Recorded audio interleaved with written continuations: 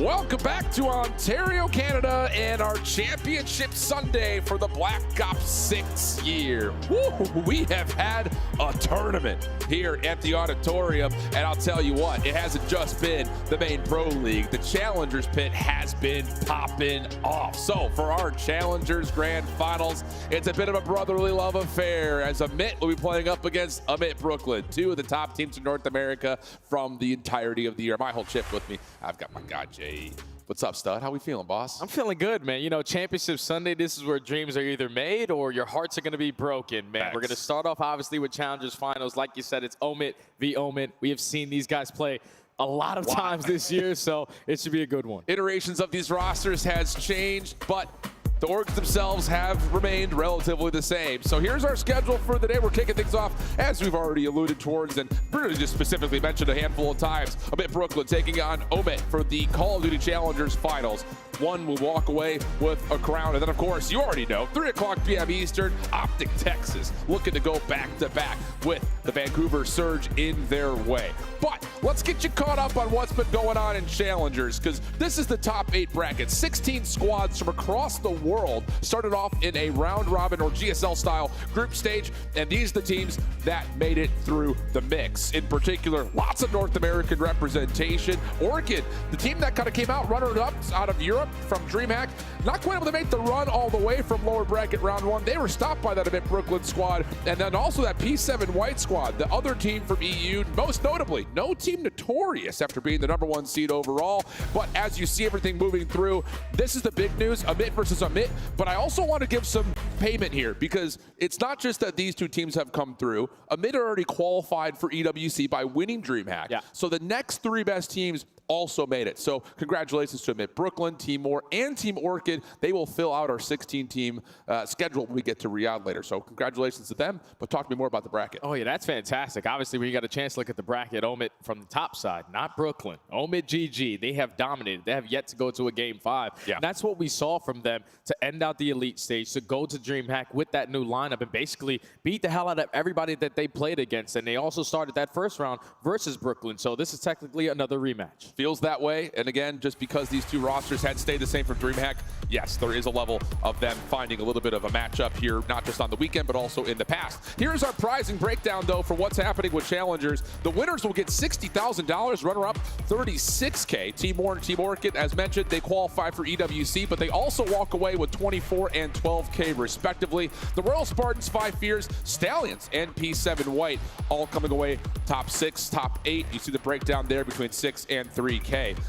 Really, really awesome stuff, and there it is, just to kind of give you the intuition towards what the rosters were in these EWC squads. The big news again for Team War, Cobra, Denza, Vortex, Aspect, that's actually not Team War, that's a different squad. That's Diamond Con's team, so that's a mistake there. But Team War did qualify, that was Diamond Con's team, most of that NA boys, but that Orchid squad, Bance's squad, they have looked really, really solid in Europe and looking for a chance to scale that a little bit further. Oh yeah, I've grown to be a fan of some of the young up-and-comers that are on that lineup, like Mythics. That guy with an AR in hand is unbelievable. Very good. Lucifer as well has been putting a lot of stock towards his name going into next season. And you got veterans like Bance, who's just somehow, some way, is always figuring out how to put himself in a great position. I heard he did get 1v4 by Brack on Protocol. That's not what you want to do, but at least you still make the EWC. Indeed the case. Let's start talking rosters, though, here for this particular head-to-head matchup and our grand finals, starting with the Omit team. No Brooklyn, no city-based affiliation.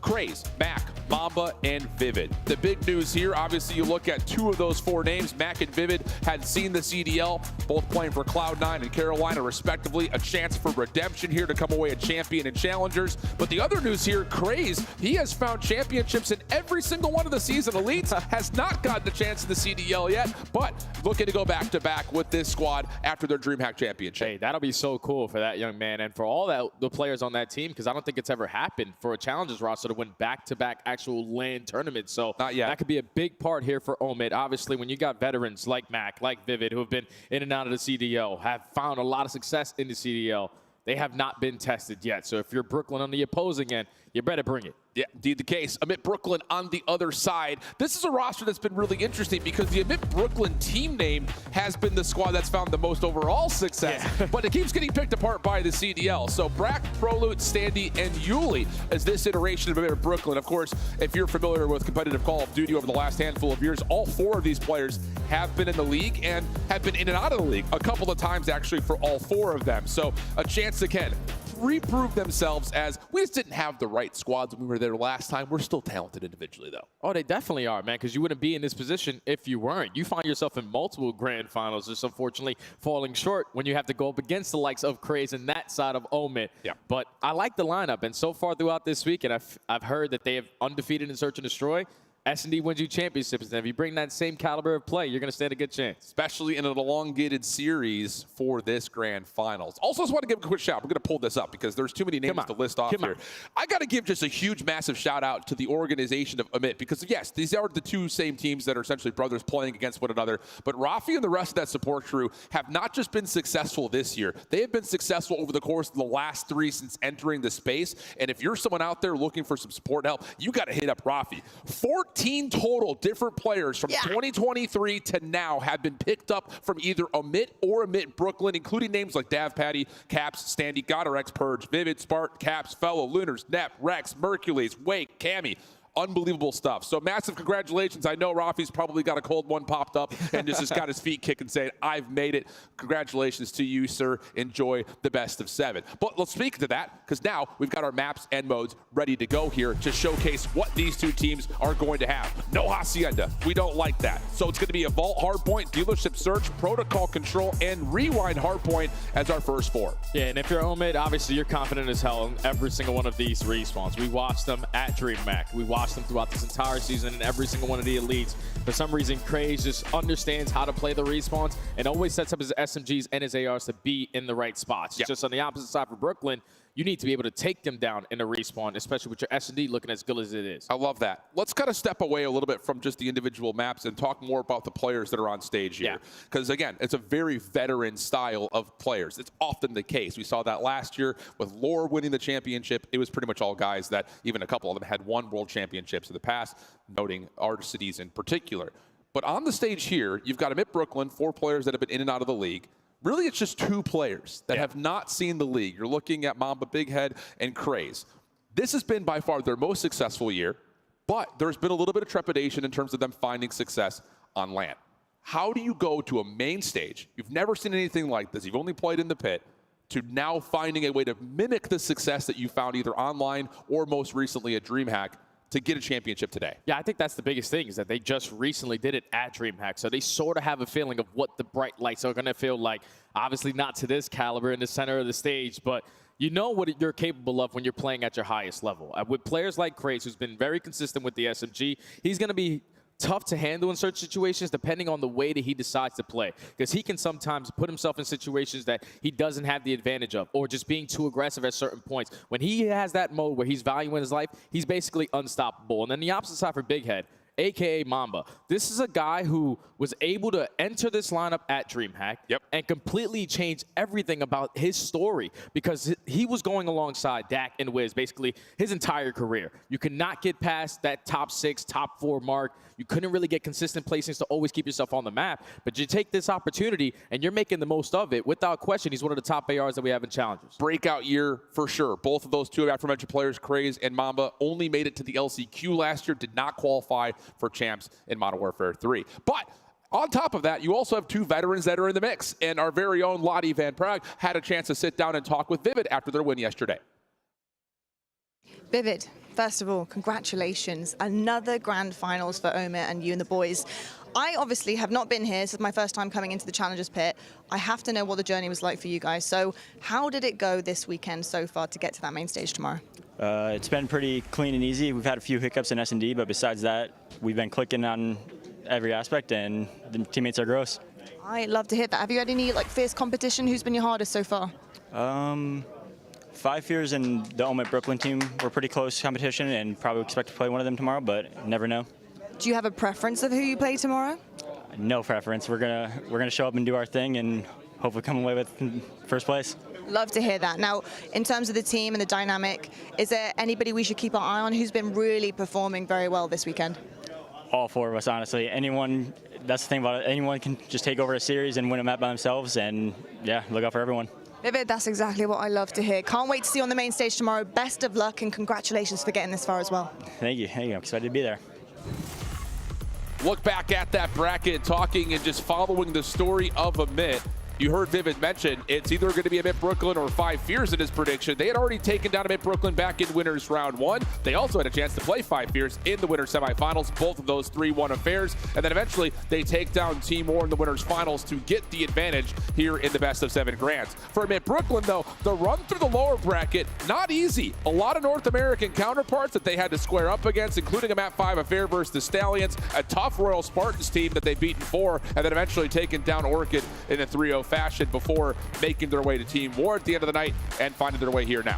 Oh, you got to be feeling so damn good if you are Amit Brooklyn, because to start off in winners round 1, lose to the team that you're going to now face in grand finals, you're probably thinking, all right, they just got the better of us on that day. But then you make the losers bracket run. It's just something about losers bracket runs that give a different fire to a player. You understand, anybody that walks in front of me, it doesn't matter what maps we're going to play, doesn't matter how my teammates are playing, I'm just focused on what I'm doing and what we're going to do as a collective unit.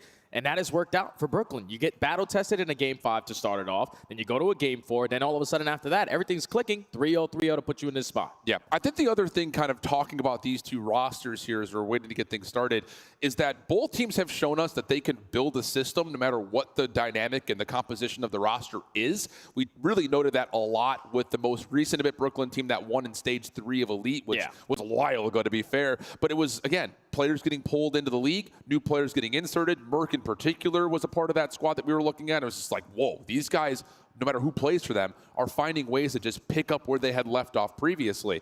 This is a bit of a different story, though, for the Omit team coming into DreamHack, where Mac had really only played that event with them after being recently dropped from Cloud9. And now you're in a position having the favor to go back-to-back after DreamHack and be coming out of the winner's bracket here at Grands. What does that tell you maybe about not just the players on stage that have been there, Craze in particular, but also just the composure and the resiliency mentally for players to get added into a new team and still find success like that? That means you're just disgusting. It's as simple as that. As an individual that's able to spawn in with multiple different players left and right, you don't have to play in your inner circle. You're comfortable outside of your circle. That's what truly allows people to shine. Because if you think how the beginning of the year started for Mercules, he was on that Stallions lineup alongside Abe, Lurk, and Encourage. We heard a lot of things about Encourage being the next one up. Watching Abe and Lurk, they were sending tremendous amount of pace with the SMGs. But that was his comfort zone in the beginning. Then after that, he just goes from team to team, different rosters here and there. Then you find yourself on this Omid squad for the Elite stage, where you did have an original roster. Then all of a sudden, someone gets called up. Now, Prolude's got to fill in on 2 days of practice, and you still were able to make something out of nothing. Just sometimes certain individuals have that about them. When you can just realize it doesn't matter who I'm playing with, I'm going to be able to give you everything that I have. And if you have that, you're going to stand a pretty good chance in your career. I like that call. Again, talking largely about the 8 players on stage, 6 of them have been in and out of the CDL. The story is essentially starting to write themselves. But the 2 newcomers, in terms of not having seen the league, talking about Mamba Big Head and Craze, they feel like they're definitely the next ones up in terms of getting a fresh start.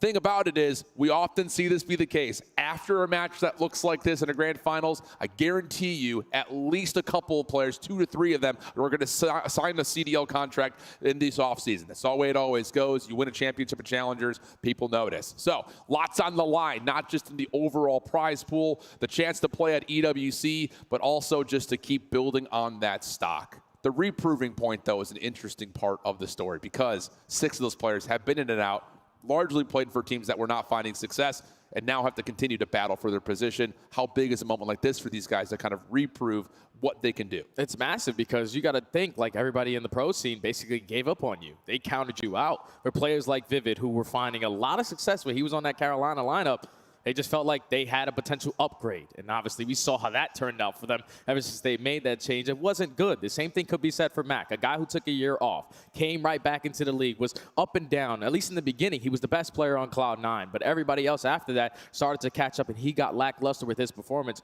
But still, that's not what's going to matter for them. You just want to make sure that you're just going to do what you need to do at the right time. Could be the next Super, the next Neptune, somewhere on that stage. We are moments away, friends, from this best of 7. An Amit fair through and through. We will be affiliating them as Amit and just Brooklyn. To try to keep the the sides a little bit more straight for you. Of course, we're also going to be donning the same colors as well, so we'll do our best to make sure that that stays as differential as possible. Again, just moments away from this one. Vault Hardpoint starting things off. Where do you want to go? What do you got? No, the Vault Hardpoint is going to be fantastic. I was just going to ask you a question. Hit me. You know how we're watching Omit v Omit. There's been 2 players who were originally on Omit that are now making such an impact in the league. Correct. Who do you think has had more of an impact, Neptune or Mr. Mercules? Ooh. I mean, it's got to be. Ooh, we're going to find out. That's the better part about it. That's what we got. Little teaser for you to get yourself ready for the CDL Grand Finals. But we're ready to go here for our Challengers Best of 7 Finals. And Blaze is going to bring the teams out. All right, everybody, it's time to get this Challengers Finals kicked off here on Championship Sunday. And I'm ready to get this going because our players are ready in the back. Everybody make some noise for Omit and Omit Brooklyn.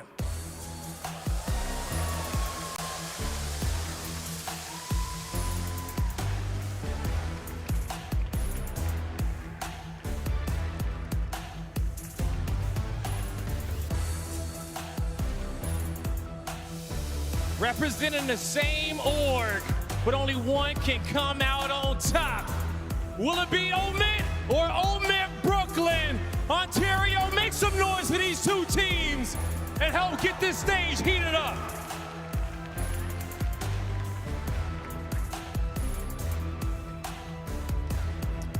All right, our teams are ready to go. It's Omit versus Omit Brooklyn. Casters, take us away. Thank you, Blaze. Appreciate it, my friend. Woo, it's going to be fun. And big shout out to all of you guys that came in a little bit early, whether you're looking for primetime seats for the Optic match or you're a true diehard. I know there's some people out there, true diehards, who tune in every Wednesday and Thursday to Challengers. We love you. We love COD. We love Challengers. This is going to be fun. So, set it up a little bit before we got in the best of 7. Starting things off, Vault Hardpoint.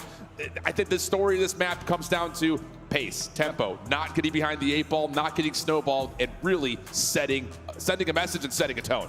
And this is why it's going to be scary for the side of Brooklyn, in my opinion, because we know the type of ARs that they have on that side. Brack and Proloot are usually the slow and steady, really fundamental players on that end. And when you're going up against the likes of Mr. Mamba and Mr. Vivid, both of those guys play with a pace that matches their submachine gun. So you have to make sure you're always beating them to the punch. On a map like Vault, where we realize the P3 to P4 chain is going to play a big part to your success here.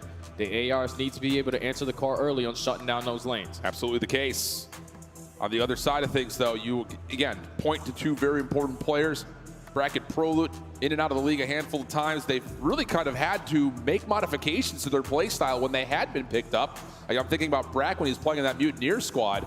He was like in a weird position of, is he going to play AR? Is he going to play flex? It was kind of strange based on the roster they put together at the beginning of the year. Thought he still played well. I think that's the biggest thing is like all the guys that have been in the league, they've had moments where it's just like, oh yeah, these guys are not just hanging. There's opportunities and potential that you could see that could withstand, lesser rosters, so to speak.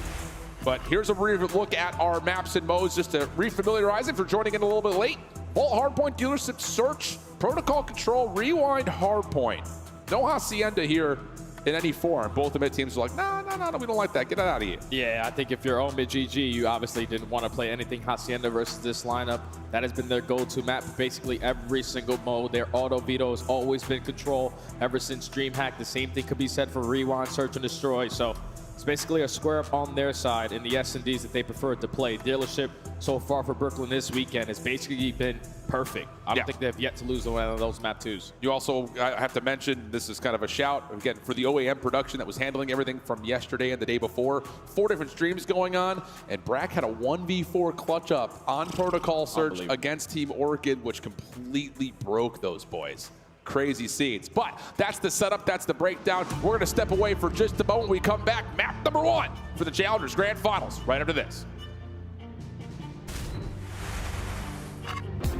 The Scuff Call of Duty collection is $30 off this weekend only. Visit scuff.co/CDL to upgrade your game with a Scuff, the official controller of the Call of Duty League.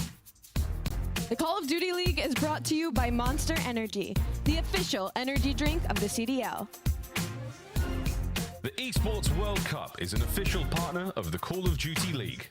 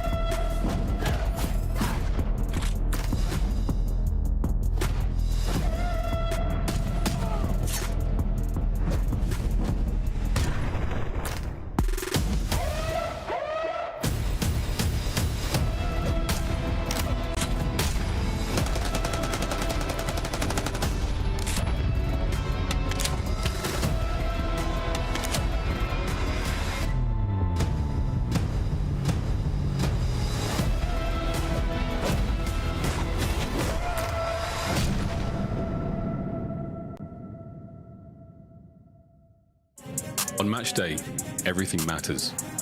What you focused on the night before, how you slept, what you ate.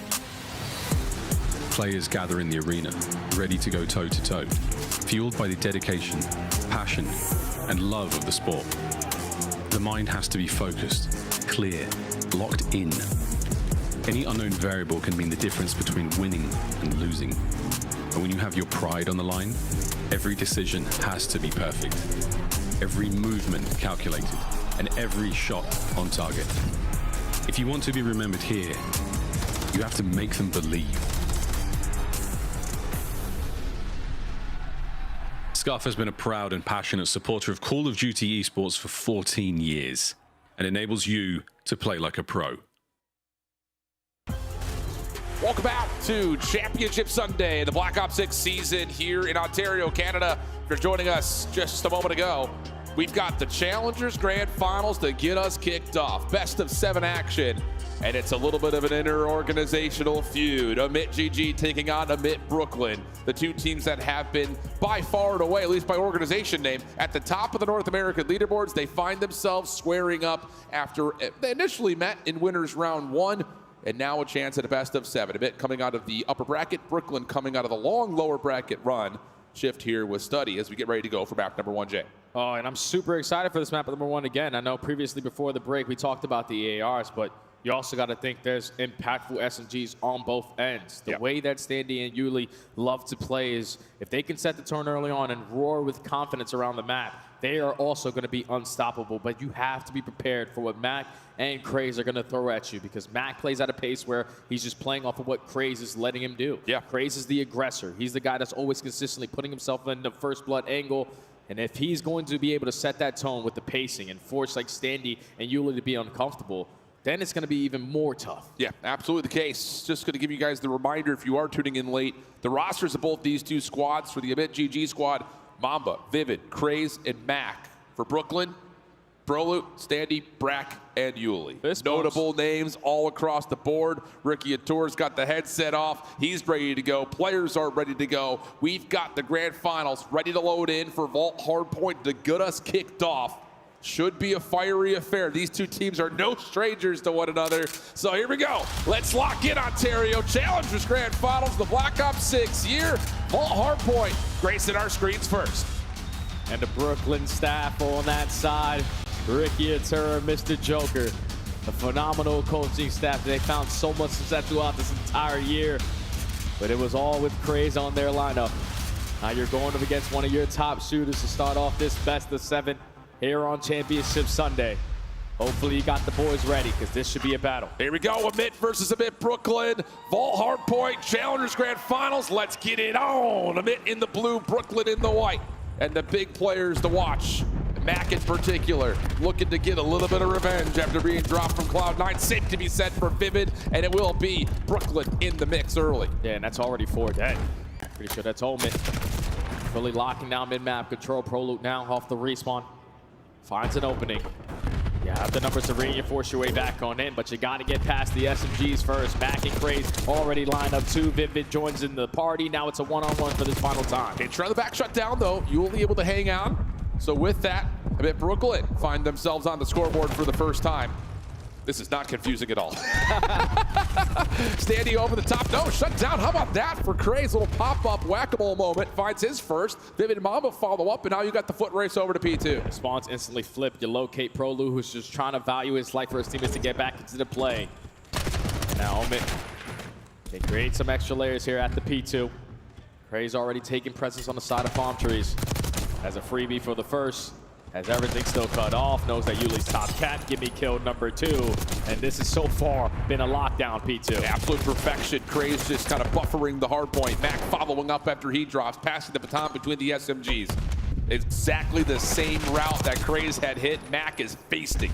Not a single look for Brooklyn over towards P2 as of yet. They just cannot get forward into pool. Max shut down after being 3 in a row. Vivid now called upon to watch the cross. Couple of tags on to Brack. Finds his first, shut down by Prolute. Maybe a chance here for Brooklyn to get on in for the last 15. Craze, no, able to find the double. Looking for one more as Yuli put the pistol. Not gonna get the job done. Mac follows up, and a lot of that scrap time goes the way of Amit GG. Yeah, that's basically a flawless 60 hold right there for a moment. So now you're looking to make up for it if you are Brooklyn for P3 and P4 chain, but you're already losing the gunfights off the rotation. That's 3 dead. You still have the arc spawns that you want, but we cannot allow Omen to continue to grow the score the way that they are. Yeah, what a start here. 7-3, 8-3, 7-5. Mamba doing a lot of the work inside the hard point, now getting to work working on that flipping of the spawns. Shots shut down initially by Standy. Craze still hanging on, and the buffer around this third hard point has allowed a lot of this opening 30 seconds to go the way of Amit. Now in the final 30 seconds, if you are Brooklyn, you want to maintain arc control. Gonna give it one last push if you are Omit. Try to get him off this time, give yourself some more chances. Find an early break at P4, but these are where the kills are gonna be most important. Craze already slips by. Gonna put himself in a position to potentially contest for the rotation. But he has manners. Let me close the door. Now I'm camping top. Yeah, he hears it being bashed in by Standy. Stun comes through. Gets a read on the first one on the staircase. Goes prone, but Yuli, little dead slide, hits the deck, finds the win. Mamba trying to cut through, not going to work out. So 87-14, but Brooklyn finally in a spot where they can win a rotation to get a setup. Yeah, this is a good setup to have at the P4 to get yourself right back into this game. It's only a 60-point difference. First kill already goes their way. Second as well. The crossfires are causing problems right now for Omid. So initial push already does get shut down. 40 seconds still to fight for here. Finally, Mac is able to open up with one, but it's still better effective trades out of Brooklyn to still hold. Yeah, really good stuff. Gets them not just back into the game, but an opportunity to bring this within 10 points. David, a couple of shots over through Art, now has a chance to kind of work on the backside of this play while the rest of his teammates are hitting from the front. But Prolute, nade over the top while winning his gunfight versus Vivid, only has Mac as the last one standing. Nice little heroic hold moment there for Brooklyn. And with this last 12 seconds going their way, yeah, it's going to be about a 20-point game. Yeah, that's a perfect response right there for Brooklyn. Having a slow start in the first 3 HPs, which you make up for at the money hill to keep yourself in the mix. Just got to do better around this mid-map area again, because it was clean 4 dead after 4 dead multiple times for Omen the first go-around here at P1. They already start off on the right foot, but Prolute and Standy fighting their way back on and have the numbers. Yeah, big wake up here for Brooklyn. Craze, 3 in the feed though, shuts down the play from the front, leaving Brack by himself. Spawns will flip, but Amit will be aware of this. Brack up top, trying to find an angle into the hard point. Not going to be allowed to as Max shuts down the play on the catwalk. Standy, hole in the ground, trying to find something from the low part of the map, but not quite able to do it as Max finds a follow-up double. That's going to be enough for a bit to hang on to this P1 time. This can't be any better of P1 hold. Like, they have been uncontested for the first 40 seconds. Again, they are lighting up the kill feed, but finally Brack is going to clean up the mess. Lines up a double, make it a triple. Still know that there's going to be one more close by, but doesn't have enough ammo for the occasion. At least he was able to create an extra layer there for his team to hold the spawns that they want for the P2 and at least soak up a little time there. Yeah, they do get eyes on the Mamba around the back. Nice comeback over to the gunfight, though. Shuts down Standy. Now has a 1v1 with Brack, who wins that cleanly. Spawn should stabilize, but Yuli cannot control the front side at pool, so pressure already mounting here for the mid break. Brooklyn inside the hard point. Brack trying to do what they can, but with an AR out, just cannot lock down the shots. It's a four-man feed, and a bit already secure the break. Oh, and Mac is taking over, man. We have seen so many times in this kill feed so far, popping multi-kill after multi-kill. 19 and 11, about to have a minute in the hard point as well. He's trying to take care of this map number 1 by himself. You get the flip over towards P2, you find a successful break, and this was the hill that you basically held it for a full 60 last go around. If you're Brooklyn, you need to find some success here through the front. Oh, good movement from Mamba. Keeps the killing spree alive. Now down low. Whoa! Up and over for Mamba, 6 in a row. Still working for the Hellstorm, but most importantly, that is enough to secure the scrap for a mid, and the game now very firmly in the control of the team in blue. And now if you're our own mid, we can play for as much time as we possibly want here at the P3, but we have to do a better job of flipping those spawns at the right time. Hitting a route through bottom vault. Mac does get shut down, but his AR presence from his teammates is still holding down the long distance lanes. The trade is good enough there from Vivid to almost keep Mamba alive, but at least for now, Brooklyn have yet to get a point. Yeah, nice job though from Yuli. Keeps the hard point neutralized. Still hanging onto the left side of the map, but you're right, they need to start getting some pressure on the objective. Max shuts down outer palms. Mamba's route through mid comes to really no fruition whatsoever, and then Craze. A little bit of a switch back and forth. He finds himself a double as we head into the mid. Listen in. One's bottom to line cut, one's top, one's gate. Trying to put you. Watching it. I got it. I'm staying up for a sec. I got double. Close line, Sandy, weak line cut. Trying line. I'm up before. Statue. One's like on the line, statue. One's pretty spawn, go main. That's one down there. Try to come outside. I did a mid-top melee. He's running back to the ball right now. Line cut you, and the other guy's line. Line cutting you. You might cross over. Continue with that. I'm saying Where can they be? They're gonna be hookah. They're gonna be right below. I have red cross. Hookah 1 street. On the tree. On the Jeep. I'm good. Jeep. I'll Jeep. I'll not hurt. I got one Jeep. I'm staying up. I spawned out. Elbow one shot Brack. Elbow Brack, and the other guy was close, I think. Yuli. Come back. I have your anchor side. They spawned out. Another main Carson. There's one back. One shot under. 2 under. One more. Wait. Shot further. Shot out on the Jeep.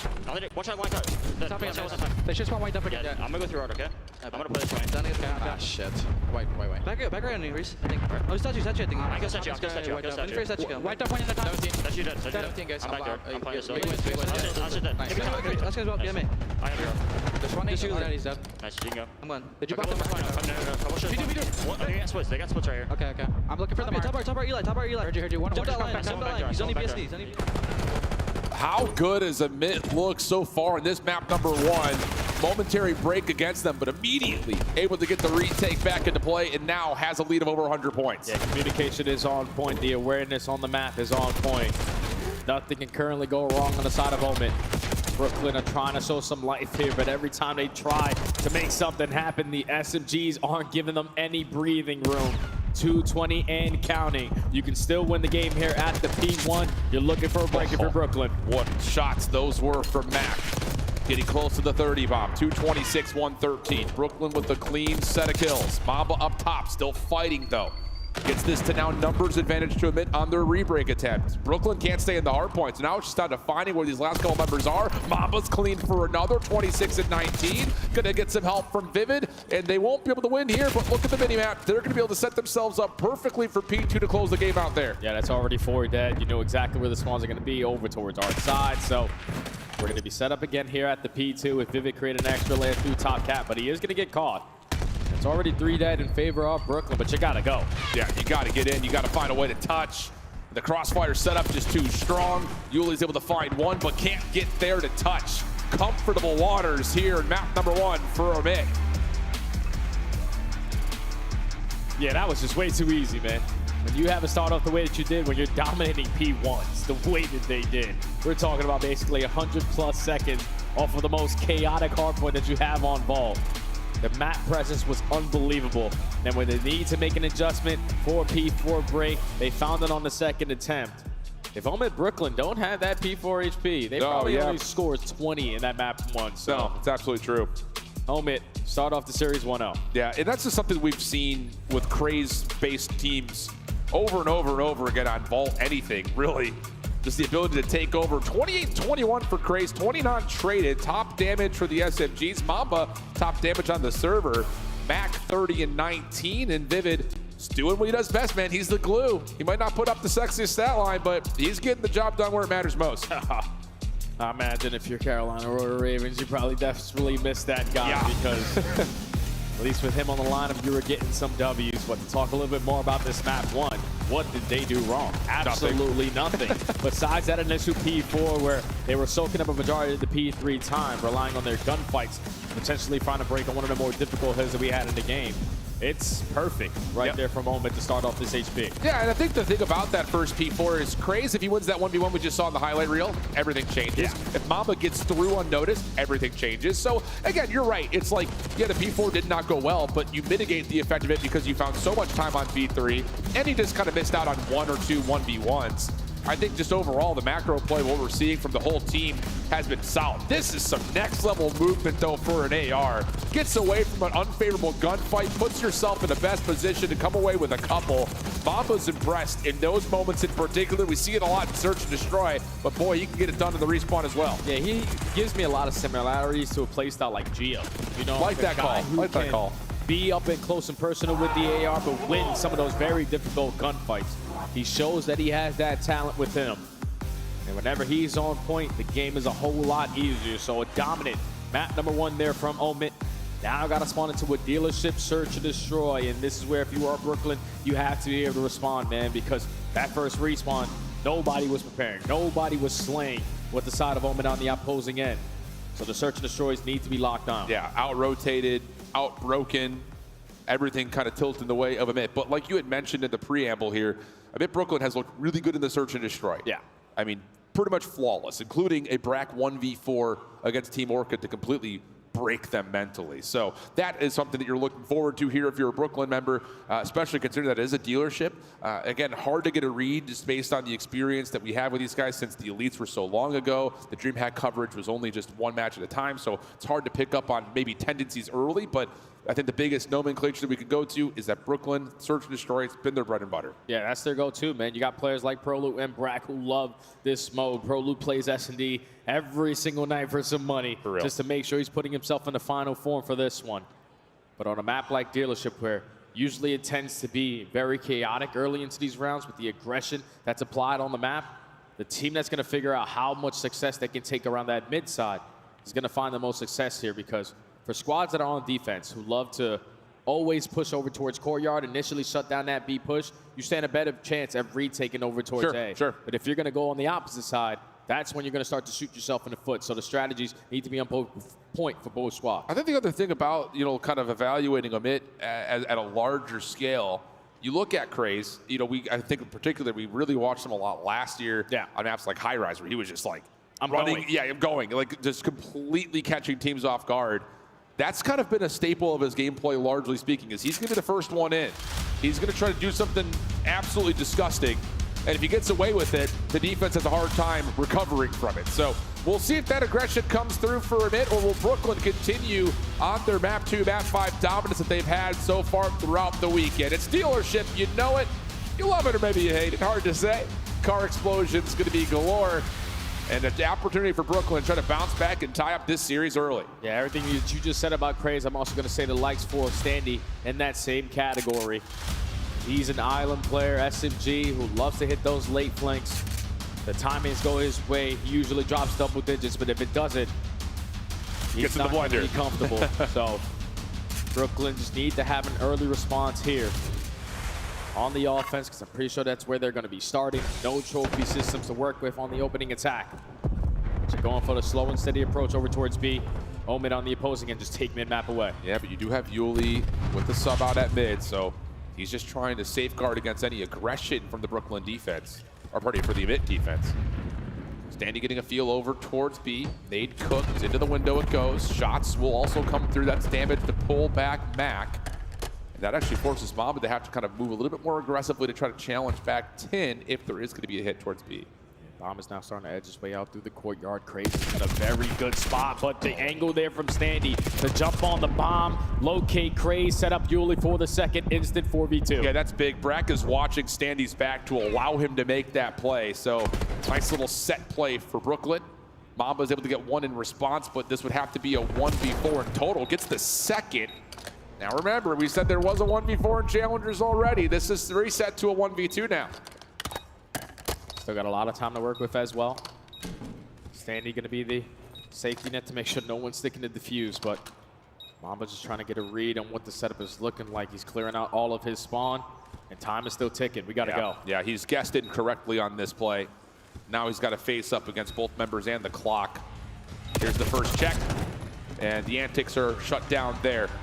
So Brooklyn, again, great set play. Feel out what's happening. A couple of shots from Yuli at mid.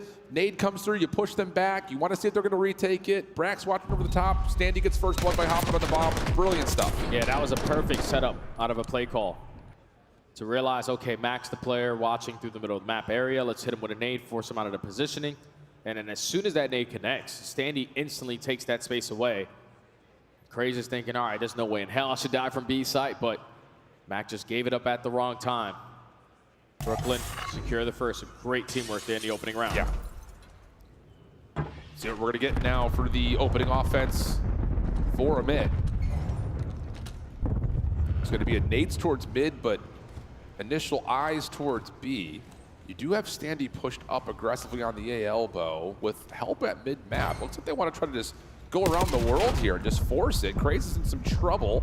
Gets to safety, though, and looks like a mid have felt this out, saying no one's at B, let's make our play up. Yeah, but Mama just got some really good COD timing there. He was able to spot a couple around that mid-map area, so instead of Omid trying to commit for a bomb plant at B, we have an angle to watch it. Potentially the rotation is going to come help, but the team fire is at least good for the first blood, but the trades even better for Omid. Standy on his off angle, no, isn't able to get back in towards mid-map. That's just really good discipline for our mid, knowing that they've got force hitting them through mid-map. You have to respect that. You have to deal with that if you want to go to either site, and they do so beautifully. Yeah, they almost found the timing, though, if you were Brooklyn, because you put down shots on the Craze, you force them to reposition, and you're thinking no one else is going to be on this side of the map. But thankfully, Mamba, who was camping the late flank, turns at the right time, spots out two, gives the comm to his teammates that we have an advantage to fight through mid. And they walk away with a majority of the fights there to tie the game. Great offensive set pieces for both teams. Now back over to Brooklyn. Nades over the top at A, a lot of them. None connecting, though, as Vivid, the sole defender, is playing deep over towards square. You also have a defender in towards the garage. Shots echoing across the site. Mamba looking for some spam, but not able to connect as the bomb's going to be planted. It's going to be a 4v4 retake. Craze still does have a stunner nade in the back pocket, so you probably want to rally back with your teammates. Invest these tacks. Just going to send it through the garage door. Oh, but the slide gets canceled. Door up and down over and over again, but Max slides into the site and finds himself too. Now you can get the defense back onto A. The post plant has to just watch on these corners. Brack tested, timing, whoa! What a shutdown by Brack. 18 seconds on the clock. No one has hopped yet. They're still looking for the kill. Spam shots from Brack, 1v2 situation. Needs to win the first and is unable to. Plenty of time for Vivid to defuse. I thought Omen almost made a mistake right there, because 3v2, you know exactly where they're going to be. On the bottom side of A Street, we probably want to send everyone in for the chow. But still in the 2v2, Brooklyn had to have eyes on that bomb. So as soon as someone goes to peek it, Vivid finds that kill. And then in the 1v2, also locates the final. Successful retake there from Omid to go up 2-1. Got a little tighter than you would have expected, though, Oh, yeah. based on how those first couple of kills on map came out. 2-1 the count. Defense prevails for the first time. First blood count favoring Brooklyn, but has not allowed them to keep the 100% conversion percentage on that as of yet. Can Brooklyn respond with a defense of their own? Aggression over through B. Triple stack on that site. Vivid has an RC to play with. Also sees Yuli testing early. Stun check confirms that. And keep your eye on Craze, who's trying to feel things out over at A on the meantime. Yeah, with that nade connecting onto Craze, if you're a pro, you're thinking, okay, potentially the play is going to be aggressive towards this A site. So you give the calm to your teammates to start to push through B Street. Now they realize Omen are going back to that slow and steady setup. Yep. Already 35 seconds gone away on the game clock. Mac gets him in. There they go. Mac's going to get double chowed, and he's going to get picked, but Vivid instantly there to find a trade. And Vivid running away is able to get there. Help supplied by Mamba on a long cross on the other side of the parking lot.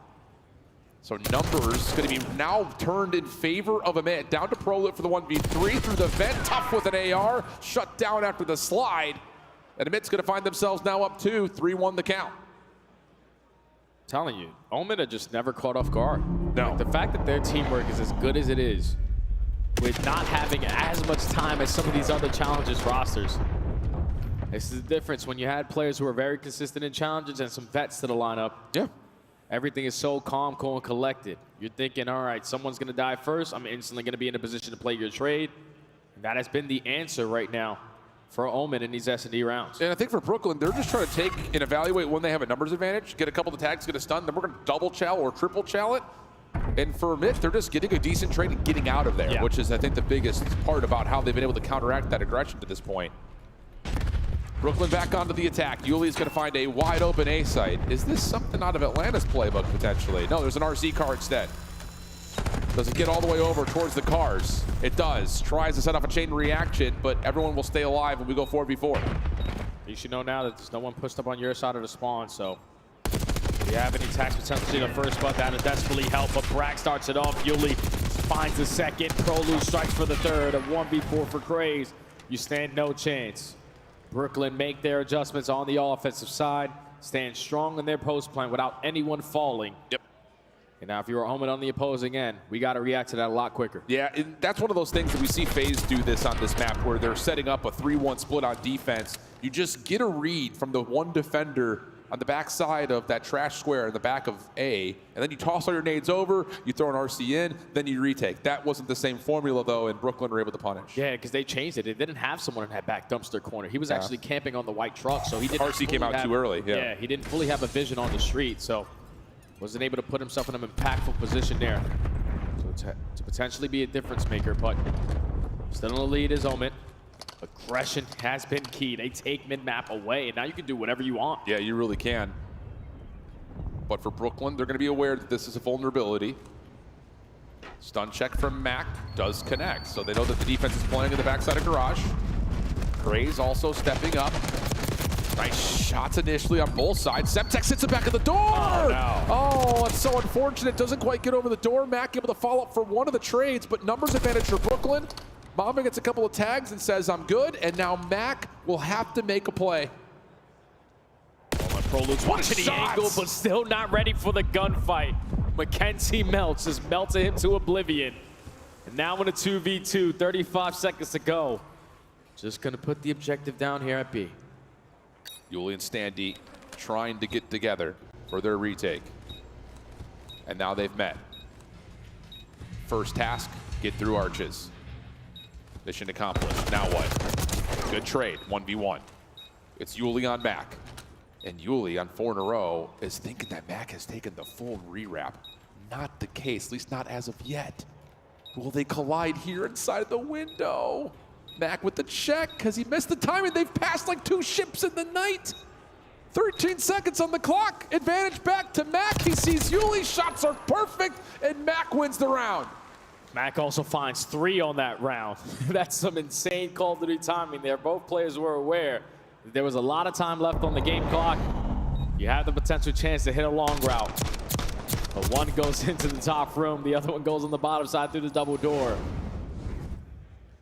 And that's what allows Mac to have an insane round there, but take a look at this again from Craze. Yeah, you know I'll be telling you about that one later. He gives the free first blood to the opposing side, but it still does not matter again. Unreal gunfight from Mac onto Prolu. Yeah, 2v4. And 2-4 now the count. Mac on 3 in a row. Yuli, aggression, trying to get a peek over towards Garage. Stun pushes him off with the team shots involved. And Craze is going to play an aggressive angle as the new solo defender on this side of the map. Oh, and hopefully he doesn't get too antsy here. So that was a very good spot, but a lot of tasks getting invested over towards that B side.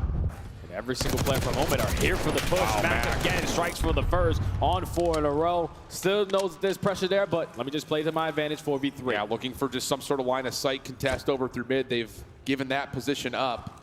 Standy, oh, he sees a lot of team shots coming through. Now trying to make his way over to the vent. Yuli working with him. That'll work for at least one response. Pushed back, followed up. Vivid finds the kill. Pro looking to commit for the plant though on to B. Gives a lifeline here to Brooklyn to the 2v3. 2v3 now.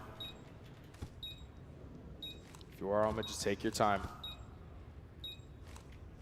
Yourself in a position to gain some information. You're able to spot out Standy. Craze has and the stun hits. Prolute gets stunned as well, so you know exactly what both players are. Yeah, they're looking for the 3v1 on a Prolute first. He's backed up nicely. 22 seconds on the clock. Pressure to try to hop for a defuse. Standy, what does he find timing here? Both players passing right by. Mamba can't get a shot off. 14 seconds on the clock. No effort for the defuse. Vivid finds the first. You got to take care of Standy though. He's playing the clock beautifully. Can he get there in time to win both gunfights? There's the first, hops over. He's not going to get the second, but there's not enough time to defuse. So Brooklyn will get the round and take us back to within 1. And that's a stand man right there, just making plays. 2v3, Prolute instantly gets the objective down. Standy working on the late pinch, wins a big one-on-one to make it a 2v2. And all he needed was one kill right there to secure the round. Momentum now gained on the side of Brooklyn. As you were able to stop the bleeding for a little bit, but now we go into the swing round.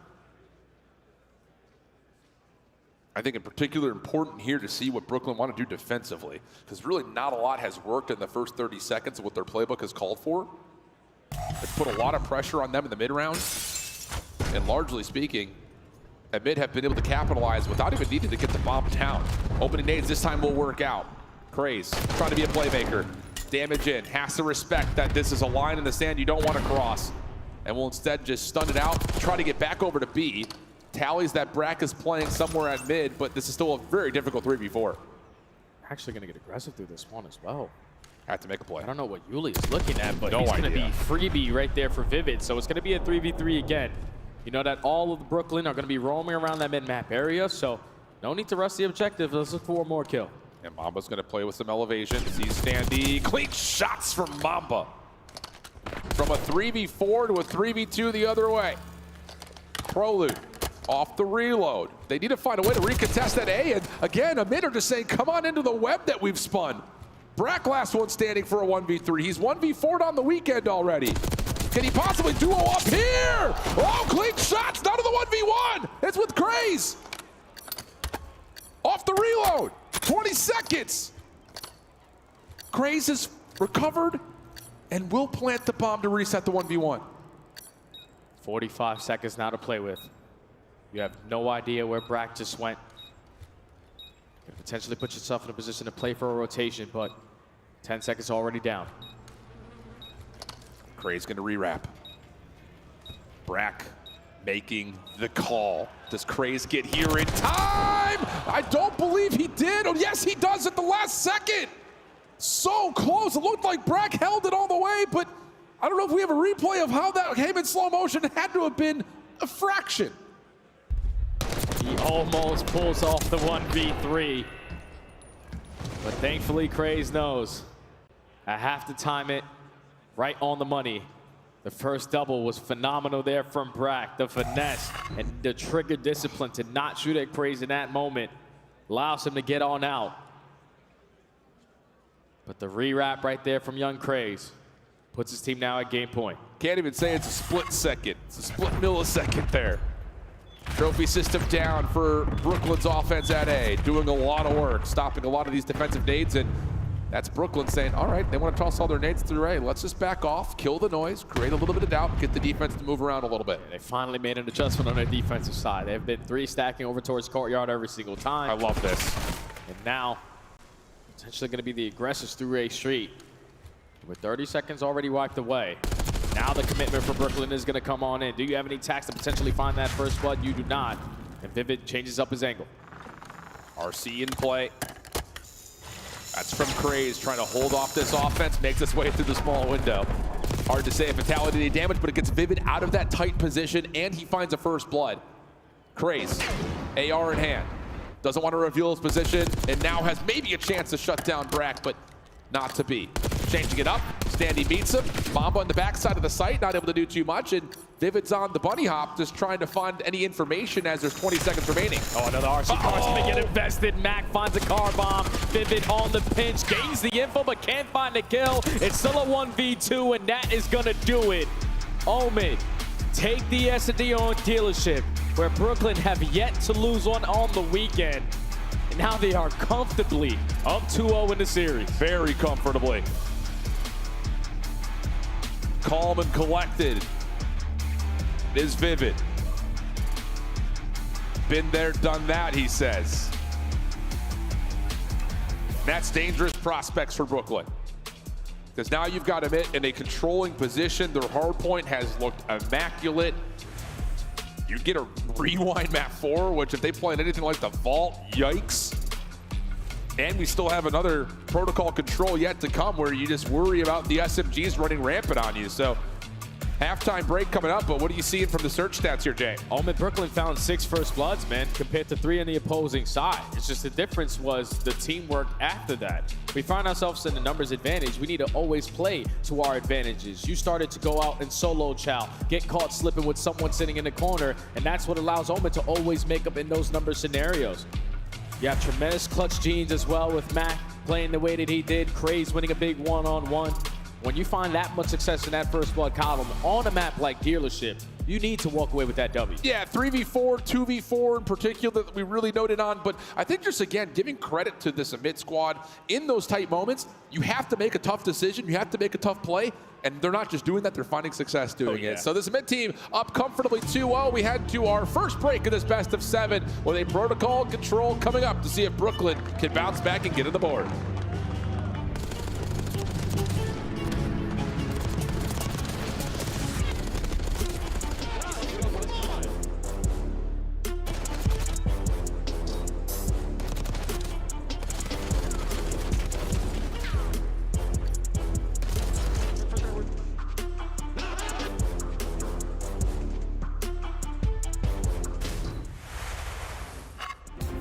The Scuff Call of Duty collection is $30 off this weekend only. Visit scuff.co/CDL to upgrade your game with a Scuff, the official controller of the Call of Duty League. The Call of Duty League is brought to you by Monster Energy, the official energy drink of the CDL. The Esports World Cup is an official partner of the Call of Duty League.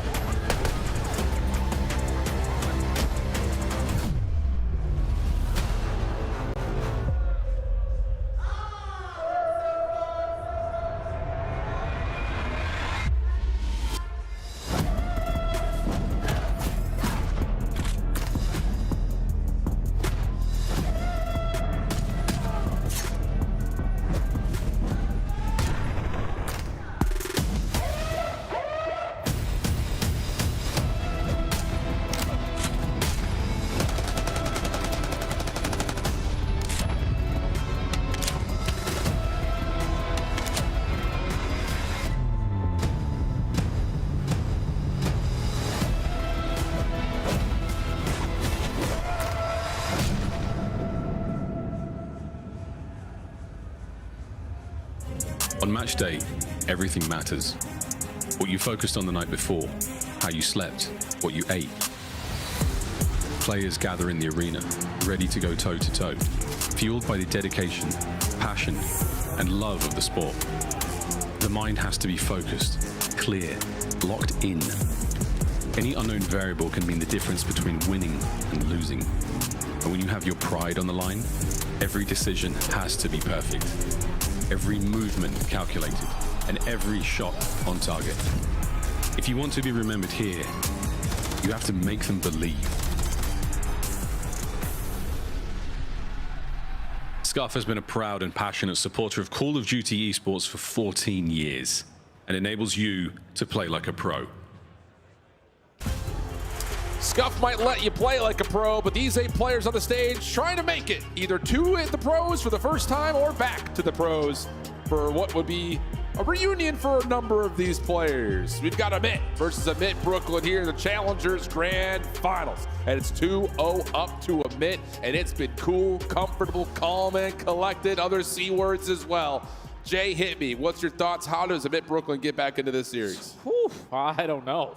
It's as simple as that, man. They got outslayed by almost 20-plus kills in that map, number 1. Obviously, it's very difficult when you're consistently playing from the back foot, but it can be the same thing said on a map like Protocol Control. If you don't win your initial breakoffs, if you're in hell right off the rip with a clean 4 dead, and you're trying to fight your way on out, players like Craze, players like Mac are not going to allow you out for free without contesting it. So hopefully the coaching staff was able to reset them after 2 maps that they potentially think they could have walked away with. Because this is the most important one of the series. I won't lie, I just saw those fist bumps come out, saw Standy give Ricky a fist bump with a little bit of aggression. That guy is looking like he's locked and getting pissed. All right. So I'll see if Standy can turn up as we head into a Protocol Control. Good focus for an SMG player without question. But on the other side of things, again, just to kind of speak to your boy, Craze has been undeniable when it comes to his ability to take over on maps that look like this. So it's not just can Standy step up, it's also can you shut down the SMGs, in particular Craze on the other side. It's Protocol Control, Amit up 2-0 in the best of 7. Let's get relocked in as we jump on into the action with Amit Brooklyn starting us off on the opening attack. Break off is key. Nades connecting through Top Gun. We're going to get aggressive right through the double door and try to take mid-map away. Mac already finds the first kill. Effective on the trade is going to be Standy, but still better numbers, more players on the side of Omit. Bro, try to stay alive on towards A. Maybe could have gotten some more action on towards the first tick, but not quite. Off the spawn. Now you got to re-clear out back 10 over towards Sidewalk as well. Yuli will find 1. Prolute doing the work on the opposite side of the map, just trying to get over back to A. And the kills are good. That'll get him on and keep the clock paused at 59 seconds. Got the numbers to dominate that mid-map presence, but Mamba lines up another one. You already have SMG starting to work the pinch. Craze locates where Standy is going. Now you know the last 2 players have to be around this A objective, and before that first segment gets locked, they're able to find that kill onto Prolute. So again, your push gets shut down, and everyone off the reset. Yeah, big note towards the nades over the top right there. Kind of forces Prolute out from behind cover for that Sidewalk play to work. 23 plays 19, 42 seconds on the clock and ticking. Yuli down low, able to find Mamba. Eyes towards B as we change the focus here. Getting out of the spawn trap has been good, but more importantly, trying to get this first tick could be better. Yuli left by his lone, something shut down as he tries to mantle back to mid. But every single time, Brooklyn gives themselves an opportunity where they find the 2 initial kills. It's instant respawn on the opposite side for Omen, finding 2 of their own. They have yet to get a full team push around this mid-map area, but finally, with 28 seconds, you're able to put the game clock at a pause at A. Find that initial kill as well onto Mac. You're trying to play for the spawner if you are Brack, but you should still have the numbers to guarantee some segments. Yeah, good focus there from Brack. Kills continue to come out through the middle of the map, leading to what should be a second tick of progress. Brack continued to force the spawns over to Yuli's direction, who can step up now 3 in a row. Snaps over to a 4th, not quite. Keep your eye on Mac. From the backside, trying to clear off the A point. Able to find 1 that slows the progress, but Standy stays alive and confirms the extra 60 seconds. Big nade over the top. Extra 60 is going to be tallied. You're all tied up in lies, but we still got to deal with Mr. Mackenzie Melt, who's in our spawn. Just finding kill after kill. The only player currently out is going to be Brack, but you take care of Mac. Vivid there for the trade. 10v11. Yeah, it's been an aggressive game of Control to this point. This will likely come down to kills. 60 seconds on the clock. tied in the lives. Emit Brooklyn make their way on to stop the clock at B. First tick looking good if Brack can just find maybe a single kill. Stuns and nades still gonna land though, not able to turn to find Mamba, and now the advantage in numbers significantly moves over to Emit's defense. One more wave of kills is what Omen are looking for. Mamba whips out the SMG to find one at bottom bow. Now no more respawns for Brooklyn. Here goes Mac again. He has lived in their spawn. He's letting Standy know, hey man, I hope you're having a great day, but a 1v7 now left up to Yuli. Yep, going to be 3 ticks of progress. All that gets amounted for Emit Brooklyn. And I think one of the things that we've noted a lot about this Emit team, you saw it a lot in their DreamHack run, was even when they feel like they're about to break, nope, they bounce back immediately in the second wave of kills. Kind of reminds me of like a Vancouver Surge in that way, where it's just like, maybe the break off isn't great, but their second wave of lives are great. They just continue to provide. You always just have the experience that you need to make plays like this. Like, these guys were just in the league a couple months ago. Yeah. So they're understanding what they need to do in certain situations. The first attempt doesn't work, okay, I'm gonna make adjustments for my second try. And that has worked every single time. The SMGs just getting lost in your spawn caused way too many problems there for Brooklyn to stabilize on the map. Secured 3 segments. Now it's your turn on the defensive side, but you gotta be able to match their slaying. So Brooklyn gonna step up aggressively.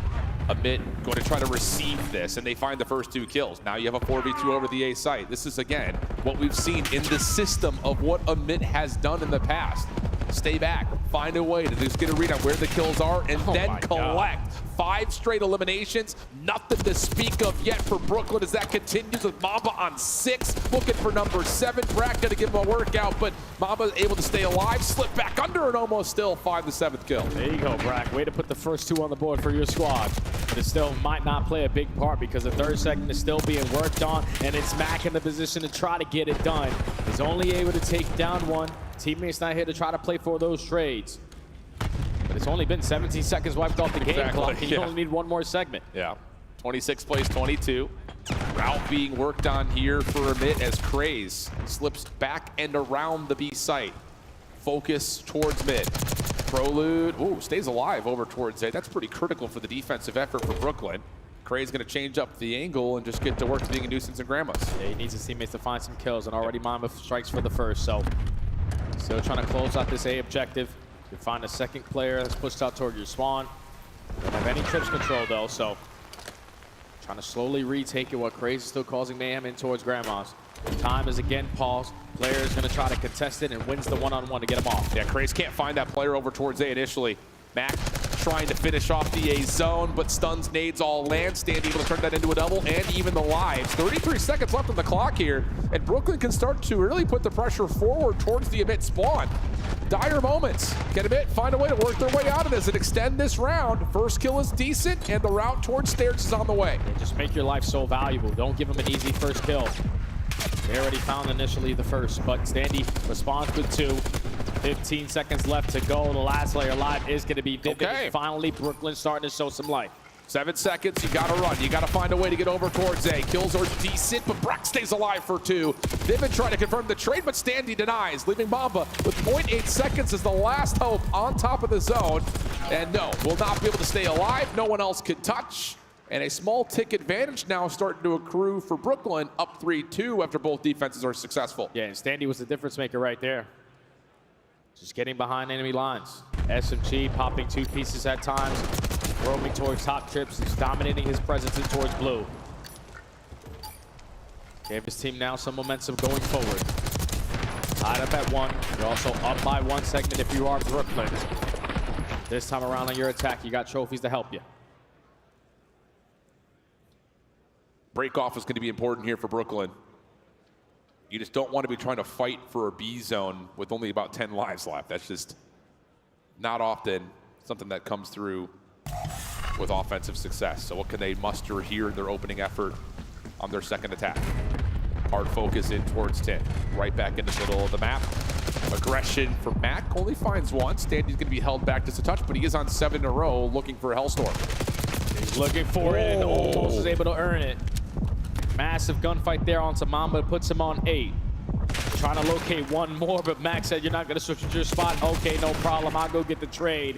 Eventually finds a second as well. Almost lines up the 3rd. but Omit have all the map control, at least showing presence in their spawn. Yeah, Brooklyn able to at least stave off an initial spawn trap. Yuli working on a spawn trap of his own. He's gonna be able to move the spawns around pretty convincingly here for the Emit defense. Standing gonna put the clock to a pause at 51 seconds, working with Proloot to try to flush out Mamba from helicopter. They're successful. Now on to A. First tick looking good. Trophy system to reinforce as they can work on a bit of a double stack for the second. Huge from Brack. Clears up the high ground. Trade is in, but now Yuli's on a route, and that will keep the A zone well within the possibility of an attack approach for Brooklyn. Yeah, but Yuli now is gonna be spotted. Max gonna be able to flank him and set up that kill, and that's already 3 dead. Everyone from Brooklyn coming off the respawn through Heli's side, and they already found the initial kill. So you're gonna give yourself an opportunity with the first 2 going down to still put the game clock at a pause here today and try to extend the game clock. Brack slipping over through sidewalk, does not see Mac. So the clock will continue to tick, 25 seconds. Standy up the ladder, runs out of ammunition, but the pistol will work. Now can get the reload off.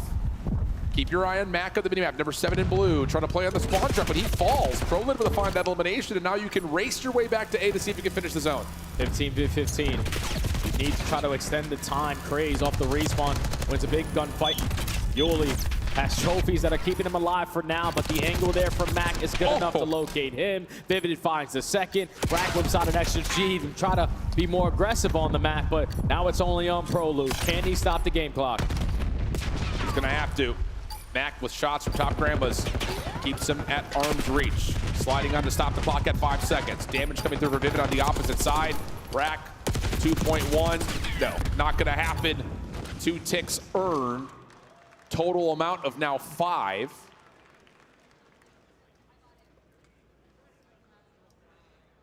As we go to the swap sides. And I think if you are Omid, you secured 2 segments in your first round because you weren't able to extend the game clock. Brooklyn were able to get 3 segments, so they should technically now be up by 3. Going over towards their next defense. So a potential shutout is what they are looking for, but if you are Omid, you're looking to make the adjustments on your attacking side. You had a good early round setup. You found a clean 4 dead, but the stack just simply did not come in to allow you to extend the game clock, give yourself more opportunities, but now the adjustments need to come in. Opening first blood, good for Brack. That's going to keep Brooklyn up forward at the mid. Vivid on 4 in a row, shutdown to Standy makes his way forward. Yuli trying to join him, but Craze with the shutdown. Again, such a good play here for Amit to avoid the spawn trap and create a potential route over to B. Shots from Craze, good, and rips Brack off the heady, but shut down as Yuli's there for the trade. Back and forth. Opening kills relatively evenly traded with a minute to play. Yeah, but his teammates are still trying to locate where Standy is because he didn't shoot at Standy to set up his teammate for that 3B. But now he's making an impactful play. Able to only find 1 though. Now Proloot, the last man standing while the progression is going up at this B point. First segment already locked. The double stack is good, but there's pressure from every angle. Yeah, break is even better. Proloot just flies on in, finds himself 2. Mac gonna keep at least the clock at a momentary pause at A. Finesses nicely for 1, has help now from Vivid as Yuli's tagged up, and the combination of Vivid and Mac works out for a little 2v3. Craze, whoa, awkward moment as he gets a little, hey, how are you? Up the top of the ladder, second tick of progress looking good. Standy trying to get frisky on the A zone, shut down by Mac on 3. 28-18 for McKenzie. Proloot finds 1 in response, but the extra 60 comes through, and Mac's not done. 4 in a row, 1 away from the 30 bomb. Oh yeah, he's popping takeover right now. He did it in map number 1, trying to do it here in another respawn, make it 5 in a row, almost lines up to 6. But you got a minute and 51 seconds to work with. You're up by 3 lives, and all you need is 2 segments. Away the kills is what Omen are looking for. Now Brooklyn just trying to work their way into lockers. See if they can put some pressure on the spawns. Not gonna work. A good map from Vivid starts to come to fruition as he's 26 and 15. Shots to Proloot, decent. Long route from Brack around the back. Looks like he should have a freebie onto Vivid and will, but the pressure on B starts to come through with Mamba able to help out through field side. Oh, and Craze with an AR for this occasion off the respawn. Lines up a double. Now you already have a double stack on towards the point. The second segment is already going to be locked. Mac gets some bad timing there, but it still doesn't matter. Everyone else is finding the trades at the moment. Vivid gonna have some help from Craze over towards stair side. Vivid has to be responsible for the play up top. He's actually joined onto the boxes. Vivid still getting things going. That's 3 in a row for him. Max Dade lands. Craze able to tag up another. That's gonna be all 6 ticks And how about Amit? 3-1 after a defensive back and forth. Now they're 3-0 up in the series, still feeling comfortable. Woo-wee! I hope this Grand Finals isn't a little sample of what we're potentially going to see in the next Grand Finals. Because this is going very, very quickly. Omid are just taking care of business. We knew going into this series that they were the better team in the respawn game modes. But the fact that they stole that Search and Destroy away from Brooklyn, now you only need one more map. Yeah. I just don't know where you're going to be able to find some life if you're Brooklyn in this case. It's just everyone doing their job for the side of Amit. Vivid, the one-eyed Raven, 29 and 16, 28 of those non-traded. The 3,100 damage, 13 offensive kills with that. Mac doing the job on the low ground, 33 and 21, 16 attacking kills. Great stuff coming through from Vivid and Mac in that particular map, number 3. Other side of things, kind of silenced. I mean, yeah, Standy did kind of what he needed to do. He played all right, 25 and 23, near top damage on his squad. It's just offensively, they weren't able to get things going, and they really never defensively got the spawn trap that they wanted. And that's the difference maker. Just the trades, those little 1v1 moments that come out for Amit, continue to give them opportunities. Yeah, you're just getting outclassed right now by the talent on the opposing side. I know technically we're in challenges, but this is looking like a pro team. You got players like Mac and Vivid who love to play in any scenario, have been in multiple different situations, going up against the best in the world. So that's why the game is coming so easy to them right now. This is just a different level down here, and they are showing why. They are firmly up 3-0 in this series. Currently do no wrong. You have yet to go to a map 5 throughout this entire weekend. And now you're one map away from potentially going back-to-back as a challenger squad to the first time to ever do it. Yeah. That's wild to say out loud. But I think the part of that is like, players win an event, they usually get picked up. So it's like not that surprising to say, especially considering how the events typically go. But yeah, going back to back at the end of the year, that is something special. The only time you really talk about like stringing together event wins, it's usually at like the beginning of a season. You're talking about like your Subliners Academy from Cold War, your Texas Nations from Vanguard, stuff like that, where they're building cup wins to open performances, to elite performances. Same can be said, I think, for, you know, again, the Amit rosters and the elites. Different forms of those rosters. Notorious was able to nearly do it in Europe or at the beginning of the year, but to go back-to-back on LAN wins is rare, largely due to the fact that you win an event, someone usually gets picked up. Yeah, that's very tough to do. But like you said, we won the most recent event, which was DreamHack. No one is going to make a roster change right after that because you got 3 weeks, so you have to come to this event and prepare yourself for the best in the world. But to be up 3-0 if you're Omid, imagine being Rafi. Like, all right, I know one of my teams are going to win, but so far, Omid GG, and more specifically, whatever team that Craze is on, has been the best in challenges throughout this entire year. Yeah, it really has been. It's really just come down to the LAN performances, right? I mean, in the elites, he's been perfect. He's won every single season of Elite, 1, 2, and 3. But top 12 at Dallas, top 16 at Miami, and then finally gets a championship at DreamHack. But you also got to think, like, top 12 at Dallas, top 16 at Miami, that's when roster changes already started happening. Correct. So Neptune gets picked up. All right, I got to figure out a new SMG. Yep. Oh, Fellow gets picked up. Lunars gets picked up. What the hell am I going to do? He continuously is putting it together with so many different individuals. And even though you're up 3-0 in the series, job still not done. Prolute on the other side.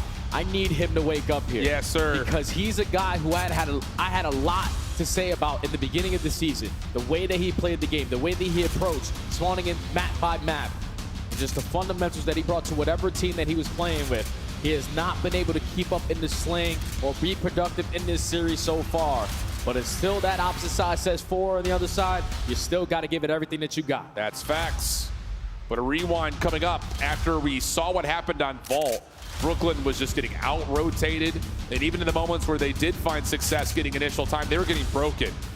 So you got to step up. You got to get these ARs locked, and in particular, you have to keep up with the pace that Amit has been throwing at you in every single map and every single mode to this point. So we jump right on in, and it's Craze lining everything up, looking for the opening 3 pieces. He gets the quad feed. No, Mamba steals it. Tisk, shame on you. But Craze, 3 in a row, already putting the step forward. Oh, dude, he's super aggressive. He's just thinking, where the hell are they? I'm trying to locate and find every free kill that I possibly can. Already locates number 4. Mac destroying kids on the opposite side. And that's another 4 dead with Omid still in control of the spawn. We're talking about 3 total kills right now for Brooklyn. Yikes. And Mac, he's feeling himself. Come here. Come here. My God. Woo! Little highlight reel coming through here for the SMGs. Brolin finally able to get a counter kill, but it's 35-0. P2 side of the map looking good for a minute. And now Craze can just take his sweet time on this late pinch. Has 3 lined up in front of him. Only able to take down 1, but at least has the other one weak. Now, if you are Brooklyn, you have the numbers to break your way on through. It's just still the close spawns on the backside for Omid. Make it a 2v3 still in the battle. Yeah, small pause here, though, for a minute. A couple of members spawning out. Craze wins his first. Has another in front. What a snap on a Standy. And now Mamba from the other side trying to work on the pitch, but here we go. Brack Prolute finally able to get some time going for Brooklyn. Okay, Brooklyn, 30 seconds is a good chunk of time here at P2 to walk away with. This Mac's now going to invest to hit the long route. Try to soak up this remaining chunk time. Gonna force the repositioning out of Standy, and the repositioning is good enough to win the one-on-one. So Brooklyn with a good early break to keep himself in the mix, but Vivid just trying to create an extra layer to make his teammates free at P3. Not gonna be able to find 3 in that life, but like you mentioned, the space is, well, nicely appreciated by Amit. Uh-oh, he's gonna spawn out. Yep, sure will. Dumpster's open, and no, Hardpoint opens right as the spawn comes through. So Amit will keep their lead, narrow as it is, and look at Brooklyn working over towards the beeper side of the map. Craze is able to deal with 2 off screen. That keeps a lot of that overextension safe. David gets a read on the Prolute, but they don't know about Bragg, at least not as of yet. Yeah, 1 player already slips by, but you see the way that Mamba's playing it. He's going back and forth, and the timing is going to be good enough to gain the information, but your teammates are falling around you. You had to commit on the one-on-one, and Bragg valuing his life to perfection. Allows his teammates to get the break, soak up time now, but still don't have the spawns that they want. Yeah, split spawn situation has them staggered. And Brooklyn are reaping the rewards on the objective. Now making a play over towards the right side of the map to beepers. Craze meets 1 on that route. Mamba the other, so things will stabilize for Amit. And they even get in for the back 10 seconds or so here. So again, just making something out of nothing as Amit. Tie game. Brooklyn, though, on the way out, trying to play over through street side to get the new. All right, now after Brooklyn, we need to find a break and find it quick. You know how difficult it is to break it towards B4. You need to have ARs dominating that mid-map pressure, and already finding success is going to be Standy and Prolute. They have the numbers. You have Omid trapped. You got to make this one count. Trophy system down. Mamba able to find an initial trade. What happens with the spawns here for both these 2 squads as Brooklyn work their way in? They're bit conga lined over towards the left side of the map. Every kill is going to be a big one from here on out. And it's continual trades back and forth. Prolute's still hanging onto the truck. Brack will fall inside the hard point, and that will mean that Amit will spawn and back up, looking at this back 30 favorably. Now Omid have all the control that they want on this side of the map. This final 25 is going to go their way. If Brooklyn can give it 1 more shot, it has to be on Yulee working behind enemy lines. Wins a one-on-one, but he knows that he's weak. Can't fully commit on trying to find a break early on. He is going to fall. All this time goes in favor of Omid. A 30-point lead going to P5. Yeah, they'll crack past the century mark. Be about 106 to 71, heading back over to inside the middle of the map at Jens. Craze, first one forward, finds an initial kill. Semtex is being traded on both sides. Craze still very healthy. Now looking to break back in. There's 3. Does he get the 4th this time? Might not be needed. Brooklyn gonna try to reset this, spawning all over the map. Spawns are scattered on both ends. They've been trying to hold down the 18-wheeler. Craze gonna fly on in for the trade onto Yulee. And that's now 4 dead, but still, your teammate spawns at Burger. Again, they're in a position to play for a pinch. Just gonna be ready for it this time around. Mac off the respawn, cuts off at least 2. Prolo responds with 2 of his own, and the break is good for now. Brooklyn need this time. Yeah, Mamba in some trouble. Able to at least get his trophy system down, but Brooklyn will clean things up and look good in this back 15 seconds. Oh, wow. Long gunfight through the door. Neither player wanted to peek. And with that win from Standy, it's going to be right about a 20-point game as we rotate to our second set of hills. Now our focus is not to allow Omid to soak up 40 seconds again like they did on the first go around here at the P1.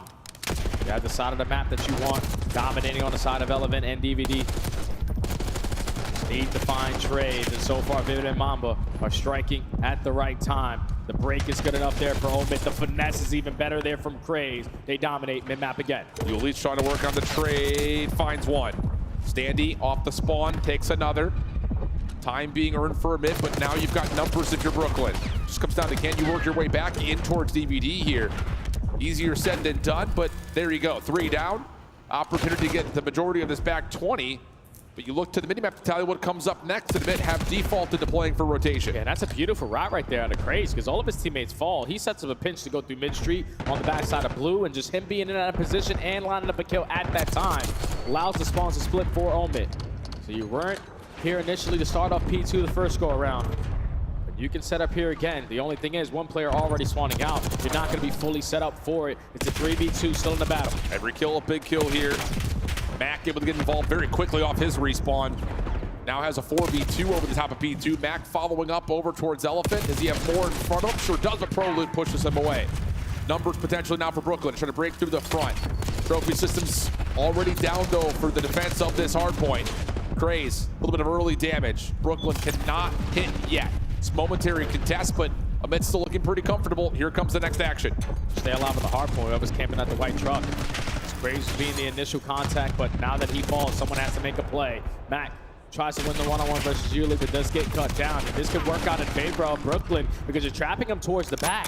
One player for Moment is going to spawn out over towards New, so Mac is going to have a bigger opportunity to make a game-changing play. Well, it's a critical moment here for a bit Brooklyn as we rotate back over to Dumpsters as we jump into a listening with a mid Brooklyn. I'm gonna reach this. Guys, hunting D back, okay? Blue cutting me. I'm dead. Blue cutting me. Back into blue. I'm playing blue. Good job, Eli. I stay alive, Eli. They're spawning on you. Oh, yeah, they did spawn me. They're spawn. One guy spawn. Only one guy heal right now. Only one guy heal right now. Only one guy heal. One shot. One shot. One shot right now. Right middle. I rip P1. One shot. Stage. I'm gonna take her out, okay? Could be out on you. You guys all the time. I'm taking her out. Max left on you. Coach left, aping you. I'm chilling out. Two left. I'm a nade. Alright, Vivid on new, and then one guy. Nice. SWAT truck on you somewhere. Take your time. Core dead. Yo, core again. I'm gonna hit all deep left. First guy core wrapping right. I'm gonna hit deep left, okay? Okay, you guys. Brooklyn able to swing the lead back, but Amit in control of beepers as we swap over and see how Amit GG start to come through this hill. Watch out, hurt. There's two close on us, so I'm trying to live. I'll break. Left. That's fine. On the back. Top weak pro. Nice, that one close, white truck, I think. That's two. One's on. Deep left. Bracket's left. He's on the yellow truck. He's just staying yellow truck, chilling out now. I'm trying to look you back there with you. Like, I front. I got naded back. I'm just laying down. They can be back. Cross the back. He crossed alley on you. Yeah, alley, I'm dead. Alley, Brack. Alley, you dead. Nice. Front there. Looking for one, Sandy. Could be left. Shit, nice. I'm going up P3. 24. So this way. I have left. One's blue pro. I don't see them glass. Only left. Blue dead. Yeah. Loop big 17. Yeah, waiting in the corner. Blue chance one out, okay?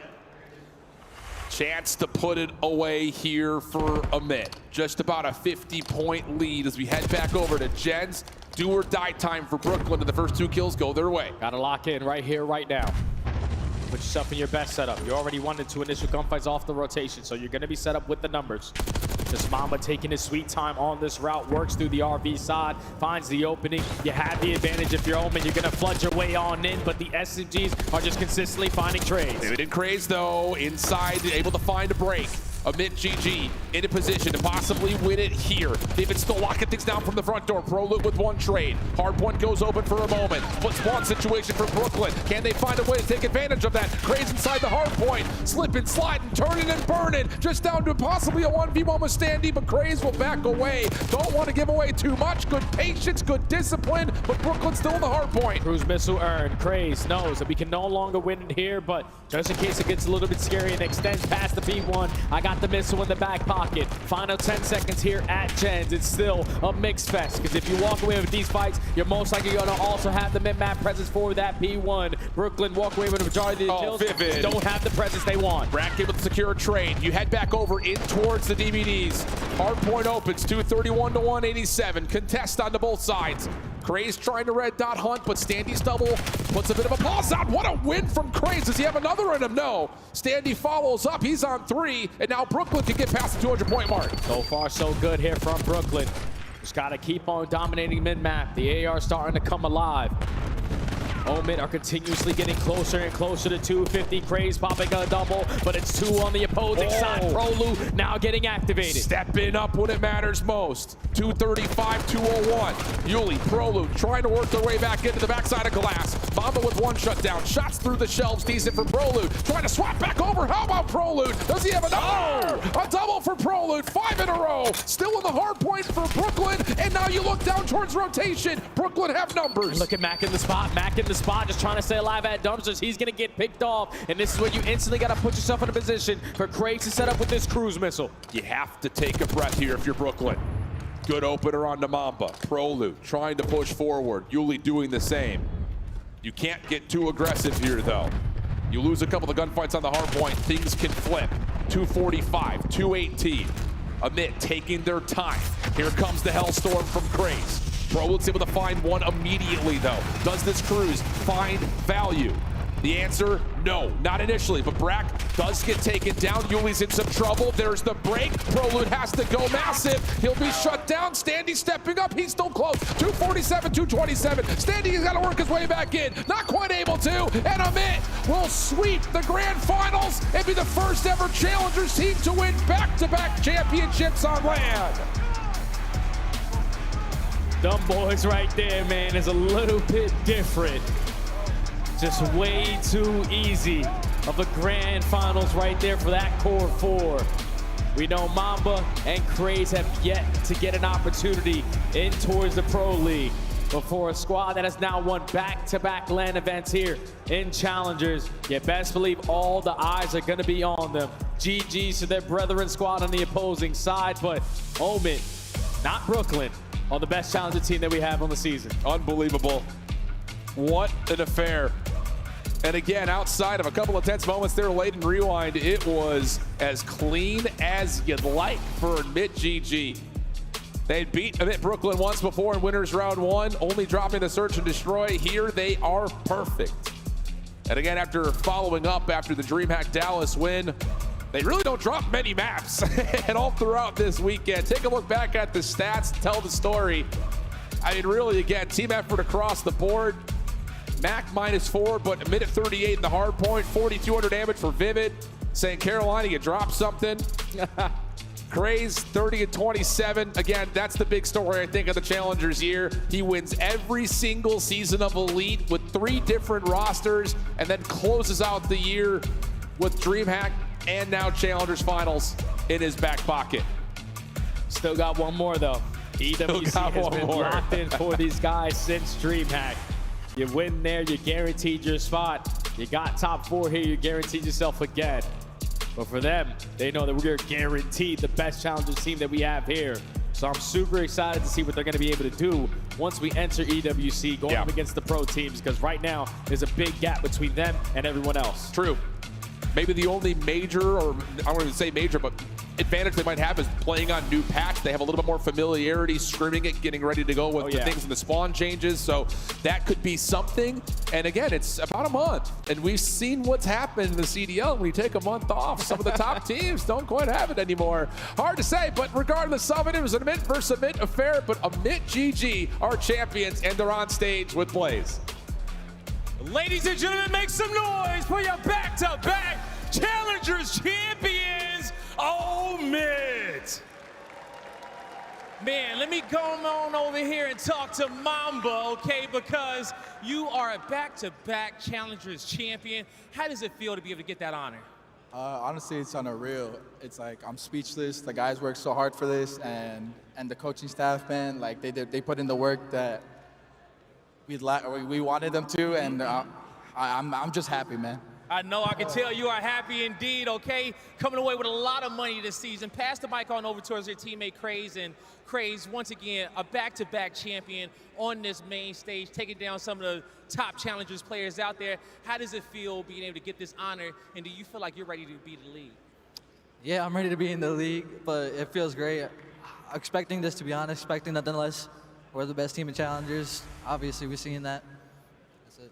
There you go. Okay, pass the mic on over to Mac, and Mac, I'm gonna come on down here with you as well, because Mac, I have done plenty of interviews with you on the main stage, and you know, you deserve to be in the league, but down here, clearing it out through challenges, collecting those checks, man, how does it feel to show yet again that, you know, you're better than everybody else when it comes down here to the challengers? It feels good. I mean, when I came down, I definitely, like, as delusional as it sounds, I expected success. And honestly, I couldn't be prouder of my two teammates right here. They work really hard, especially and the coaching staff. But day in and day out, they work really hard, you know, and they're going to get their chance soon enough. So there you go. They are going to get their chance soon enough.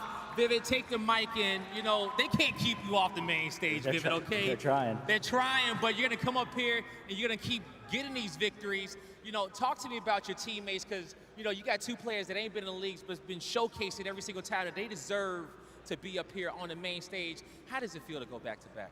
I mean, it feels unreal. Obviously, those two need to get their shot. They deserve it, and they showed at the last two events. And then I don't know why Mac's down here, but he is, so he should get back up. And I'm proud of all of them, because during scrims, I'm on their ass, and they're just accepting it and learning from it. So it's showing. There you go. Okay, and you know, how does it feel to, you know, probably make more money than some of the other pro teams out there, even when it comes down to winning in tournaments? You guys have collected a lot here on this stage, and you know, even though the season didn't start the way you wanted to, how does it feel finishing in the fashion in which you have? Yeah, I mean, finished the best I could, so I'm proud of that. And then, yeah, about the prize money, the first thing I told Mac when I knew he was playing challenges was, we're going to make more money than the pro teams that are getting that last, so here we are. And that's exactly what you did, okay? Lastly, what do you want to say to the OMIT fans up here, the organization, and everyone who's been supporting you guys throughout these two wins? Yeah, I said it last event, but again, the OMIT fans are the best fans in challengers, and to the staff and everybody involved, I appreciate you guys, and the coaches helping every day. I appreciate everyone helping out. There you go. Ontario, let me get one more big cheers and applause for OMIT, your back-to-back Challengers champions.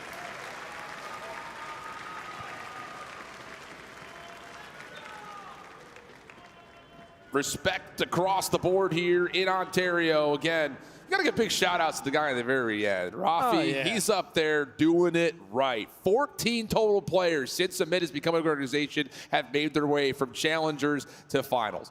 Or to the CDL, rather. Unbelievable scenes over the course of just a couple of years. Let's go back, though, and recap what exactly was at stake here for all of the teams that had participated in the Challengers Finals. Again, it was an international affair spanning across Latin America, APAC, EU, and North America. Our top 8 listed here. OMIT, $60,000. The Brooklyn Squad, $36,000. Timor and Team Orchid, $24,000 and $12,000 each. But more importantly, they do make it to EWC. And in case you haven't been following closely with what's been happening at Challengers, here are those rosters. Of course, you know both the OMIT teams.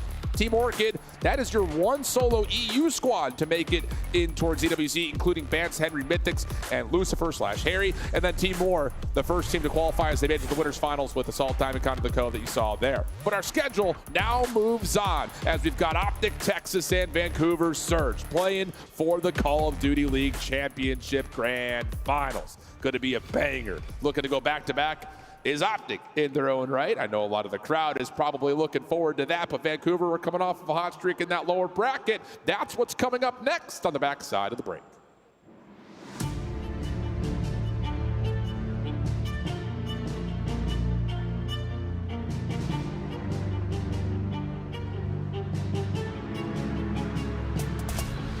The Scuff Call of Duty collection is $30 off this weekend only. Visit scuff.co/CDL to upgrade your game with a Scuff, the official controller of the Call of Duty League. The Call of Duty League is brought to you by Monster Energy, the official energy drink of the CDL. The Esports World Cup is an official partner of the Call of Duty League.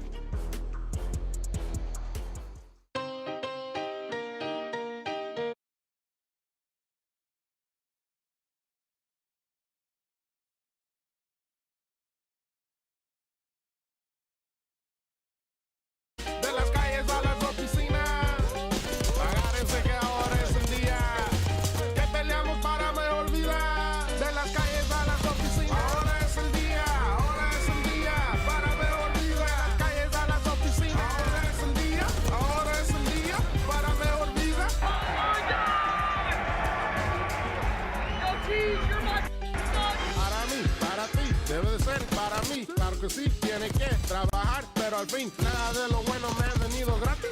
Lo mismo que lo bueno nunca viene fácil. Abre tus dos ojos, luz verde, no en rojo. Ándale, dale todo con la fuerza de un toro. La vida tira golpes y si duele más que poco. Chambeando solo para miles ya me tiene loco. Chambeando solo para miles ya me tienen loco. De las calles a las oficinas. De las calles a las oficinas. Agárrense que ahora es el día. Tenemos para me olvidar. De las calles a las oficinas. Ahora es el día para me olvidar. Calles a las oficinas. Ahora es el día. Ahora es el día para me olvidar. Para mí, para ti, debe de ser para mí. Claro que sí, tiene que trabajar, pero al fin nada de lo bueno me ha venido gratis. Lo mismo que lo bueno nunca viene fácil. Abre tus dos ojos, luz verde, no en rojo. Ándale, dale todo con la fuerza de un toro. La vida tira golpes y si duele más que poco. Cambiando solo para miles ya me tiene loco. Cambiando solo para miles ya me tiene loco. De las calles a las oficinas. Agárrense que ahora es el día. Que tenemos de las calles a las oficinas. Ahora es el día. Ahora es el día para me olvidar. Calles a las oficinas. Ahora es el día. Ahora es el día para me olvidar. Para mí, para ti, debe de ser para mí. Claro que sí, tiene que trabajar, pero al fin me ha venido gratis. Lo mismo que lo bueno nunca viene fácil. Abre tus dos ojos, luz verde, no en rojo. Ándale, dale todo con la fuerza de un toro. La vida tira golpes y si duele más que poco. Chambeando solo para miles ya me tiene loco. Miles ya me tienen loco. De las calles a las oficinas. De las calles a las oficinas. Agárrense que ahora es el día. Que peleamos para me olvidar. De las calles a las oficinas. Ahora es el día. Ahora es el día para me olvidar. Calles a las oficinas. Ahora es el día. Ahora es el día para me olvidar.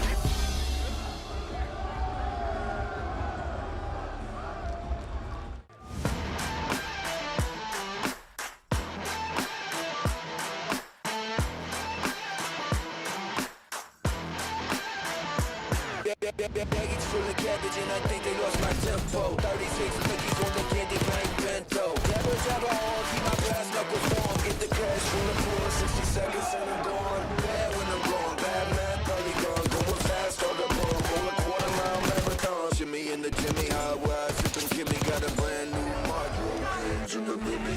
Lately all together, see something gonna stick. Lazy on the river, deep, I don't know who it gon' flip. Maybe on the 18, doing real big slick. Baby, you ain't never seen nothing like this. Son, you're my son. You guys suck. Get it. Nothing like this. Nothing like this. Nothing like this.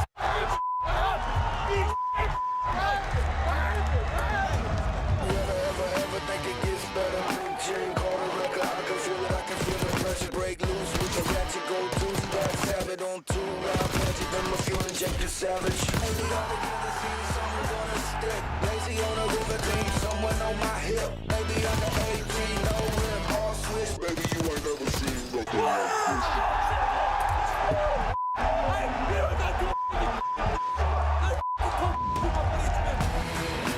Nothing like this. Nothing like this. Like this. Nothing like this. Nothing like this. That's a breakdown! That's a breakdown! Nothing like this. Nothing like this. Maybe you ain't never seen nothing like this. Nothing like this. Yo, who the f*** are you yelling at? Who the f*** are you yelling at? Who the f*** are you yelling at, Real? You're going home again, buddy. You're going f***ing home. Nothing like this. Nothing like this. Nothing like this.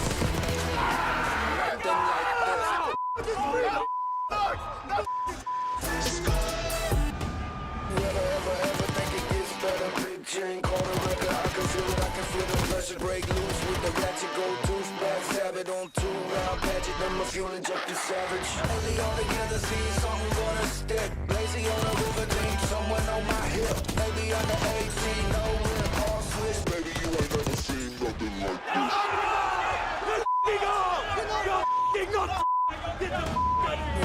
Ever think it gets better? Jimmy Carter record, I can feel it, I can feel the pressure break loose with the ratchet go too fast, have it and 2-yard pageant, I'm a fuel injected savage. Lately all together, see something gonna stick. Lazy on a river, dream someone on my hip. Maybe under 18, no whip, all switch. Baby, you ain't never seen something like this. Yo, wait, dog. Don't ever Daily coverage and I think they lost my tempo. 36 Mickeys on the candy paint bento. Jabba jabba on, keep my brass knuckles warm. Put the crash on the one, get the cash from the pawn. Nothing like this. Nothing like this. Nothing like this. Nothing like this. Nothing like this. Baby, you ain't ever seen nothing like this.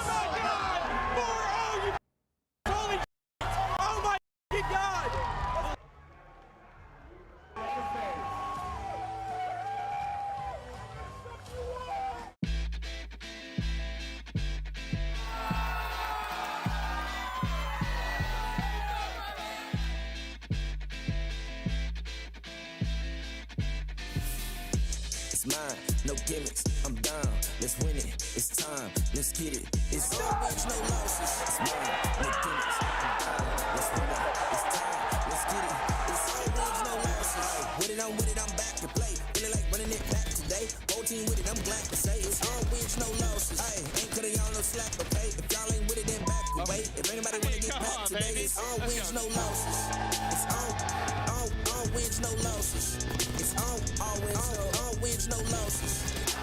All wins, no, all wins, no, all wins, no, all wins, no, all wins, no losses. Hey, I'm with it, handing out L's, ain't got no limit. You say you got skills, but you're not gonna win it. Might start on the line, but you're not gonna finish. I'm top of the line, on top of the race. I'm here for the climb, you here for the chase. Ain't lagging behind you, saying the same, but you'll forever be second place. Yeah, you were due from the beginning. If I'm hitting, I am winning. If you coming for my spot, then take your L and so you send it. Who you kidding? You won't never take the lead if I am in it. Try to spin it, but this victory is going down in Guinness. Trigger best, but you ain't gonna be me. Loaded, no test, too easy. You miss, no tech, it's TG. You with last place, won't see me. Tell the whole team that they better not try me. Look to the back, they will not find me. Take my spot and it will get grimy. Taking that back, like thank you kindly. If you tell me that you'll meet me at the line, then it's all gas, no talking. Be careful what you say, cause it's all fast, no pauses. You pick the place and time, cause I'm all in, no tosses. My whole team came to play, and it's all wins, no losses. It's all wins, no losses. It's all wins, no, all wins, no, all wins, no, all wins, no, all wins, no, all wins, no, all wins. It's all wins, no losses. It's mine, no gimmicks. I'm down, let's win it. It's time, let's get it. It's all wins, no losses. It's mine, no gimmicks. I'm down, let's win it. It's time, let's get it. It's all wins, no losses. With it, I'm back to play. Feeling like running it back today. Whole team with it, I'm glad to say. It's all wins, no losses. Ain't cutting y'all no slack, okay? If y'all ain't with it, then back away. If anybody wanna get back today, it's all wins, no losses. It's all wins, no losses. It's all wins, no, all wins, no, all wins, no, all wins, no, all wins, no, all wins, no, all wins, no losses. Reverse sweep.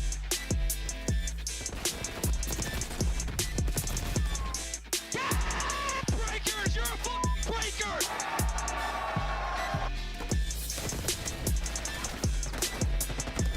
Oh my God. Let's go.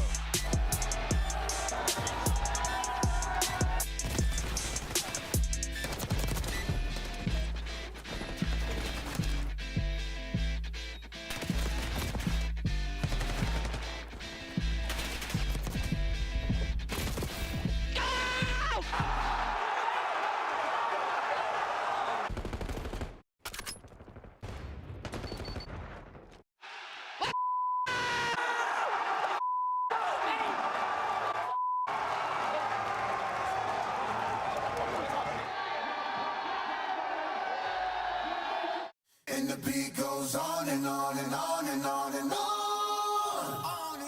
And the beat goes on and on and on and on and on. Made for millennium. 246, 246. Johnny trying to make the play, wins one, but inside, still inside. And Ultra with the cover. G-O-A, keep the time, we don't need you. We the greatest of all, in time you'll believe G-O greatest don't evolve, happens in the feet. See my gritty job, wonder who gon' feed us. Hungry to win, hard pressed to beat us. Hundreds and tens, hard fresh Adidas. Thought I knew men, most of them was divas. I'm more than man, I'm a natural born genius.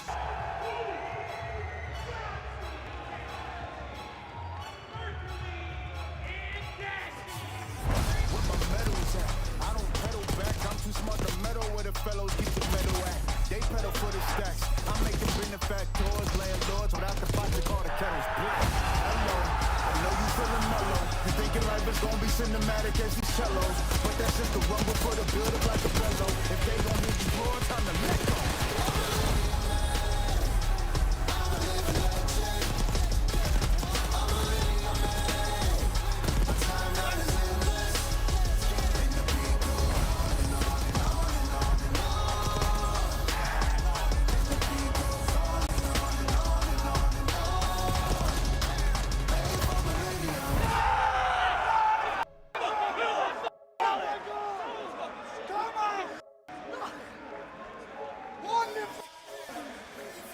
G-O-A, keep them. Time I don't need you. Lifespan forever, ever, Jesus. Said we never, ever beat us. Death will never, see us. Backflip out caskets and pieces. Black boots and black suits with creases. With no committee, they give us pennies to tease us. We cause vibrations, give us sedatives to seize us. Render the season with the seasons. This ain't my kingdom, this my teaser. They say I'm cocky pointing fingers, cause I say my life is mine to live at my leisure. You just a dream. Everything I dream up is something I achieve. You are underachieved. I'm Kakarot, I surpass you, Vegeta. Standing by God, pull your feet up.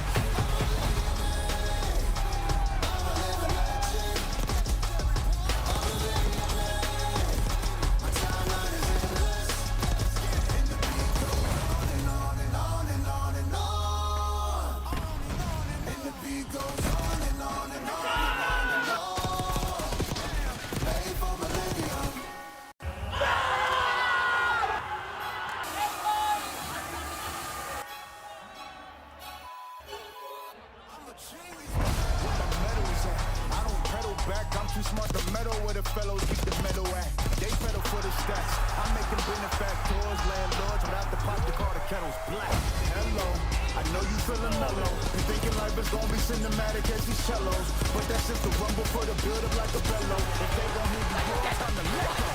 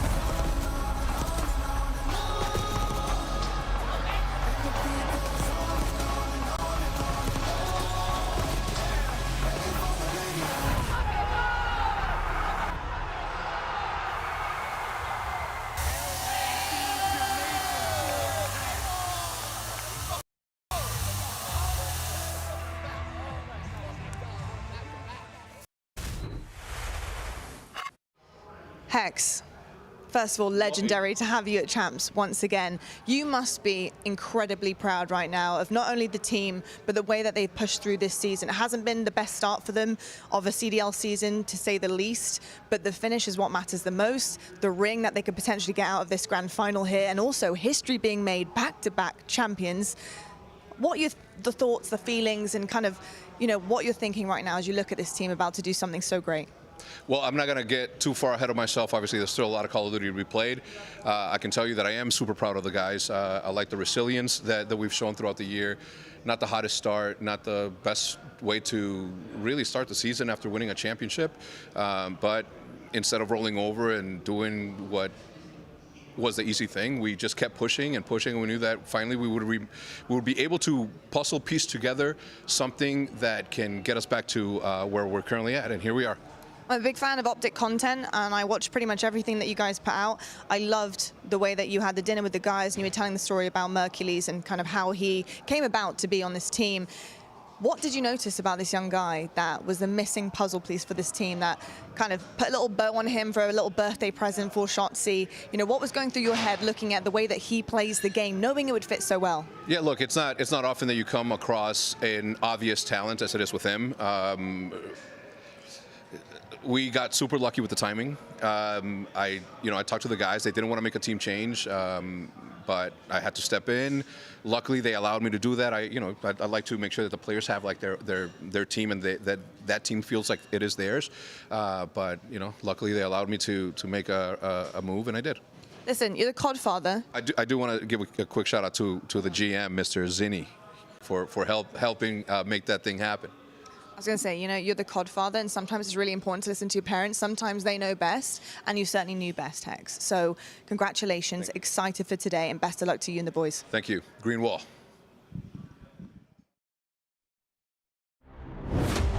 Welcome to the Call of Duty League champs.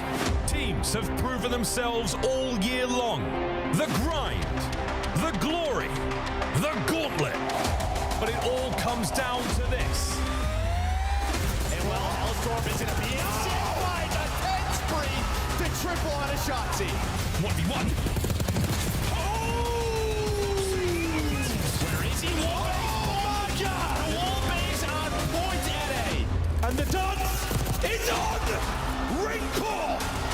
Everything is going his way. He's taking over. This time he's going to be like, looks like it's going to be good. The movement is there and that. Incredible! Out of Hydra! Are you kidding? Who will rise above? Who will lift the trophy and be able to call themselves a champion?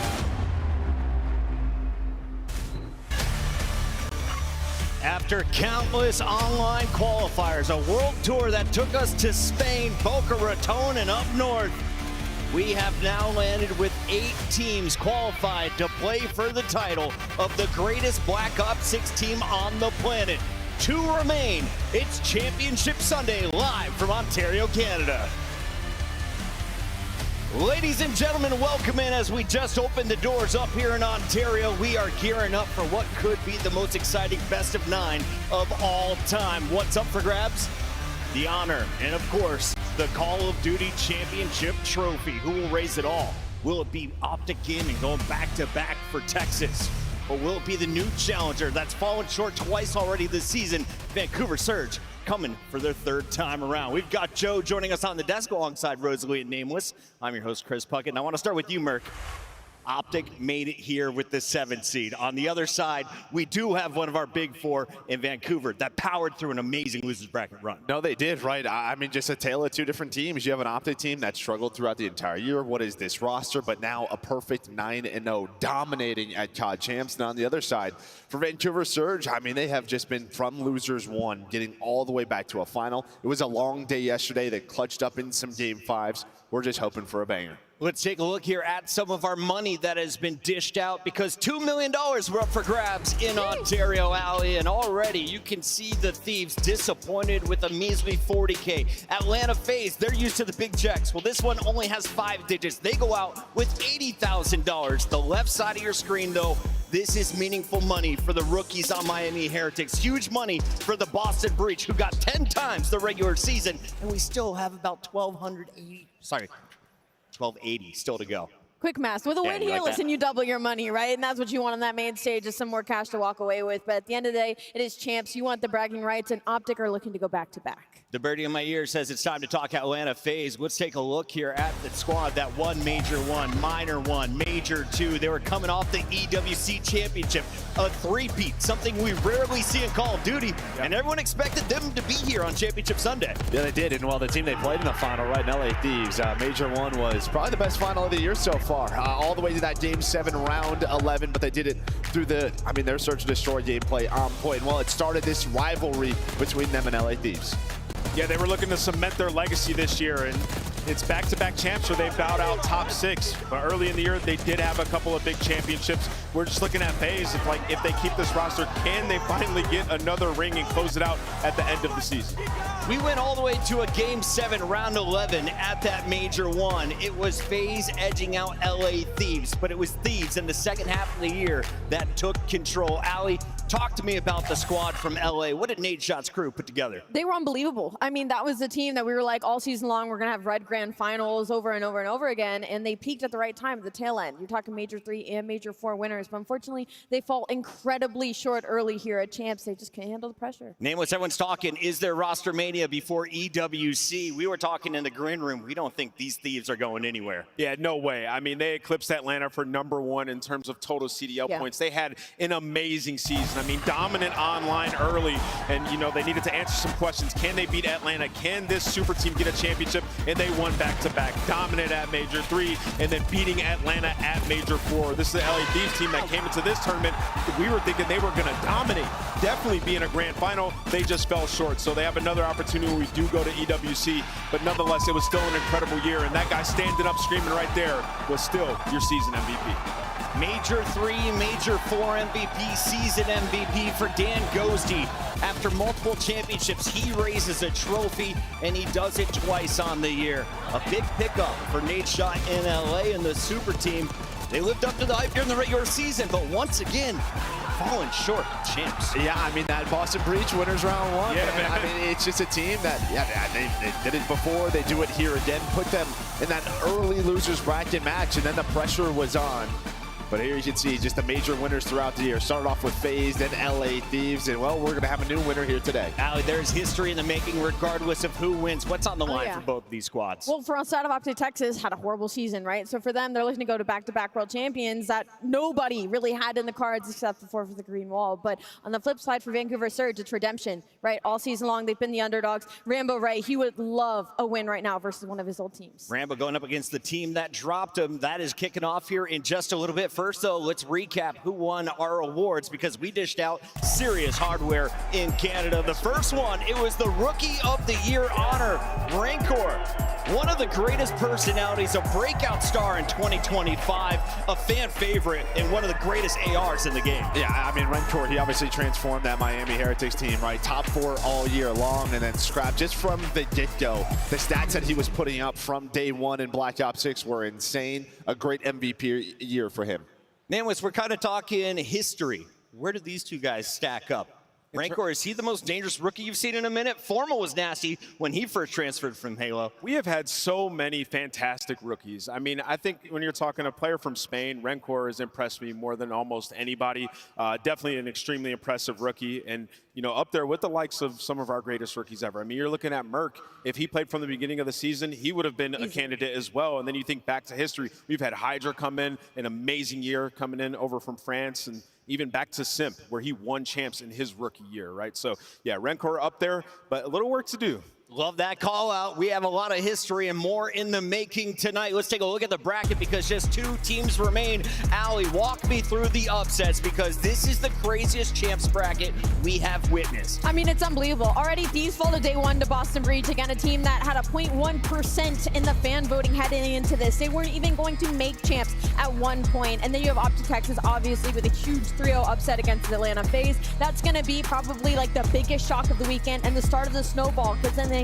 do it up against Toronto Ultra. 3 of our top 4 teams got dropped down immediately on day number 1. Yeah, Optic Texas, Vancouver Surge. Go ahead. I was going to say, Vancouver's story is just awesome this year, Yeah. right? Like, they had the fear of names. They could not beat the LA Thieves. They start in losers round 1, finally able to beat them. Now you're back in a grand final. You've been here twice this season, and you've gotten swept both times. So it's been an amazing story for Surge and should be a banger. We're going to take a short break here on the desk. When we come back, a very special guest, Lawrence from Treyarch, is here to talk Season 4 Reloaded. Don't go anywhere. It's COD Champs 2025. And the beat goes on and on and on and on and on. On and on and on. And the beat goes on and on and on and on and on. Made for millennium.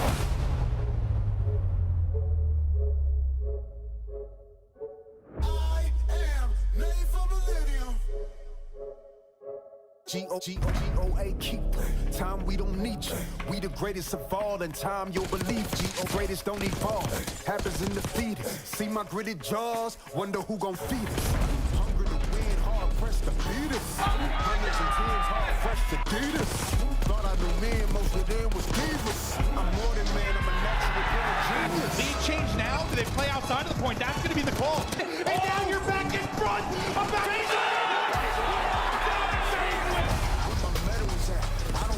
Back, I'm too smart to meddle with the fellows, keep the metal at. They pedal for the stacks. I'm making benefactors, landlords without the pot to call the kettles black.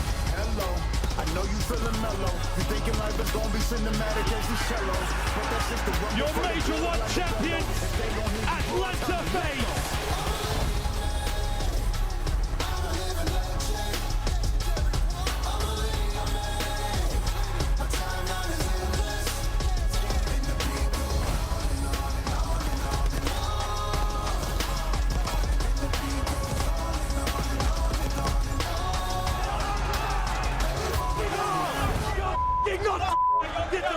Taking his time, messing with C9. 9 in a row, 11 in a row, trying to close it out here on P2. Time I don't need you. Lifespan forever, ever, Jesus. Said we never, ever beat us. Death will never see us. Backflip podcasts, hits and pieces. Black boots and black suits with creases. With no committee, they give us pennies to tease us. We cause vibrations, give us sedatives to seize us. Render the season with the seasons. This ain't my kingdom, this my teaser. They say I'm cocky, pointing fingers, cause I say my life is my live revolution. You just a dream. Everything I dream of is something I achieve. You are underachieved. I'm Kakarada. Major 2 champion, Atlanta FaZe.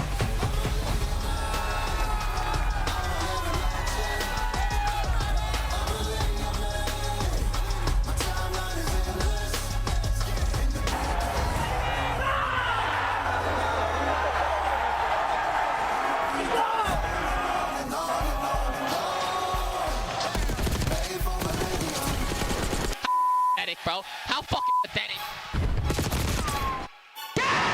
Breakers, you're a fucking breaker! It's a 2-team lead. Oh my God! Let's go. Keep the metal at. They pedal for the stats. I'm making benefactors, landlords without the pot to call the kettle black. Hello, I know you feeling mellow. You thinking life is gonna be cinematic as these cellos. But that's just the run before the building like a bellow. If they gon' hear you roar, time to let go.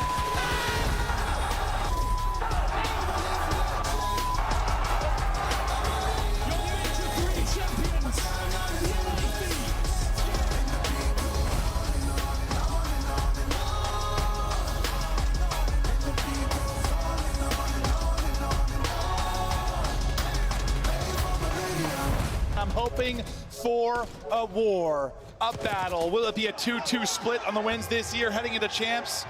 Here we go, map 1, FaZe, Thieves.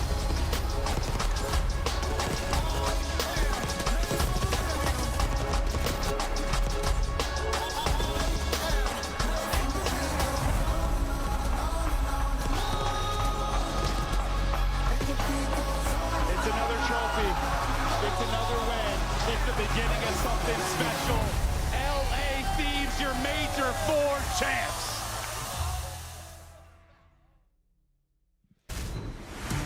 Ladies and gentlemen, hello and welcome back to COD Champs 2025. We're almost ready to get our grand finals underway, but before we do, I am joined by the one and only Lawrence Benton, Associate Design Director at Treyarch. You're here to give us some good news, I think, mate. We've got some fantastic stuff to reveal about Season 4. Yeah, it's awesome to be here. Great to see you again, Miles, and great to be in Canada for Champs. All of us at Treyarch have loved watching our game Black Ops 6. Played at the highest level in the CDL this year and this weekend. It's been awesome. It's been something, mate. I know I saw you up there earlier, and it's been a crazy tournament. What can you tell us about Season 4 Reloaded, which is coming up soon? Yeah, Season 4 Reloaded drops next week, July 2nd, which is Wednesday. We have 2 new multiplayer maps. The first is Eclipse. This is a 6v6 face-off and gunfight map. It's really close quarters, frenetic gameplay. Takes place in a nightclub with a DJ booth and a disco ball. So you can jam out in your face-off and gunfight maps. This looks great. I know there's another Supreme fan favorite coming in from an older Black Ops title. Can you talk about that one as well? Yeah, so fans of more traditional 6v6 and competitive are going to have a good time with Fringe. Originally seen in Black Ops 3, it's back in Black Ops 6. It plays like you remember it, minus the wall running, of course. We've revisualized some of the POIs around the map, but rest assured, Grandma's house is back. It's the real deal, man. It's got a sign and everything. So this is now a whiskey distillery, is that right? Yes, and you'll be able to get your hands on Fringe in pubs, but with the CDL season wrapping up this weekend, we're also going to be putting it into the rank play map pool. So Fringe Hardpoint, Fringe SND will be ranked on Wednesday. And we're looking to keep the rank play map pool fresh in the remaining Black Ops 6 seasons now that the CDL season's wrapping up. Yeah, CDL season's wrapping up. I mean, is there any other changes you can share about some maps coming in? Obviously, we've got some new ones. Yeah, so I mean, we're going to evaluate future maps that drop for rank play and competitive viability. We're also going to be re-adding Rewind Control, Skyline, and Vault Search and Destroy to the rank play map pool. So a couple more maps in there. That will also let us bring back the mode vote, veto vote. Yep. So every so often before matches, you'll see all 3 modes on one map, and you'll be able to veto the one maybe your team doesn't want to play or isn't as good at. That's fair. That's a good shout. Excellent. So we've got new maps. We've got small maps coming back, small modes as well. Any new weapons or any new toys we get to play with? Yeah, a couple new toys in the Season 4 Reloaded update. We have the pickaxe, which is a really visceral melee weapon, super satisfying to use.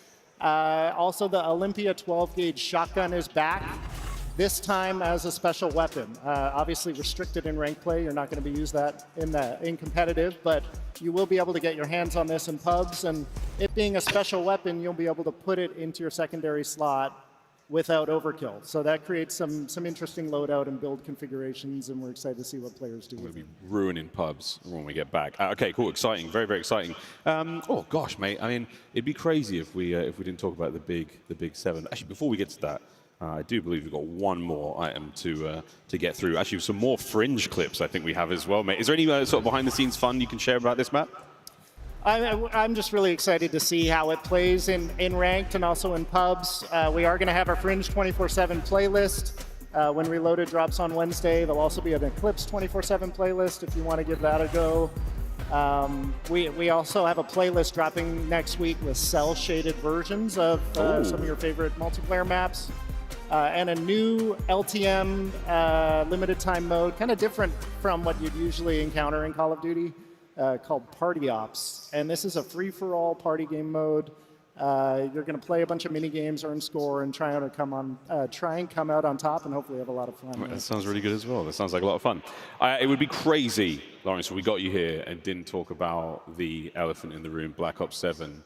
What can you share? What can you say? What can you tell? Yeah, it's been super exciting to have the game announced, and we've seen some amazing reactions to our reveal trailer. Personally, I love seeing the live reactions where, there it is right there. Players didn't realize it was a Call of Duty trailer until they saw Menendez at the end, and we saw some really great reactions there. Black Ops 7 takes place in 2035. We're jumping over 40 years into the future from our current 90 setting in Black Ops 6. And not being tied to a previous era has really given us a lot of creative freedom that you're going to feel and experience in our maps and our weapons and our gear and our gameplay mechanics. And we're really doing things that just wouldn't be possible in a game set in the 90s, and can't wait to show more. Oh, sounds good, man. So a nice evolution. We're coming, like, I think you guys are referring to it as like near future, so it's not super futuristic like BO3 was, but it's a little further forward. So anything any details? I know this is not on the paper anymore, but is there anything you can share? I mean, we do have a full reveal coming later this summer. You're going to get a lot of details there. I think one thing I can share is if you're a fan of Black Ops 2 back in the day, especially if you're a fan of Black Ops 2 competitive, you're going to have a good time with Black Ops 7. That's music to many ears. Anything else you can share about the competitive world? I mean, you brought up the C word. Anything else you can share with our CDO fans here? I think you're going to see more at the full reveal later this summer, but we're really building Black Ops 6 and Black Ops 7 as connected titles. The foundation of Black Ops 6, the features, the movement, the great relationship with the CDL, all of that has been growing in a way that feels continuous and intentional as we look forward to Black Ops 7. Mate, right on. Thank you so much, Lawrence. Appreciate you coming on the show. Enjoy the match. Enjoy the grand finals. Ladies and gentlemen, once again, Lawrence Metten from Treyarch. Excited about BO7. Excited about Season 4 Reloaded. We come back. Grand finals time. Champs Weekend is the pinnacle for these players, who've been working hard all year round to go to this all-star event. Favored teams depart early, and the most unlikely of characters advance through to Championship Sunday. The stakes are grand, but the glory is forever. Let's take a quick recap back now to find out exactly what happened. The first day of the event was chock full of surprises. The 7th and 8th seeds, Optic Texas and Boston Breach, sent favorites FaZe and Thieves down to the elimination bracket. Toronto Ultra and Miami Heretics advanced. Day 2 elimination said goodbye to the LA Thieves and Carolina Royal Ravens. Miami-Boston was a tooth-and-nail fight to advance into the winners' finals, with Boston besting Heretics. Toronto Ultra and Optic Texas ended quickly, as Optic had much to prove, ending it 3-0. At the start of Day 3, Miami and FaZe clashed. The Heretics vermossed a 3-0 against Atlanta, eliminating them right away. The two Canadian teams faced off with Vancouver Surge besting the home team Toronto Ultra. And Optic Texas made a statement by securing their grand final spot, 3-0ing Boston Breach. Surge would go on to defeat Miami, a team that has fought valiantly this year, and then punch their ticket to the grand finals against Optic by defeating Boston. The grand finals is the only thing standing between Optic Texas and defending their world championship, or Vancouver Surge dethroning them. If Optic manage to pull this off, they will go down in history as the first ever team to go back-to-back winning world championships.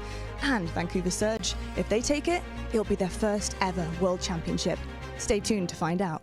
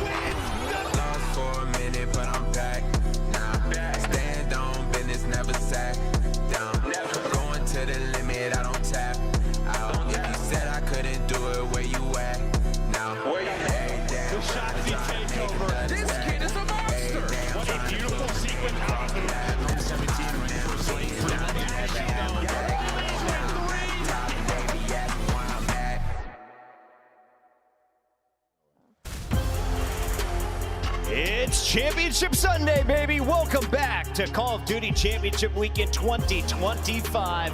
We are live in Ontario for the final fight of a 4-day grueler. We started with 8 squads. We're down to the final 2. You know them. You love them. It's Optic Texas taking on a squad that's been in 2 championship matches so far in the regular season in Vancouver Surge. We welcome Merc back to the desk alongside Rosalie Nameless. And we have to start here with Optic Texas, because this is the team with the 7 7 seed that has shocked us all with the best champs run of anyone of all time. A perfect 9-0 coming into the grand final. Yeah, you set that up perfectly, Chris. I mean, I'm looking back at some of the old champs. I think back to 2014 with Complexity going 15-3 map count. So Optic Texas with a unique opportunity here to have the most dominant champs performance ever. They have been lights out, destroying everybody. Maps have not even been close. It's been the highest level Black Ops 6 that we have seen on the year. If Merc, you have been here since the beginning, and Hex told the team straight up, you are currently the worst Optic I have ever seen, but you have the potential to be the best Optic team we have ever seen. Is this the best form you have seen yet? I mean, absolutely. I mean, we haven't even seen these guys bleed, right? Like, I want to see Surge take a couple of maps, see if they can respond to anything, but so far, it has just been flawless. That is it. Optic have played so well. Their stats are ridiculous. All 4 players, they're on the top 5 KD. No, they're unbelievable. I mean, Merc alone is rocking a 1.5 this champs weekend. A rookie whose 3rd event is champs, and he's dropping 1.5s, and right behind him, that's going to be Dashy, a 1.4 overall on the weekend. It feels like they haven't been tried or tested, right? And for Optic Texas, like, the talent is there, and that's the scariest part, is like all of them have such a high ceiling that this might not even be their peak. Yeah, I mean, you look at their last 2 series, Toronto and Boston. If you combine what Toronto and Boston did in all 3 of those maps, Optic would have still won in dominating fashion. Like, what they went over the last 3 weeks, like, they've expanded their map pool, the rules that they have in Hardpoint, the way they're approaching their search and destroys. It's just high-level execution, and now we're in a grand final where they have not been here this season. Vancouver has. And I just think the biggest thing, like what Hector was talking about, is that, like, we knew the talent was there on this team. You know what Shotzi and Dashy are. You know what Hook has. That was the disappointing part. It was like, something is wrong this year. But to see this, everything has worked out, and now they have a chance to go back-to-back. The comms have changed since the addition of the rookie. He has had a massive impact in-game as well, leading all 32 players here at Champs with the best kill-death ratio. We caught up with Mercules before the match. Here's what he told Glotty. Mercules, it's Championship Sunday, your first ever Championship Sunday as a professional Call of Duty player with Optic Gaming. I've got to know what's going through your head when you get back to the hotel at night and you think about your journey from challengers to this point in time in your career, so young into your career. What are you thinking about? I'm just thinking about hopefully getting the ring, and I'm just ready. I was just ready to play all night from the time the match finished yesterday. I don't know. That's all I've been thinking about. I like to hear that, and it's funny, I was speaking to Hook yesterday, and he was telling me how excited you guys were yesterday in your match, 2-0 up, but that 3rd map, that control, got a little bit dicey, and I asked him why, and he said you just were all eager to get it done in the fashion that you had been, which was just a smoke show. How are you applying that into today? Because you don't want to get too eager, you don't want to get ahead of yourself, so how are you going to try and remain calm to get the job done in that similar fashion? We just gotta make sure that we don't, like, the comms don't get too hectic, because that's usually when people start, you know, like, everyone starts freaking out. So just keep the comms clean and it will be good. Who do you look to when it gets a little bit hectic, like comms go a bit haywire? Who's the person to calm you all down? Probably all of us. I don't know if there's like one person, but maybe Kyler, I'd say, if there was one. I'd like to hear it. And if you had one thing you want to say to the Green Wall right now, going into your first ever Grand Finals at a Call of Duty World Championship, what do you want to say? I just want to say thank you guys so much. It feels like every event's a home event being on this team, so it's amazing. Thank you so much, Mercules. Best of luck. Thank you. From challengers to the championship match, Mason Ramsey has blown the roof off the Call of Duty universe. Wow. You take a look at his numbers, he is right up there with the great Matthew Piper. It gave Formal, it gave the greatest controller player to grace multiple titles. Yeah, I mean, Matt's an absolute monster. The fact that you have graphics comparing you to Formal is just impressive in and of itself. Mercules on a fantastic run here at Champs. Mercules, though, is going up against another player that has risen from challengers. He's been in the CDL, but he hasn't been in Champs for 4 years. We welcome Neptune back as Vancouver Surge is in their third championship battle of the season. They were here twice in the regular season, but Joe, they didn't win a single game on Championship Sunday. The team seems to fade. how do they right the wrongs of the past, and what has been different for Vancouver? They've already gone 2 3-0s over our #1 and 2 seed and 2 Game 5 Droolers. I think, yeah, that's kind of the key. Is they've been tested early at this tournament. They've gotten past their big test. You've gotten over that LA Thieves hump. Then you clutch up when you need to, right? Like last night, even going to a couple of Game 5s. Those are just long days, grueling days. Your adrenaline is going. I don't know, just that clutch factor. That sort of, all right, we can do this. We've gotten through all the toughest tests. We've gotten back to a championship Sunday. 04 has looked great with a third AR. We've talked about how that's impacted the pace. Abuza has played phenomenal, but I feel like we keep talking about Neptune and Nasty.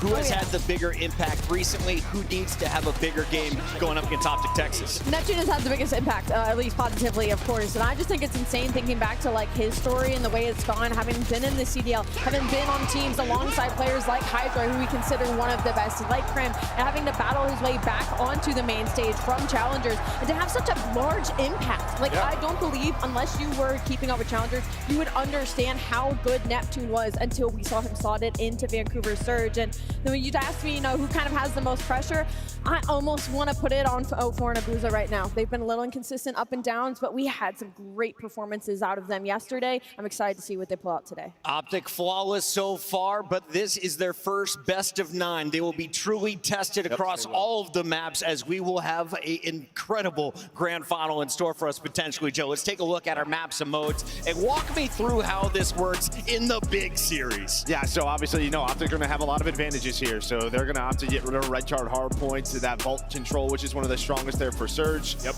I think if you look at this layout in the best of 9, for me, Surge has to just win early. The back half, when you look at the double Haciendas into the rewinds, that is just not a strong point for Vancouver Surge. If you're Surge, you need maps 1 or 2 just to slow down this momentum of Optic, but we saw it last year. If Optic get ahead early, the crowd behind them, this could be a quick one. You got to be up 2-1 headed into that vault Hardpoint.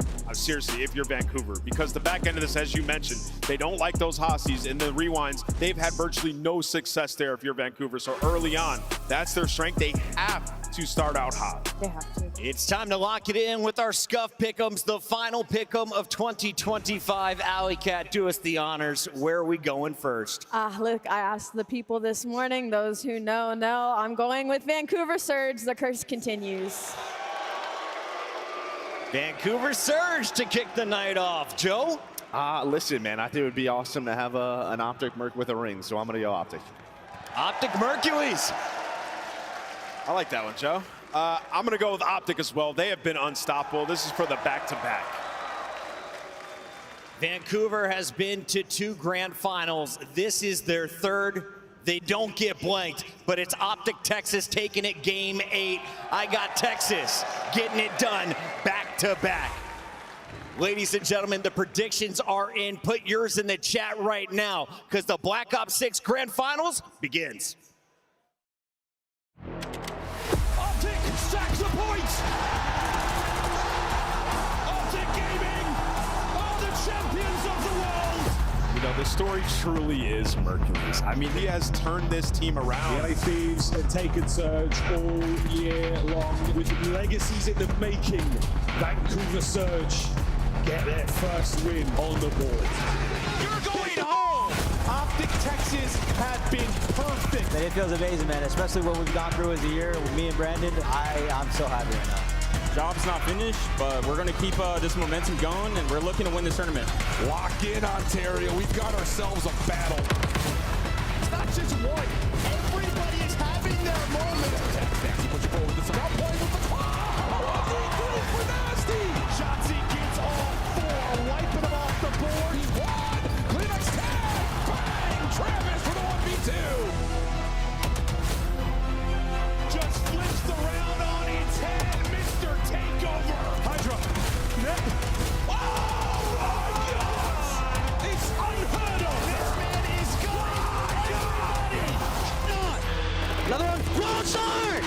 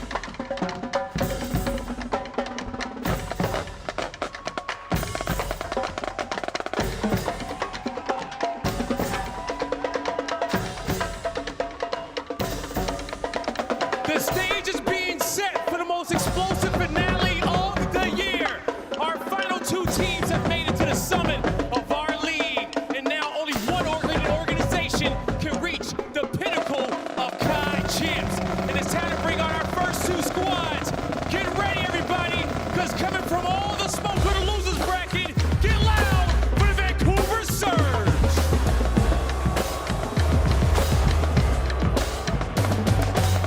Before, not only do they already have one of the best placements their organization has ever seen, they are looking to come from losers round 1 to a championship ring. And it's a roster full of players that have been overlooked, underrated, and have made a statement. And they've got to go through the green wall. Yes, they do. Yes, they do. And now, the next squad coming to the stage. They've been playing perfect all tournament long. Looking to defend that trophy and keep it in the South. Your 2024 World Champions. Make some noise for Optic Texas. Defending champs looking to get another ring. Dashy, Shotzi, and Hoop looking to cement their legacy. Mercury's looking to build his. It's going to be a tough battle, but they have walked through everybody so far in this tournament. It's the grand final, and it's Optic Texas going up against Surge.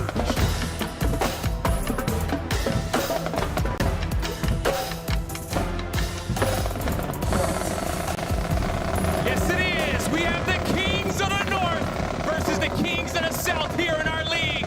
But only one of these squads can lift this trophy and be Call of Duty champions. But now who shall it be? It's time to find out. Ontario, make some noise for our squads on the stage. Your Call of Duty champs starts now.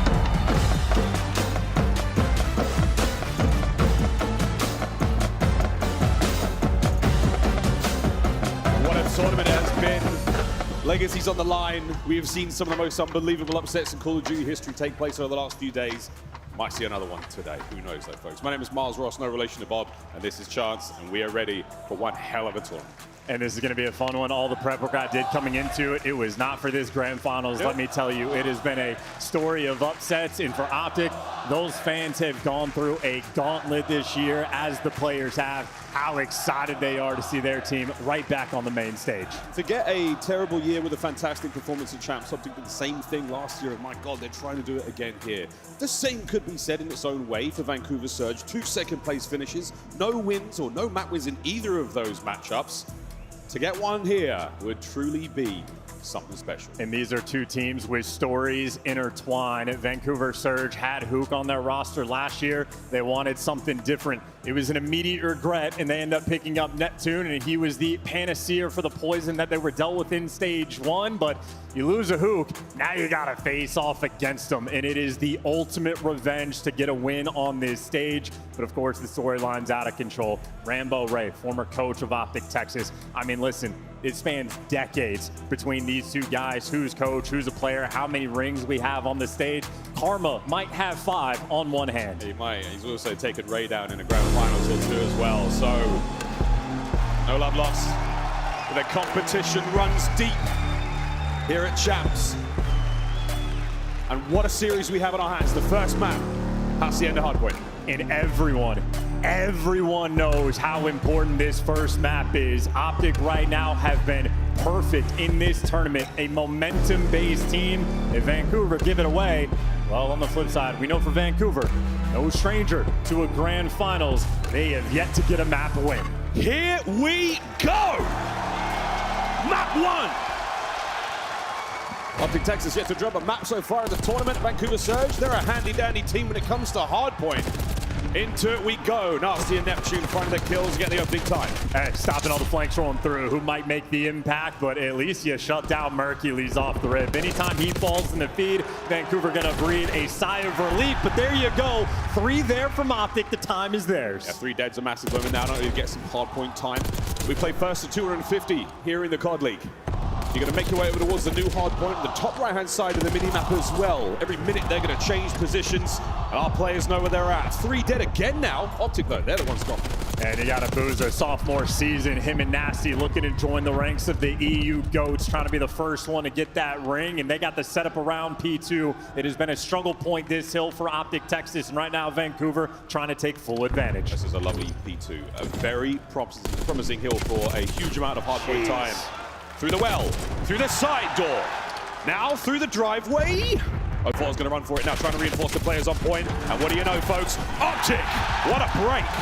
Instantaneous, no time wasted. Every single player winning their gunfights, and Dashi with the Jackal gets on the board as well. Counter-attack on now for Surge. The quick reaction, they're going to have it indeed over to driveway. And Dashi, immaculate tracking. Big Bruce lands 2. Mercules on the 3rd. Undeniable how good these two players are. Laser beams, I feel like the bullets missed are only intentional. Number 7, though, just slipped the net. Nasty might be able to get the players out of time, and there you go. A moment of mishap from Optic. The first mistake made, and that turns into a 4 down, and they spawn out. Vancouver, they're right back in it. A massive moment for Vancouver. Optic are now trapped. They're going to battle their way through Nasty. Only gets 1 to his name before the new hardpoint comes up. Low left-hand side of the minimap over defenses. Surge in position. Trophies out, ready to go, and you got roamers all over the place. 04 behind enemy lines, trying to slow him down. Well, he gets the entry. A booze up on time, though. Loses it to Shotzi. So Shotzi, the nuisance, he gets through. He breaks you down. Optic Texas are in. Like a rash. Mercules can't get the second there, but the hardpoint now swarming with the green of Optic. And a sneaky play up over the top. Neptune gets himself involved in the fight. Can't get a second on a hook. Trades are there. Dashi last man left up on this side of the map. And there's a pinch developing now with Surge on time. Oh yeah, we are battling in this one. 04 winning a gunfight from time. Dashi trying to be pushed out, and he's reading the spawns for the moment. 2 in the feed there from Optic, and Dashi gets the guy out of time as well. A battle here on P3, and Optic come out on top, and even on the rotation, Optic are there first, but the white arrows are coming. Shotzi takes him down. Shotzi's got to win this, and he does.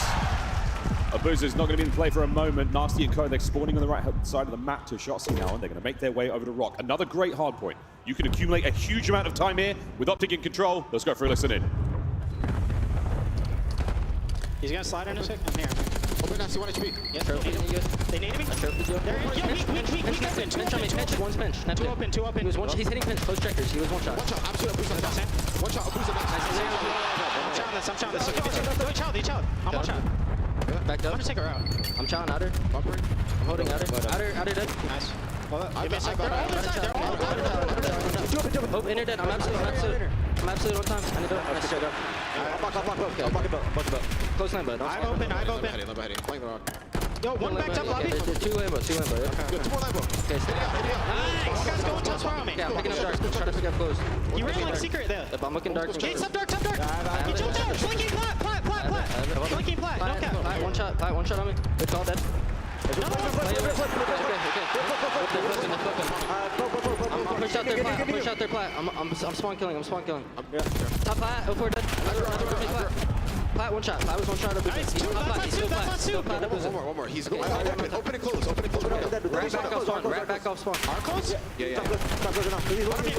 Bottom you 1 shot. I have your open shot. Open dead. Another one. Yo, D plat. 1 HP Nasty, D plat. Nice, get that time. Yo, make sure you block whoever stop close. Yeah, should be good. Yo, he's already top dark, dead. They're gonna go. One might go around.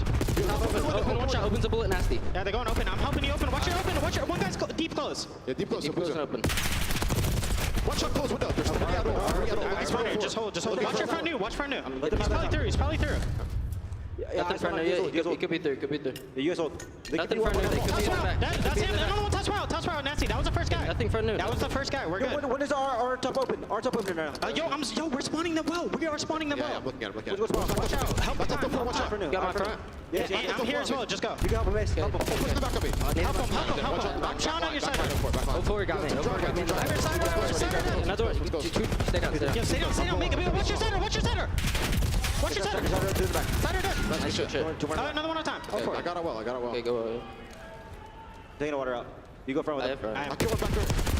Unbelievably calm there from Optic, and look, this is a perfect tracking of players. It is a perfect tracking of spawns. They're reading everything. That being said, Vancouver Surge, that's P2 break team in the game on this hill. This is where they fight back to get through, but Shotzi looking to take it from you. It's a battle for the final 20. Great stuff. The Surge again, 3 dead. Last man can be up.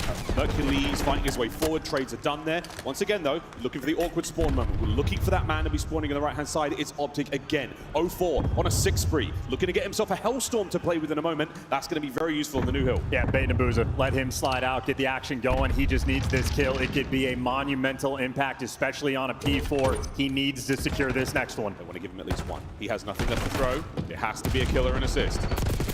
Slammed. Unbelievable. That hurts a lot in the long run. We'll see how this hard point goes, though, because, again, Optic have locked it down. You put all your chips in towards getting that streak, and you didn't necessarily put pressure on time. And no! Shotzzy picks up 3 in a row. 3 dead again. Superstar players make the big plays in the big moments, and Shotzzy right now is doing it all. Double positive over Min in the hill, and he just won every single key gunfight. That is a man hunting for his 3rd ring. Going for that 3 spree. You'll get 4 kills before he gets to the ring, though. Oh, what a move. Omni movement keeps him alive in the play for a minute longer, and a couple more now from the front side of the hard point. Shotzzy and Hoot from inside time.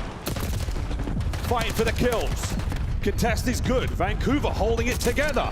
And look at what this is doing on the minimap, by the way. He's just buying so much time. His spree continues, but him just contesting allows his teammates to get fully set up at new. So Merkley's been lying in wait, ready for the kills. He's got himself hard point right now. Up to Texas with the lead. We're going to see Vancouver Surge trying at the break here on Rock. Let's go for a listen in. I need to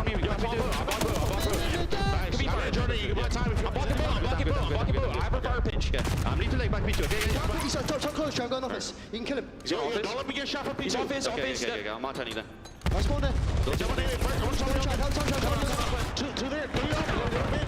One is gone time. Two here. Keep the whole simple, by the way. Let's go, Tommy. There we are. I'll go in front, okay? You guys go mid. Maybe don't fire. Yeah, probably don't fire. I think Chandler's up close. He's not pushing up. Fire, weak. He's low fire, okay? Two dead side. He's just gonna hold. One pushing on the ship going. Sit down. 2-0. Yo, he push out. Close. I'm gonna have to open. 3-5, 2-0. Show CM dash. I'm open. They're not out yet. I'm sitting plat. One was on spawning. I'm open. They're gonna do some finish shit. Just took a follow around. One more plat. Getting close to the end here, the business end of our Hassienda hardpoint. Neptune alive in the hill, trying to stay alive. The comms as chaotic as you like now with 3 dead. We're looking at a big moment here for Optic. Yeah, they do not have a choice in the matter of Vancouver. There was nothing they could do on this map. Shotzzy just popped takeover. Not even saying they're hitting the pre-fires. You are walking in the bullets and you are walking into death. 10 points away in Optic secure. Map number 1. 5 for Dashy, 5 for Shotzzy. A few more points now. Anyone here close by? Oh, it's another from Bruce on time. And that is map number 1. Optic draw first blood.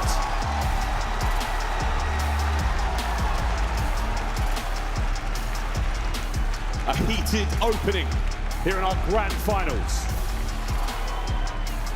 Young Shotzzy, he talked trash at the start of the year and it didn't pay him much. Now, seems to be going okay. They were saving the build-up for their powers for this very moment. This is an unbelievable performance in map number 1. Shotzzy just went double positive, 27 in 13.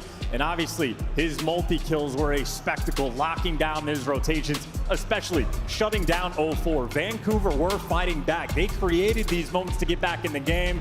He was having none of it. And his duo right there next to him, 26 in 19 from Hoop. That is feed up a comfortable map 1 win. And they remain perfect. That is 10 maps in a row at Champs. Optic, undeniable. Yeah, this is a real powerful string of dominance. We've not seen the likes of this in a hot minute, folks. Highlights from map number 1. Vancouver Surge with some good looks at the first set of hard points. We'll see the game flow in a moment. After the second P1, there was no going back. Optic caught fire. And that train ran all the way to 250.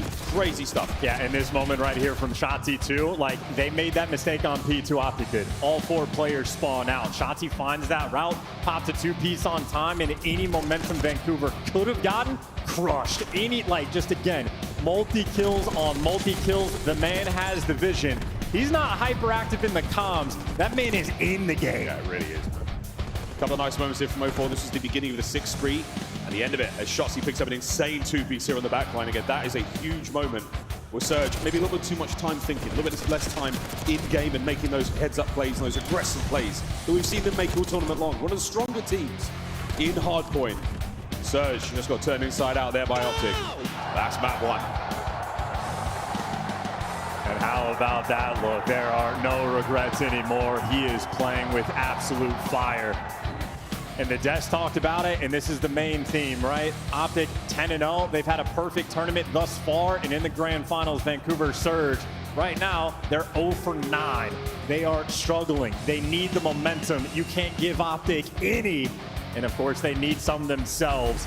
A painful start, and Dealership SND, it'll be the opportunity for Vancouver to get the bounce back, but it's a dicey one. The Dealership's a fun one. We've seen a couple of these already. We've got Surge, we've got wins on it previously against Heretics. It's an explosive map. It's a new addition here to the BO6 pool and to the cold competitive side of things. Where are you feeling about this one, mate? Momentum is obviously a big deal, but I think this could be a Surge comeback. Well, you know, if we're looking at this from the Vancouver perspective, we saw them play this map against Miami. They were hammering the A site, very consistent about getting the bomb down, but they were not able to hold on. Vancouver actually has the best bomb plant rate in the league on this map. And on the flip side from Optic, they're not good at the retakes. They have not had success on Dealership. However, in the game mode, they do have a Mercules now, the extra weapon. He is a 3.0 KD. Dashy's got a 2.38 in Shotzi. I mean, mediocre, only hanging out with a 1.3. I mean, these guys have been absolutely bonkers. Mercules, in the 3 SNDs he's played, he's only died 8 times. 8 times in 3 Search Destroyers at Champs. It is indeed a record. He's not going to quite match the 700 kills that Formal got across his tournament, but it's a different era, folks. It's a little different these days. The kills count a little bit wilder. Here we go, map number 2. Dealership, Search and Destroy. It's first to 6. Our teams will take turns attacking and defending bomb sites. You've only got 1 life per round, so use it wisely. And again, Vancouver incredibly efficient at getting the bomb down on this map, and Optic traditionally not good on the retakes. That being said, we know they've got the tech. They've got the wall bang spot. Shotzi loves his action over towards A. Hook has shown off the goods over towards the B site. They have had a month to prepare for this very map and very moment. Right now, Optic are full speed ahead. But there's some of the players who showed us some of the tech on this map first time round. Looks like we're going to be. Hook's going to be the man of the moment. Shoulders thrown, intel gained, but the duel is now on. 0-4, will the stun connect? Yeah, it does. Not enough to force the fight. Neptune there, up close and personal as well. And what do you know? After the smoke clears, after the stuns are finished, it's a nade from 0-4. That was the frontline trenches. That was no man's land with the number of nades that just landed. You got Mercules playing a cheeky spot. If Vancouver elects to go for B, he should be good for 1. Oh, Boozer, nice slow from the back line there. Mercules has found himself a corner and unaware though. The fellas have managed to get themselves into the bomb site. Planted, that's a surprise. But they have not accounted for young Mercules. Dash on the side. The first peppering. Man down, number 1. 2v3. Boozer! What an angle. Depths again. 1v3 now for Dashy. 25 seconds. Yeah, just has the angle on the bomb. Dashy, massive problems to solve. Okay, 20 to go. Reposition. Re-challenge. He's running out of time, and Surge know that. He needs 7.5 seconds to defuse the bomb. Kills or not, time was against him. Surge on the board. And that is a round they so desperately needed. Abuza with a fantastic pickup on Shotzi. Typically the movement on point, that shoulder being thrown, he just did not have the vision to spot out Abuza, and he dropped them in an instant. That's a good first blood. Great follow-up from Vancouver, and they can slow the pace down just a touch. Yeah, Boozer's first blood as well, and Dashi from way deep. He's got the angles here. You can't take these secrets with you into Black Ops 7. We're going to see the goods pulled out here, and maybe some of them in a couple of weeks' time. But until then, we got to square up into the A side. Glass shatter, nades explode. 0-4 trying to get involved in the fight. Optic on the tactical retreat, Dashy with the coverage. Yeah, they backed him down. Dash is being left just to see if he can pick up an air in 0-4, but that bomb over towards B. Hoop now leading that charge, and Optic have taken control of the middle of the map. So they got all the pieces in place. It's just a matter of trying to get this bomb down. I mean, Neptune's in a position here to maybe get a kill. He gets so much damage. Dashy sends it forward, traded out. A 3v3 now. But 0-4, he's in position as well to get something going. Shotzi, is your timing great or is your timing bad? We're going to find out in a second. B-bomb being planted. Here we go. Shots there from Hook. Abuza now suppressed. Have to back on up. Great damage. 0-4 from the window. Can't get the 2. 1v1. Wow. And Abuza rips the head of Shotzi clean off. Yeah, Shotzi has just been a few pixels on his screen, but that is all Abuza needs to work with, and that is 2 rounds in a row. Frankly, in my mind, I'm thinking that's good plays from Optic. Hopping off the bomb at the right time, the communication clearly being shown off, but not enough to slow that man down. 3-0 start for Abuza. Yeah, that's nice stuff. Spicy rounds as well. A-bomb site has a lot of exploding cars near it, folks. I mean, you in the venue know this place shakes when they go, but for those at home who maybe are unaware, it is a minefield out there. And it's where we're going this round. Thank you very much, Surge. Do what they can to clear those out with their own nades. They're not going to get too much information, and the trophies are going to help out for the time being. Dashi's playing a little aggressive as well. He's got Hook here for support, and Mercules looking through the garage door. So plenty of presence on the defensive end to try to slow this one down. And Vancouver, they want it. They are moving forward. Neptune. Smooth moves, and somehow Abuza finds another. He's on a 4 spree. And Neptune, oh, what a spot. Oh, a little bit eager. Unreal. Surge, another electric round, 3-0 here on Dealership.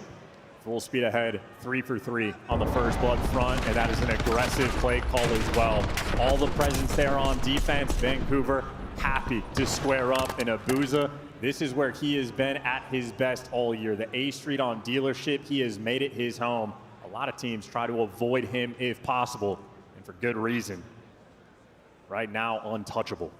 That's the 5 sprees, guarantees himself an RCXD car, much like the one you saw in the introduction to this very matchup. Nades up and over towards the A site as well. So Vancouver, they've stacked up over towards B, but that stun tells you plenty. Watch those arrows move soon. Shotzi, he's going to be the man on the flank. And I think Abuza might be calling in the RC car as well, so you're going to get the information on the retake. Actually, he's playing up top, so they're expecting the pressure to be pushing through.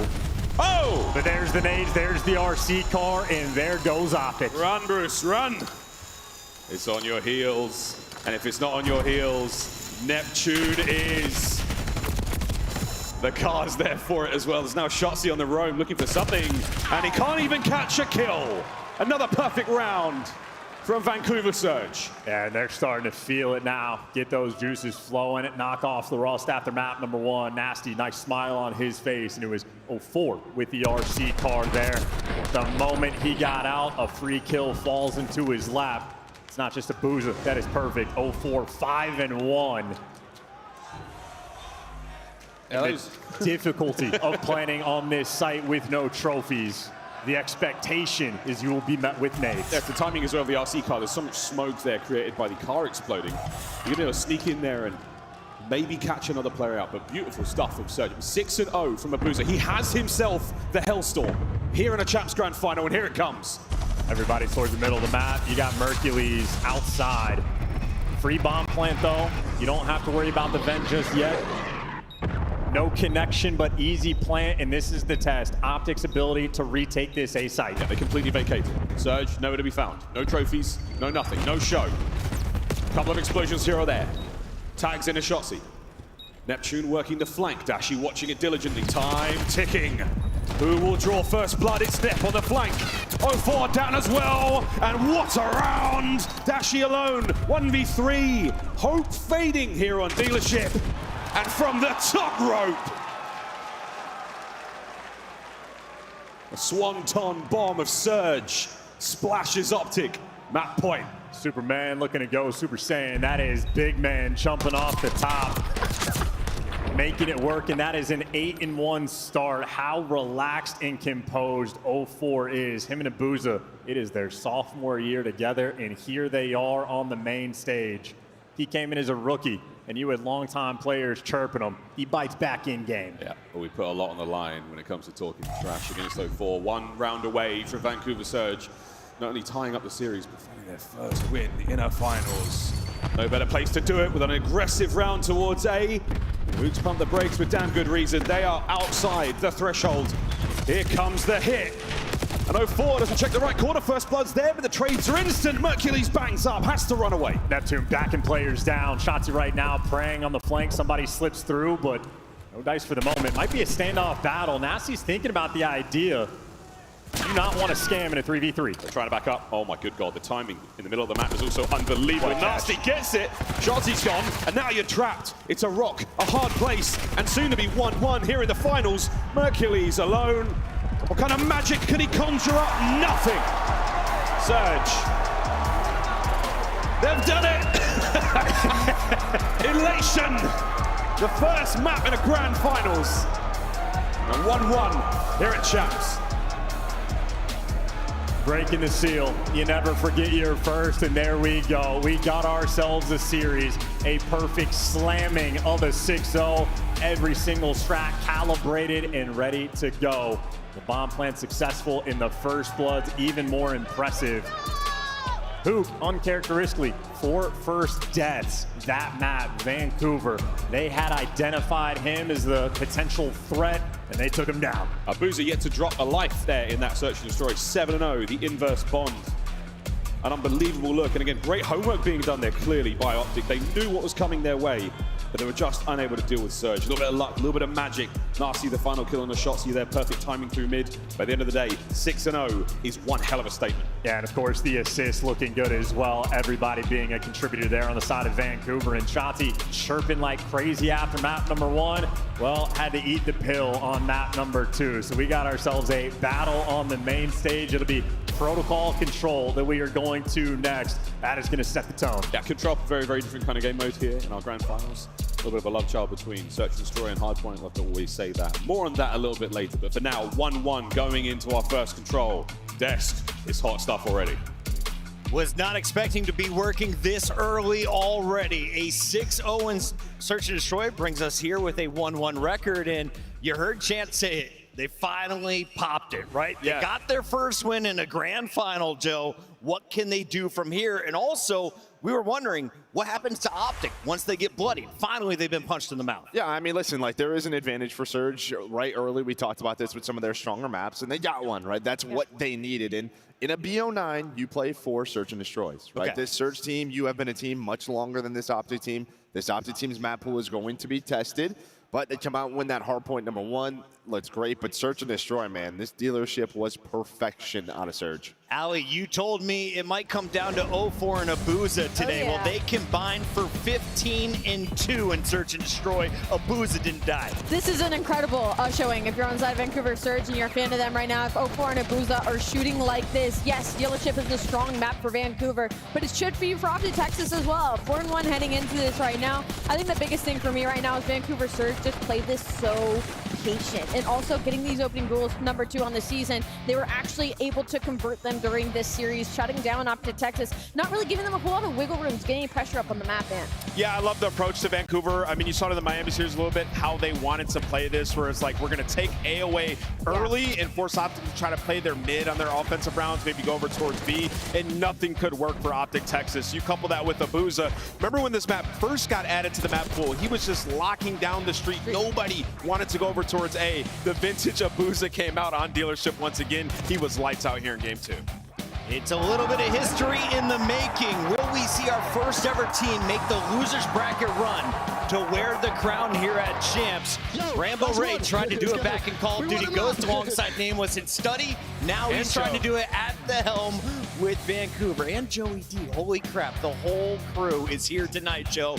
We got Protocol loading up for game 3, but talk to me about this first respawn.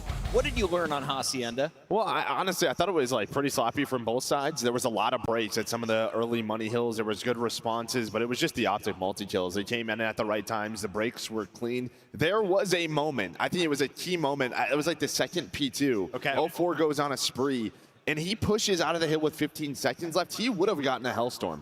If he gets that Hellstorm, I think they break a P3 or a P4. They don't. They get stalled out right there. So I think that was a big mistake from him. But you tie up the series. Maybe play for streaks a little bit more in the future. We're going to dial in more on one more play. What do you got for me, Ant? Yeah, and to elaborate on that, Joe, they could have used the streak right here, yes, and it would have been massive. So let's jump into Optic on their breaks this weekend have just been lights out. So we're going to roll this clip, and then we'll jump into the telestration here in a moment. So you're going to see Ron Rockhill, and this is what I like to call end-game setup if you're Vancouver. They're going to get to a flawless setup. So right here, degree of difficulty, max level difficulty if you're Optic Texas, and this is what they've been doing so well well this weekend. You're going to see number 1, this is Hook. He's going to go through kill 7, and that's going to open up mid-hallway closed, so 2 players on Optic Texas can go over towards time. And it's really the nitty-gritty and how they're playing these moments in these situations. So when they get closer to this break, I'll tell you exactly what Optic Texas are doing. So right here, you see Hook gets to come onto Nasty. Now I need to get more info. Okay, nobody's on the backside. I died, so we know there's 2 players left near or around the hill. So Mercules, he's trying to just get some information. You're going to send Shotzi in. He's going to kill number 5. And then right here, you know, since this guy's on the hill and Hook just cleared this area, last guy has to be Lambo. So Shotzi immediately focuses the player towards Lambo, finds the 2-piece, and this is Optic Texas poetry in motion. This is how you break a hill. Vancouver were just in the end game setup. Everybody's making the perfect play, the perfect call, and executing at the highest level imaginable. Vancouver spreading out on the money hill, and they get punished for it. Optic just busting through the door and taking away game number 1. We have another respawn coming up, but it is Control. Alley Cat, give me 2 players to look at. What are you eyeing going into this game 3? If I'm looking at the side of Optic Texas, I'm looking at Shotzi right now. I feel like him getting lost in this protocol is going to be huge for Optic Texas's success. And on the side of Vancouver Surge, I'm going to stick with 04. I think he needs a little bit of redemption after that map number 1. That map number 2 was electric. I think he brings it into map 3. I got to say, it feels great to have the packed house here in Ontario. Welcome in, everybody. It is time for game number 3 as we send it back to the casters. Thank you very much. Beautiful decks. Our players are getting ready to get back onto stage as we load up Control. Great quick scope there. I appreciate that. Lots of lovely intel passed over for you viewers at home, wondering how you can become a pro. Pro tip, it's really hard. Extraordinarily difficult. I play 12 hours a day. I cannot sniff a kill against guys like this. 04 on this map yesterday hit some of the best shots I have seen in all of Black Ops 6. He was gunning people down cross map with the Jackal off of the P2 heady nonetheless. And for a game mode that over the course of the year for Vancouver, it has been a struggle in Control on every single map. As of late, they have found their form. Not unbeatable, but extremely good, and especially so that protocol they had against Miami looked good. It has set the table for this map. They are capable. They have proven they can take Optic down. Now are 10-1 at champs. Still the front runners. History made already. We're not even in the map 3. The game of Control now underway. It is first to 3-round wins. We'll take turns attacking and defending these 2 zones. 30 lives either side. If you run out, you lose. Oh, they're trying Mercules. Good luck with that one. That sounds like a nightmare to me. And already you're getting tags in from what feels like a ghost. No amount of comfort. 20 seconds in this round have gone by, and Vancouver haven't even shot their guns, and Shotzi's behind you. Got Shotzi behind you. That would have been an amazing kill, but again, Shotzi, lots of damage dealt. Neptune trying to move into the trade. An ideal scenario to find yourself in now. Trying to battle towards the middle of the map, but terrible news for Surge. Optic are everywhere. Yeah, they've got the lockdown. Mercury picks up 2. You can't cross the middle of the map, and there's the flex. Good for 3. Flexing big time. Woo! He is soaring today on a Hook. Can he get the second? No, trades are there. Once again, Surge trying desperately to get out of spawn. There are 2 more Optic members in there. Half the round is gone. Dashy's the setup, man. Shotzi's behind you, and now you're stuck. Number 7 and number 5 got to create space. 04 wins a fight in the feed, but Dashy playing for the spawners. Still playing for spawners. At least somebody has managed to make their way out, and it's going to be 04, but at this point in time, you have to get on the zone. You need to stop the clock. You cannot do so without a body on it, and that's A, slowly being captured. Anyone in position to help defend this? As 04, he drops on the other side of the map, now eyes forward. Slow and steady. 1 segment, no, doesn't get sealed. As Surge are still in spawn. Oh yeah, they can do absolutely nothing. They are down to 14 lives. They're gonna lose this round. The question is how badly. Not a single tick of progress is gonna go through unless they can get this last-ditch effort, but it is a hope and a prayer to even get there. That is a perfect round of defense from Optic. 22 lives, Optic had 12. All Surge had. That was a beatdown in round 1. Yeah, unbelievable. I mean, they got the spawn trap right from the jump. Even off the break, no one on Vancouver making moves because they got locked down everywhere. Underground route was taken care of, mid-map was taken care of, and the grass route also under lock and key. Mercules, no nerves right now on the main stage. 3rd tournament at this level, playing with a bunch of world champs by his side, and he is looking like the MVP. Beautiful round 1. What a story for Merc. We'll get back on that a little bit later. Round 2's on its way. Well, you swap sides here in controls. Vancouver Surge will be defending now. Optic, they'll be on the attack. Let's see if Surge can apply the same kind of pressure we saw in the previous round. Looking for some space. Shotzi, no time wasted. Does get first blooded though. The trade's not quite there. So an opening break for Vancouver. Needed to take things slow when the gunfights. They have done so. We've seen this sort of trend in this tournament already.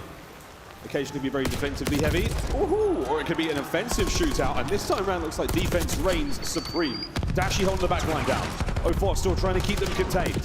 Out through the right flank, no trades, now we've got him, and Hook soaring his way out. Well, able to get out over towards the B site, but helicopter control, Nasty has it, and if you're forced to go this direction, well, Neptune will be a thorn in your side.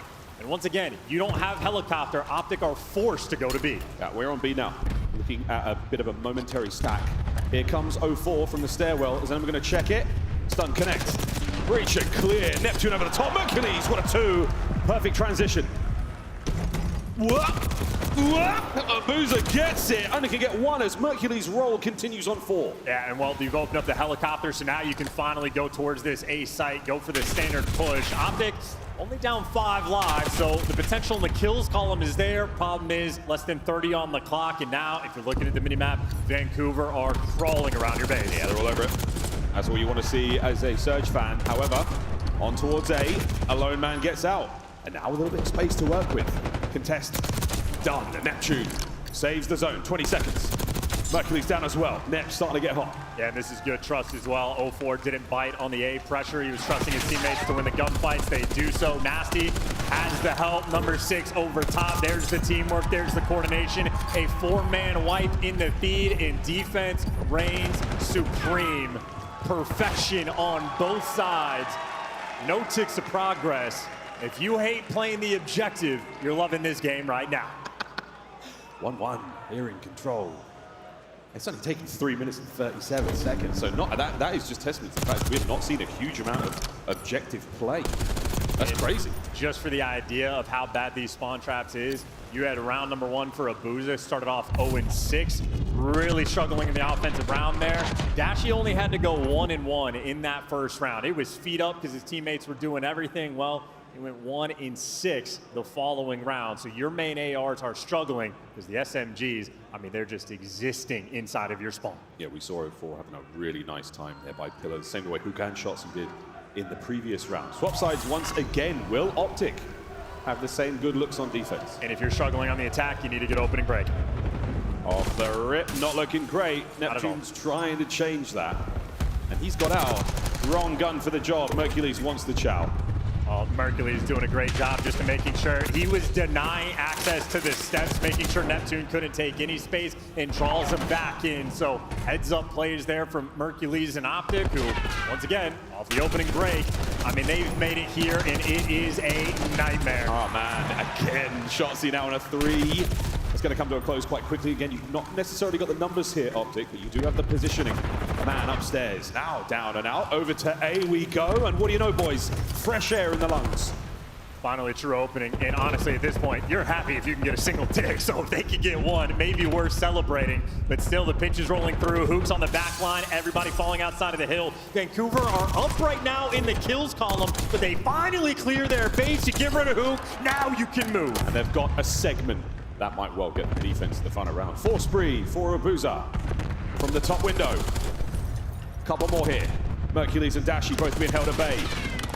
This is an AR player's paradise right now. 30 seconds to go on the round. Woo! Makes it a 5. Great timing. You still need to get somebody to the zone, though. Nasty took the underground route. He's looking to make the pinch. Abuza's clearing space up front. And there's Nasty on the pinch. That's 3 in the feed. Now you hit the stack. You're looking to get the zone. Single life advantage right now for the Vancouver boys. That's a 3-man stack. 4-man stack. The whole team. The zone's gone. 1 minute and 20 to play. Nades up over the top. Abuza's spree comes to a close, but he may well have got the Hellstorm just from the points alone. They just lost all the pressure on the map as well. 04 is going to get traded out, and everybody tucked back in their spawn. Gonna have to fight back out of this one. They got a little bit of time to work with, but you are still at square one. Yeah, no Hellstorm to get you out of this situation either. Lovely work from Abuza. He has become quite the demon in the 1v1 on this map. Helping the boys fight their way out. We can't account for the man behind him though. Mercules finds himself in a flank once again. And I love the positioning right now from Optic, doubled up over towards grass. They know if they're forced to go this direction, they've adjusted their defensive setup. We are making these adjustments on the fly. And as good as it is, kills being exchanged. Neptune's behind you, and he wins the gunfight on Dashy. The B site's open. Potential two-man stack. Oh, but Mercules, he's still upstairs. Cleaned up from top mid. 04's having to do this essentially alone. Got to win this 1v1 fight. Huge! 30 seconds, pause, 7 lives either side. And he's got the front man and Nasty. At least is going to slow you down. That's the extra tick of progress gone in a 6 versus 6. We might have a round of TDM. They're going to soak up this time as much as they can. Hold on as best you can, boys. Neptune's in trouble. His legs are going to be sticking out any second now. There it is. Optic from over the top. 04 from over the top. Any coverage here? You're waiting for the boys to get out of spawners. 04 still behind enemy lines alone. And he's buying you the time. This is also 2 ticks of progress. This is huge. Dashy looking for the 1v1. Traded out 3v3. 3v3. Mercules has taken the long way round. Neptune on zone. Wins his fight. Merc from upstairs. Down and out. Shotzzy gone. Vancouver somehow steal away the offense. And they are barking. They can feel the energy flowing right there, and they had to work for both zones. And they took their time. They had a minute to get out of their spawn. You had Optic everywhere. 2 players over towards grass. A player top trips. The 3rd guy down low in the spiral. Took him a long time to make it happen, and Abuza had to fight tooth and nail, but he just strung together a phenomenal round. He started off this game 0-6. 2 rounds later, he's got 19 kills. Abuza turning up on offense. And we've seen it nearly all that way. So many unbelievable 1v1 fights. At this level, at this stage of the tournament, to bring a hot hand like this, the timing is simply perfect. Optic on attack. Vancouver, we've seen them win the defense before. Opening break, so far, not bad. They're leaning over towards B. Dashy's trying to make that move. You see Mercules sort of leaning over for that support. And they know a player's going to be down low. You got a 2-front war going on right now. But you lost the battle over towards A, and Dashy 8-16, a little bit slow. Well, trying to heat up. If Abuza can do it, so can he. Yeah, Bruce is definitely looking for a couple of flank plays now. In from behind, there we go. Helps out with the damage, keeps the life count even. Lets Mercules get to work. Nobody in front of him just yet. But at least the A site's going to be a little bit clear for his teammate. Bad timing on the reload. Great adjustment. The kid is so quick. And he's playing his life. Look at this beautiful Call of Duty. That's 3 down to the feed. Slows you down. He might lose that one, but his teammates, again, on both of these zones. Yeah, both zones getting captured now. 1 segment A, 2 segment on the way out of B. This is huge. They've net themselves a lovely position to be in. Can they capitalize? Shotzzy! The second not going to be there. Mercules still getting the job done over by A. Surge now flying out of spawn. The counter-attack is on. They've got space to work with a B, but they have to win the fight for top mid. 1 problem dealt with. Here comes Hook. He's going to certainly help out here as the A zone again under pressure. 3 dead. Got to capitalize. That A zone is going to fall. How quick can you go towards B? Actually, Shotzzy gets gunned out of time, and they went to B maybe a little too quick. Oh, Hook's still staying alive on B. They might still be able to get the capture. Abuza playing safe and steady. A big win. The B zone's safe as well. Got to make a dive going over towards the A site. You have to secure it, and they should be fine. Could have been a scam, but it's secured, and they got 2 ticks of progress on B. Optic can taste this round win, but got to take your time, work your way out of spawn. Vancouver, that is 3 kills in a row. It's not over yet. 14 lives either side, 1 minute and 30 on the game clock. The B zone is hanging on by a thread. A single segment is all that remains. Shotzzy now fighting his way forward. Players from down low do what they can, but that's the capture beginning. Oh, this is it. Has anyone got any eyes on there? There's multiple players. Anyone there to help contest this? Anyone there to help get these players out? And there's the contest. 04 over the top. They got Neptune traded. Not captured yet. Dashy wins his. Last man. Abuza wins it. Traded out though. They've still got the pressure. They're going to be soaring towards the point. There's gunfights on the cross, and 04's good for 2. Mercules gets dropped. It's a pixel away. Vancouver finally get there and secure a tiny foothold. Life count getting thin. The B zone secure again. In Optic, they have so much time to work with. You can slow the pace down, or you can die 1 by 1. Hold on, folks. Everybody take a deep breath. No lives left for Optic. Shotzzy fighting from depth, and now Vancouver with a life lead and positioning. Mercules buys his boys some space from spawn. You took care of your spawn, but now 0-4 is going on the pinch as well. 40 seconds is plenty of time, but no respawns remaining. Look at the pinch, 0-4. He's got it dialed in. It's a freebie, 3 lives remaining. He's got aims in the back pocket as well. This could be unbelievable. Onto the zone we now go. Optic, it's a 2-man stack potentially. Anyone here to counter this? Has got to get going quickly. Neptune has been red, dealt with. Nobody's home. Optic steal the B zone. Final round of Control now. Pulled the trick like a magician, snuck their way to the zone. The holes were open on the map, and Vancouver took their foot off the gas. A moment of panic. Optic capitalized. We're going the distance to a round 5. First round, couldn't sniff a zone if they tried. Now, masterful work just to jump in the zone. And if you remember the round where Vancouver won the attack, Shotzi dolphin diving out of the lighthouse to make sure he dies and they don't give away the segment. A play like that gives you defense for the final round. Here we go. Well, the final round records are fantastic for Surge. Oh dear. But the opening break is not so much. They're on the attack. And so far they've been pushed again to their spawn. Up top, bad timing there from Nasty. Doesn't work out. Shotzi gets the kill. Maintaining that pressure. Nearly 30 seconds gone by, yet to touch his zone. He's managed to make his way out of bottom mid. Top, wow, Mercules from the gun. He is shooting right now.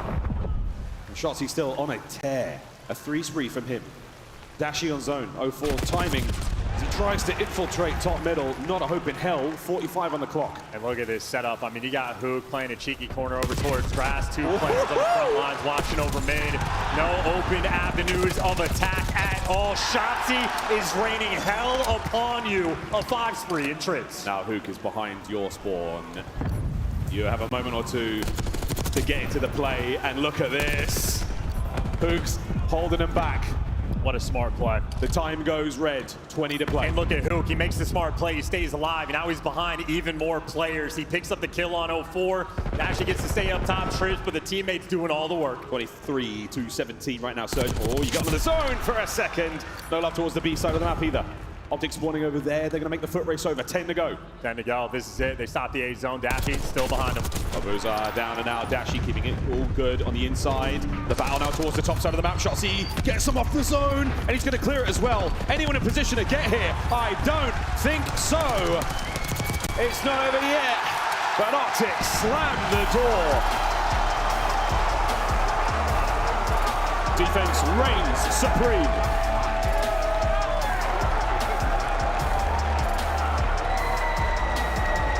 Optic take the lead here in the grand finals. And the difference maker in Control. It is difficult to make these plays, but you know at a high level, it is better to make sure you lose by death than the objective. When Optic were dwindling on the lives, it's a 3v3, it's intense. One shot he knew that they had lost it, he dives out. He makes sure he dies rather than giving away those ticks. Vancouver Surge, they let the pressure up. They had multiple people alive on the map. They had the setup going. They let Optic to the objective, and they lose in dramatic fashion. And not just that painful loss, they lose the defense in the final round. A mishap there from Vancouver. Optic, they took full advantage. A big bruise. He was shooting. 14 assists, not a massive amount of damage, but you can see from the highlights, some fantastic work being done. Mercules again, a shot of life into the Optic Texas roster. They so sorely needed this season. Helping carry the boys to a couple of big moments and now helping them get to a grand final. Brilliant looks in the Control. The Vancouver Surge, it's not been great all year long. It just simply hasn't.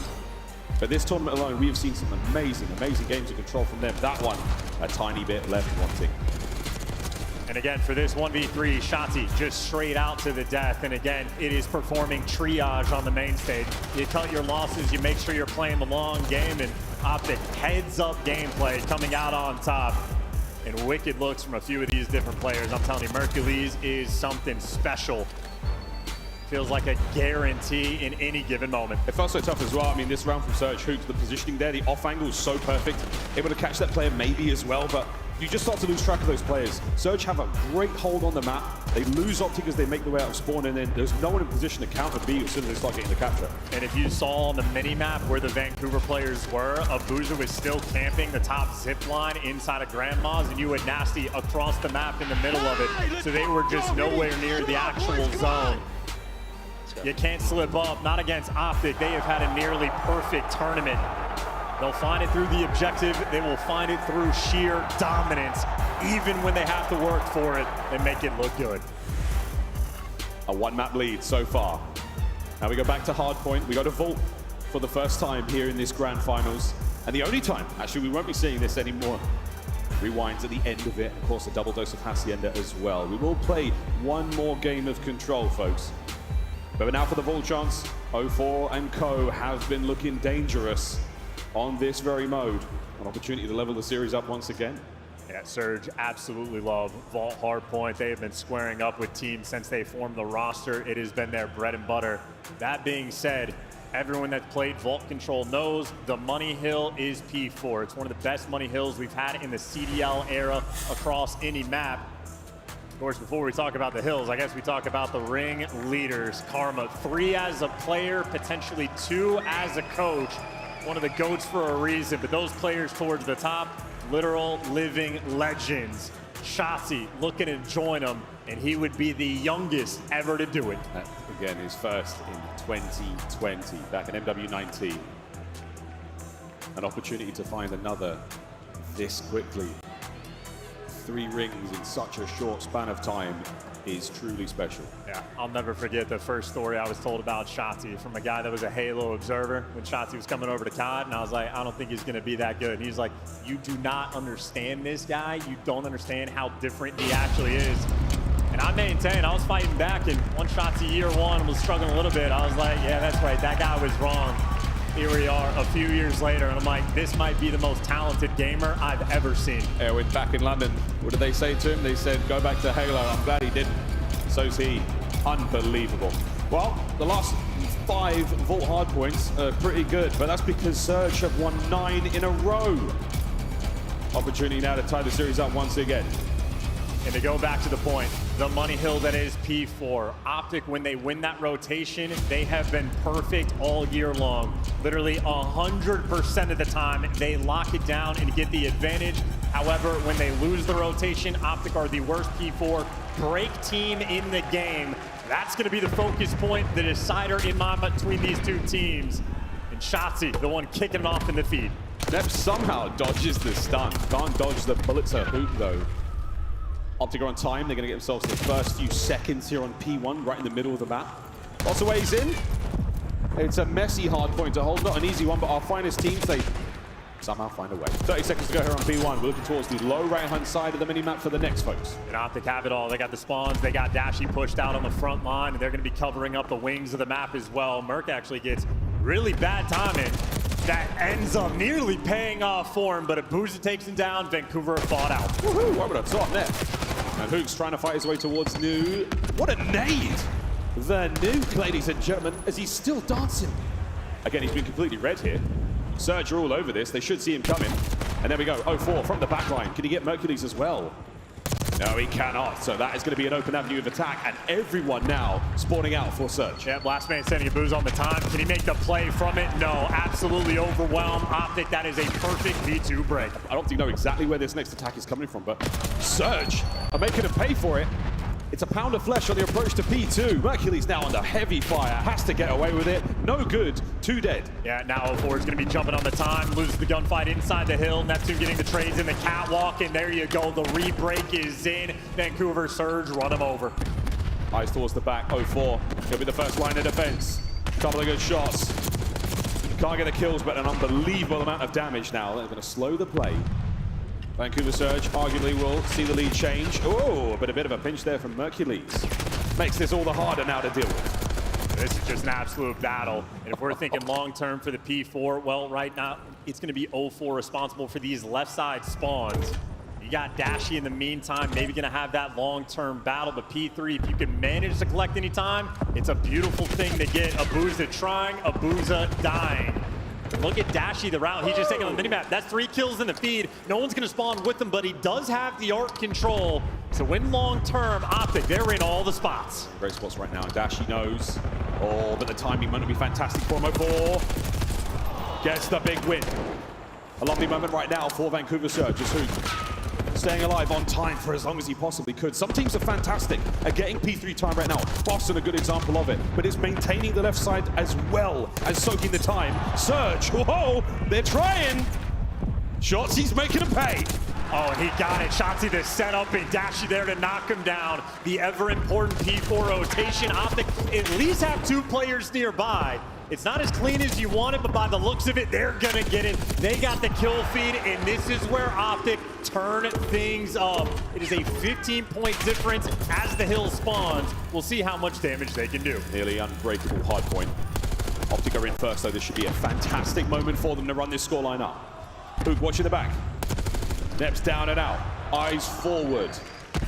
04 finds a kill on the approach. He's going to make his way through the side door. The front door now. Shotzi upstairs. Whoa, brought down again. Making entry. Dashy on the close coverage. Second man Neptune. As you've got an avenue to work with now. Hook shuts it down. One more. Neps alive. And he's doing everything he can, but no, Dashy gets him through the wall. Dashy, a 5 spree from inside of the time. And the trades are there right after. Optic clean house. They go into this hill with a 15-second lead. They walk away with it with a 70-point lead and a hellstorm. Dashy's got streaks. Oh, look at that. Big moment. NT. Oh, NT. GG go next. Shotzi now making their way back over to P1. That's where we go now. And Surge, a little quiet. So far here on Vault. The spree is looking shaky. Oh my word, Abuza gets himself his 5th kill. Now his 6th, as he's starting to battle back. Hey, 6-9, not nice right now in the kills column, but if you can heat things up, that's nice. But on the minimap, Optic right now, it is the 4-corner approach to go and break this time. Yeah, that's one way to do it. And it works. Unreal. As clean as you like, that is going to be the break. 35 seconds to go here on P1, and they are holding it together. Abuza the only man on the right-hand side. Hook trying to keep the front safe. Another attack here towards time dealt with. Optic in control. And they kill Abuza as well. His teammates weren't winning the fights. You weren't going to get any of the spawns. Optic right now dialed in. A special treat. We'll go to another listen in. Okay, only one. Other guy was last. One left. Nice, good. Last guy was time. That's him. That's him. I'm rapping for new. I got initial. I got initial. Someone block. Okay, I'll back up. They might go right here. I have my own outer T4 cross, okay? Nothing right. Nothing right. They're cutting mid. I have my own outer cross. That's it. It could go. Yo, one guy's deep right. Everybody. On the right. You're in the he's IV. Cat, I'm absolutely. He's gonna eat my front. I died somehow. Left side time. Close left. Yeah, the deep outer T4. Okay, good play. Wait, I'll put a foot. One guy's push up our cat. They're gonna go cat. Hookah. Okay, one on time. There's 2 on cat. One's bomb. Ammo. Time on me. Shit on. Another one front time. He's in time. Top cat. In time. Top cat. Taking around here. Okay. Yo, just get the first kill here. Trust. I'm gonna hit pool. Go on, You guys still right somewhere. Yeah, kill that kid. Kill that Right, dead. Nice, I'm hitting pool. Okay. I'm about to challenge. Someone block. He's short. Someone block. Short, last 2. Short. Watch the back. You should block. I got time. I'm trying to pick I stunned one short. He's money. One's in the back. Chowdoed weak. Chowdoed nice. Shut up. I know. I spawned out. They spawned there. No, Listen, what's outer trips? Yeah, outer trips, Nessie. They could be in mid. Top cat mid. Top cat and close. Con. Other guy was cat. Watch out my door. Guys, spawn good. We're good. Cutting us. One shot. Pots one shot. Okay, they're staying up. He's still pots. Hit my knee. Pot's dead. He's mid-side time. You somewhere. Good. I'm looking at my back right. He didn't get through. He did not get through. Can you be art on me? He's on pots. I don't shoot pots. Art on me. Go forward. Art weak on me. Back art. Watch out. Absolute. I'm punching Pick up mid. Deep left. They're gonna try and get through right. Okay. I'm trying to hold right, bro. Two front. Flip car and front pillar. Flip car and pillar. I'm absolute. 15. They got wall bang. We gotta back up. We gotta back up. We're good. Just Play smart, brother. They know I'm here. We're up and left. He's already up top. Nep is top new. Break this shit. There, you saw him. Top mid. Gonna be art or line. Line weak. The ever-important Money Hill, the P4. Vancouver take it over this time. They go into it down by 60. They need these points. Yeah, look at that, 56. The last time Optic were in here.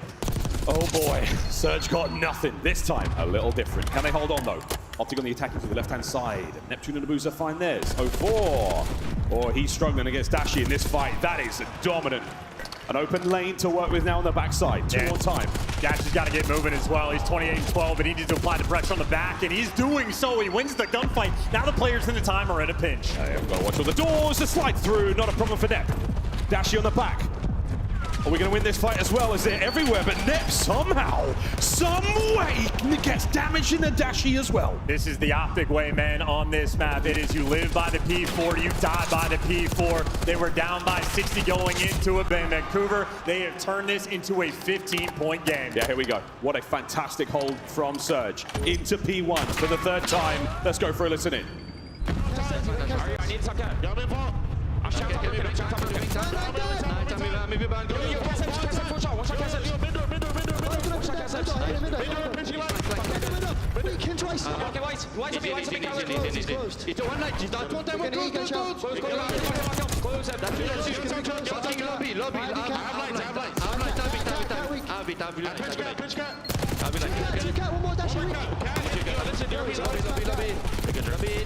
One HP lobby, okay?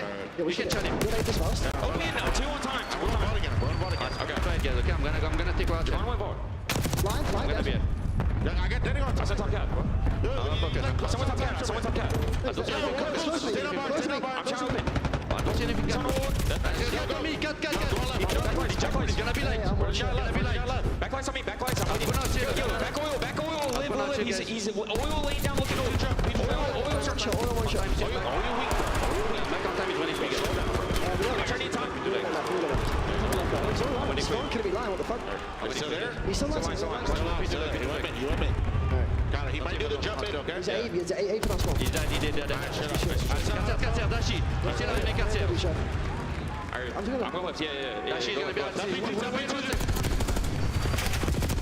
Couple of moments of greatness there from Surge, but it is so difficult to deal with Dashi here on Vault. I'll beg for a Dashi cam. 38-15 on a 5 spree. Of course, we jinxed it, but the man has been a titan on the P2, the Vancouver Surge. Desperate for any bit of time they can give. Final 20 will keep them afloat in the game, and you can see Optic. You got an opportunity to take it from them. They're gunning for it. Dashi gonna fall as well. Optic right now, the left side spawns. This game is gonna end on the final P4. That's the way it goes. B3 once again. Usual spots covered here from Optic. They've got the rotation again. 0-4 from time.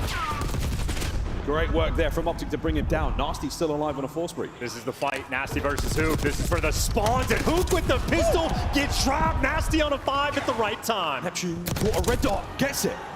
A massive turning point right now for Surge. They're gonna have spawn control. They've got a contest on time. Mercury's keeping it back. And look at number 5 on the minimap, 0-4. He's just containing these players. You can't take a single route on the map. You are being funneled through the left side into his lap. He can't get the third, but Optic, there is no space. 27 seconds left on this hill. And finally, they're trying to take the routes, but you have Vancouver right back in the game. Ooh. It'll come down to this final P4. Great coverage there from Nasty and 0-4. They're watching that right flank street now. Optic, eyes on the hard point. There's still 14 seconds to go here. That is ample time you want. If it comes down to the wire, every second's gonna count. And you got Abusa watching the cross. You got Nasty and 0-4 roaming together. 2 players from Optic trying to pierce their way through. A couple trades being exchanged. Hoop can't make it. Shotzi can't make it. Hill pops Vancouver, nobody on it. 2 players trying to cross, and Abusa is locking it down. Who can't slip the net? He's getting tagged up, but somehow they turn and get him on the P4. Vancouver are here. Abusa is pissing bullets from top. Shots are so good. The damage, he's keeping Optic on their bellies. They're able to get in. Who's that? Fighting for their life and time. It's 0-4. Mercury's trying to make entry through the rear. 0-4 from the outside done. Optic break in. It's the necessary break. You're gonna make it mixy. You're gonna back them down. The exchange is in. The close spawns rolling through. Dashi, last man standing, dropped. Vancouver Surge. Well, they can no longer win it here. Funnily enough, we might be going to a final P1. We're gonna P1. You gotta hold this time though, Surge. Oh boy, Shotzi to the front. Side door, slammed. Oh my! We're looking to try to end it on P1. Shotzi takes over. Hook now! Trying to make sure that no one gets their way towards time without a bullet or two. New hardpoint open. P1, 10 to go. And Neptune's going to get that entry, keep him out of time. It is a desperation effort. Trades up top to get the catwalk control. Optics, somebody's got to get in time. This is where things get crazy. Shotzi doesn't finish it. Nasty down. Hardpoint goes green. Optic are holding it together. Hook, Shotzi, Dashi, the kills are theirs. No one home. Nobody home. Optic breaks the spree.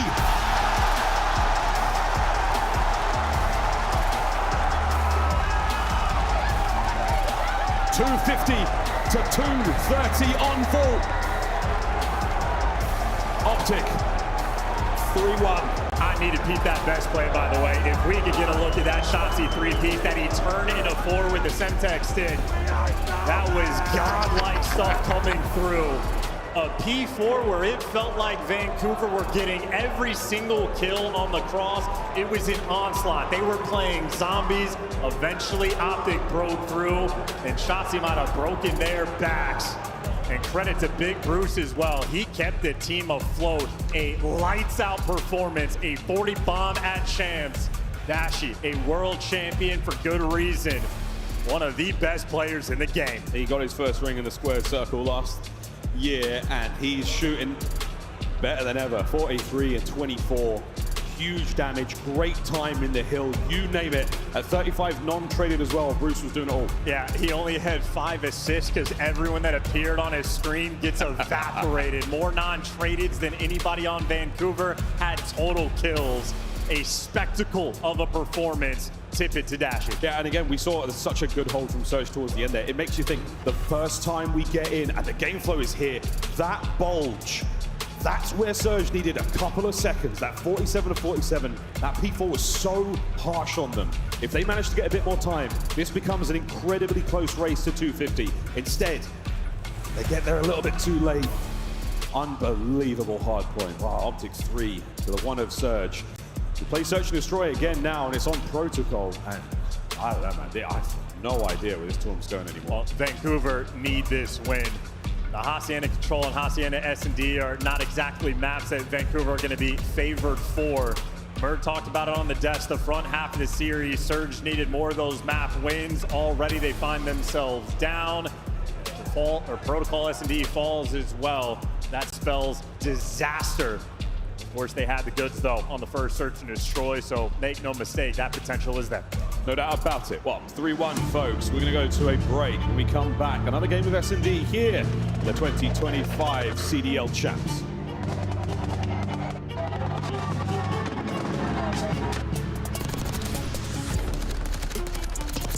Die! Let's go, baby! Come on, boys, come on!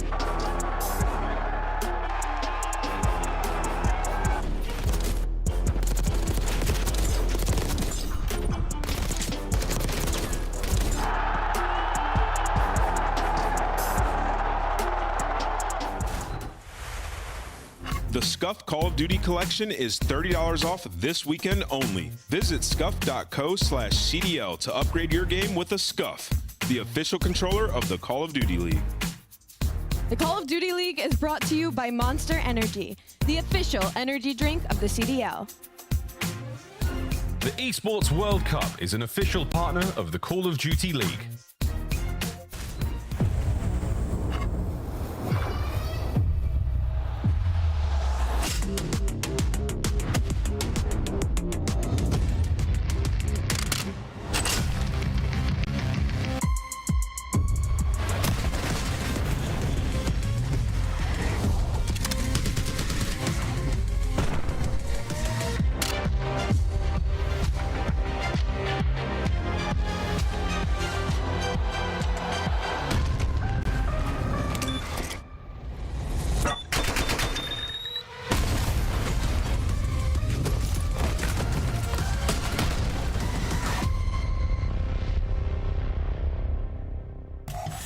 Now you know that anything can happen at any time here at these events this season.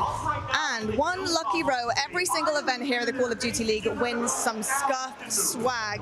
And this row was the lucky one indeed. Sir, this is for you. Congratulations, guys. Give us a little wave, guys. There we go. Some amazing amazing scuff swag in there. I hope this row is very happy, and we'll be wading through that amazing bag full of incredible goodies. I don't know about you guys, but I'm ready to get back to this grand final. I can't wait to see what happens. Esports Engine Crew.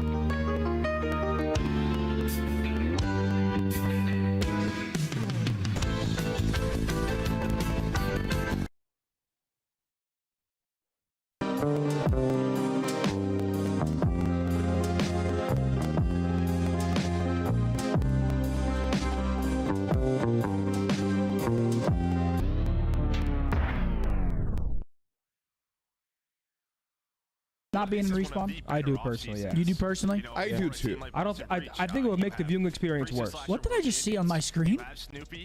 Who was that guy? Did you see that? No. Who the fuck was that guy? I don't know. Welcome to Citizens over there on YouTube.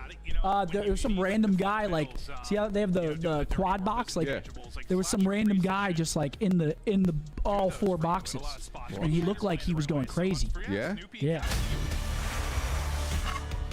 Things are continuing to remain exceptionally hot here in Ontario, Canada, as we get into another game of Search and Destroy. Folks, welcome back to the 2025 Call of Duty League Championship.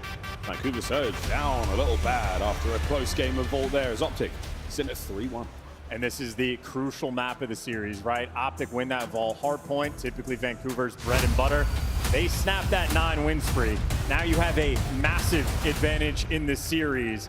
In my mind, if Vancouver don't take this one down, it is all but over. You need this map, and heck, 2 very comparable teams. Even on the first blood front, it is the 2 best in the game. The records are great. Vancouver, though, talk about the pressure those boys are feeling right now on the main stage. I mean, a big amount of pressure relief. They got their first win in the finals, thank God. First map.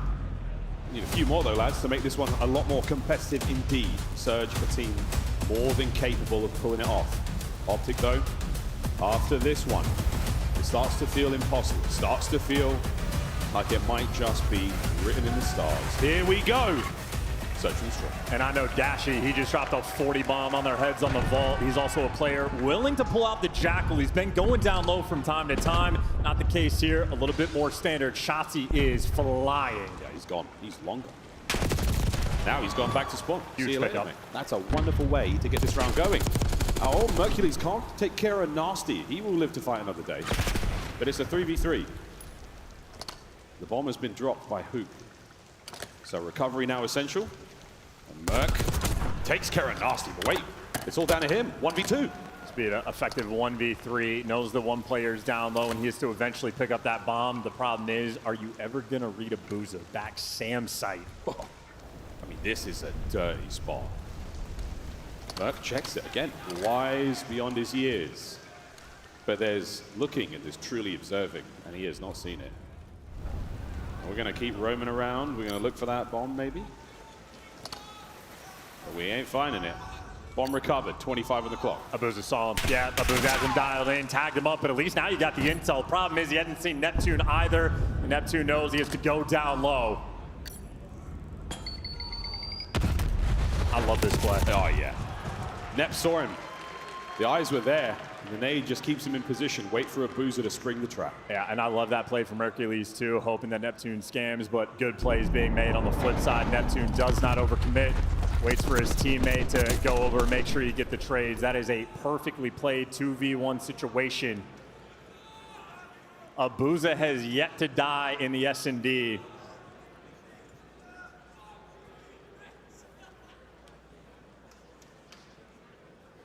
No deaths yet for Abuza. 2-0 there in that round.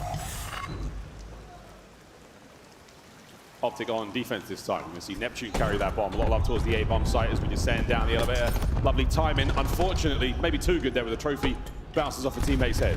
Well, you've at least cleared out the site, though. You have the space to get inside. Neptune can elect a plan if he wants. Doesn't waste any time. Bomb going to go down. We are testing Optic's retakes. Yeah, the retake here. down by B. Not an easy thing to do. I wonder how much utility they have left. Any lethals, any tacticals? Here we go. And 04's the floater. He's going to float and shoot all these players in the back big door. There goes Dashy. Now you're trapped in. Great tags, great damage, and every domino falls.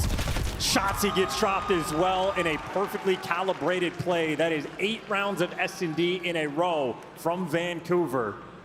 They are locked in the game mode. The strats on point, and Neptune a 4-0 start.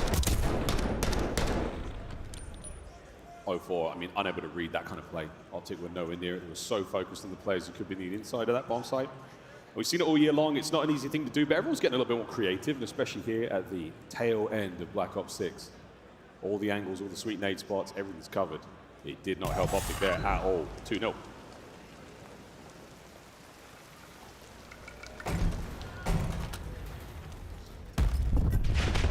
Same page, different look. Shotzzy's down, 04, getting himself 1 Tracer there. They're good for now. That trophy is only going to do so much. Hook still with that bomb, trying to make something happen over the top. Keep in mind, though, this is everybody with Jackals in hand. Dashy's been pulling it out. He has one in this round. It's going to make those long-distance fights just a little bit trickier to manage. So Hook's clearing space, but I would imagine A's going to end up being the call. And Mercury's the only player here with an aims. All the time. An opportunity to cause some problems. Hook's been taking the whirlwind tour with this bomb. He's gone all around the place. Are they going to spy out Neptune? Sure have. Fights on, and it's a 2v1 over by the bomb site. Plenty of time. Everybody's grouped up together. Abuza might be coming to check this. Is he coming? Dashy there still up close. Gets a freebie. An Optica on the board.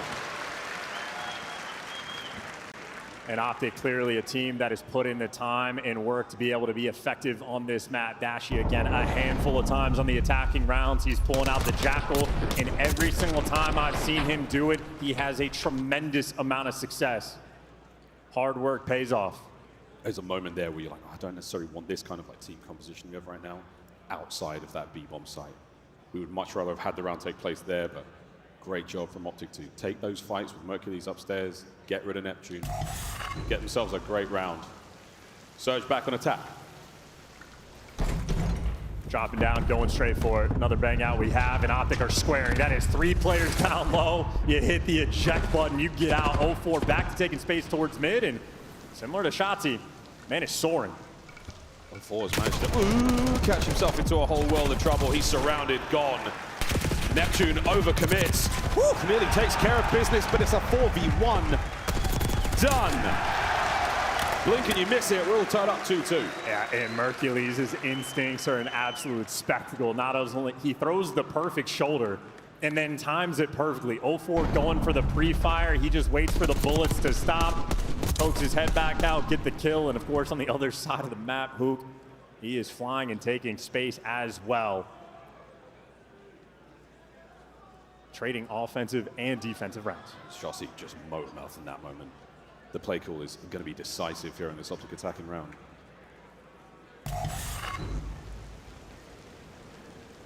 Two going down low. They'll be hitting the open door. They'll be hitting the A-bomb site, but maybe the different... Oh my good God, the timing on this. Can he win the fight? Trades are fantastic. Optic coming out on top. Great job by Shotzzy just to buy the time for Mercules to help. He got the man advantage, and he got a man trapped in a corner, traded out 2v1. Abuza. The clutch was on. But Optic, again, play call there, presumably by Shotzzy to go outside. And Big Door gets banged. 3-2.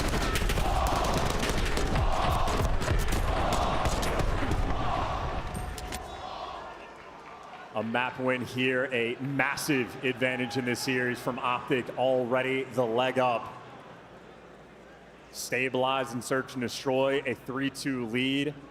Now they'll be back on the defensive end, figuring out how they want to approach. It looks like more outer lane aggression. Hook and Dashy there from Optic, 04 here to meet them. Yeah, the problem is, though, yeah, you get hit first if you're Optic, you get the guns up at the ready. Dashy managing not to spot 04 out, but Hook does. Trade's great. 04 in a bad spot, though. He could be dead here, but great coverage from Abuza. Allows him to get away with his life and the man advantage. Problem is, they don't have the bomb. Oh, the timing on that. Boozer will stay undetected for now out in the rain of protocol. Well, I mean, we got to be watching Shotzzy here. He's the one crawling inside, effectively patrolling the bomb. Possibly spotted out. The bomb's still very much in control of Optic. And they have to come to him. Hello. Stun connect. Are they going to play down low? No need. What a catch. Dashy's on a 5. Doesn't hear the door bang. Boozer gets his 2v1. He knows he has the bomb down, though. There's 30 seconds on the round. Spiral check. 1v1. Hello. 1v1. Shotzzy lives. Shotzzy!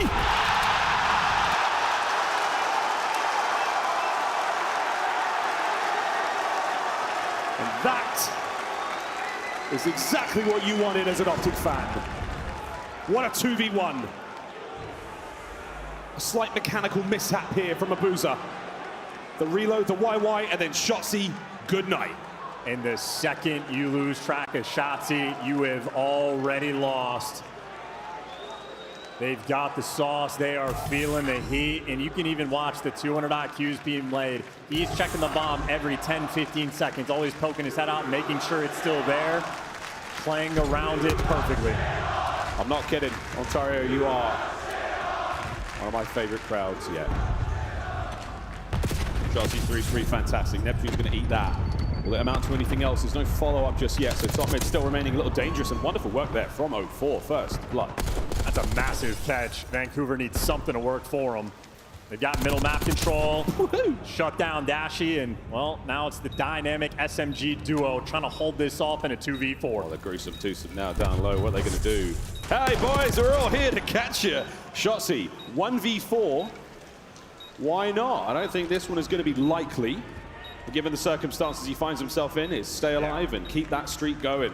Yeah, he knows no reason to give it away. The moment Hook falls, yeah, the round has just collapsed. Nice moment there for Vancouver.